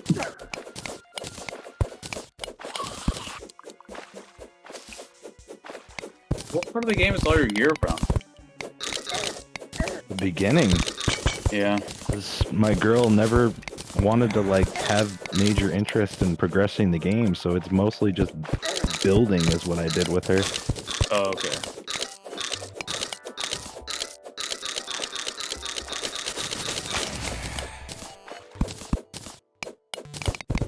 Like I've never seen hard mode. I've like watched videos of stuff and Twitch streams, but Have guess you it just seems guys really overpowered. defeated anything yet? Not yet, Quantum. We just started playing. I mean, we had to restart our session because we had an issue. Fuck, that guy hurts. Pretty early on. But we've seen this much of the map. Let's see here. Just this much so far. Nothing much yet has happened. Well, now I can make a mind potion. Interesting.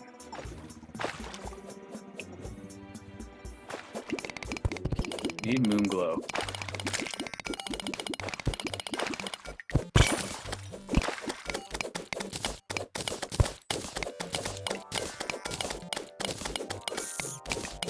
Neon beetle.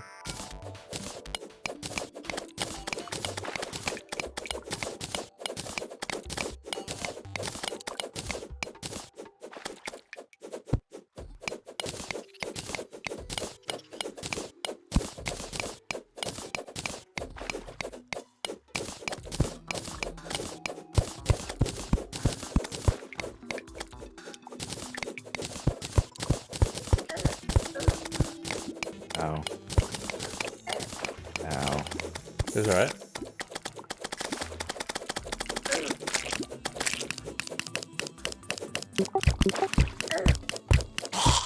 God damn, that hurt.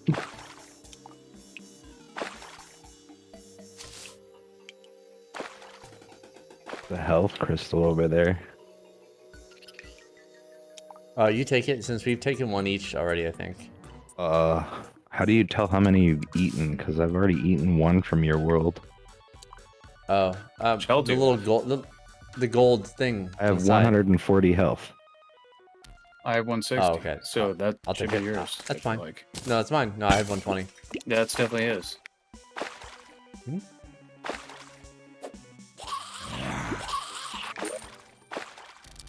Oh, you can't use it. I'll use it. You gotta mine it first. Yeah, Oh, yeah, there yeah. you go. There's a skeleton there. I fucking This hit says so I only have goddamn hard. 120. Ow, fuck. Wait, what the hell?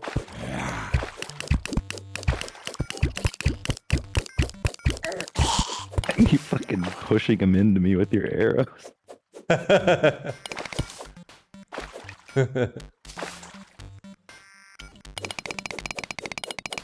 Ah, that's a nutty fucking pickaxe, dude. Builder's pickaxe. Yeah, that's pretty cool. You You said that was the bone one? You asshole. Yeah, it's a bone one. You get it from killing a bunch of the undeads.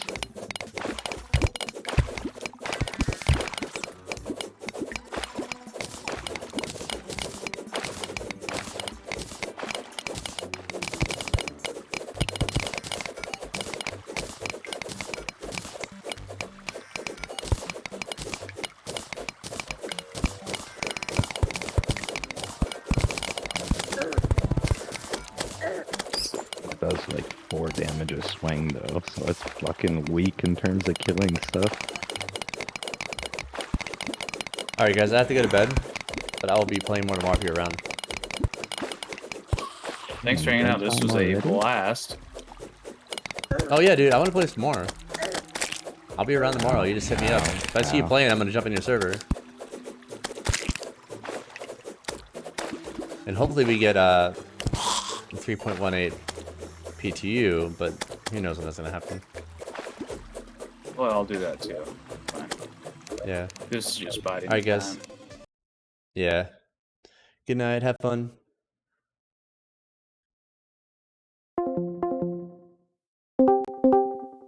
I really, really, really, Fuck really you, bitch. I love you guys. I love you guys so much. Have a good night.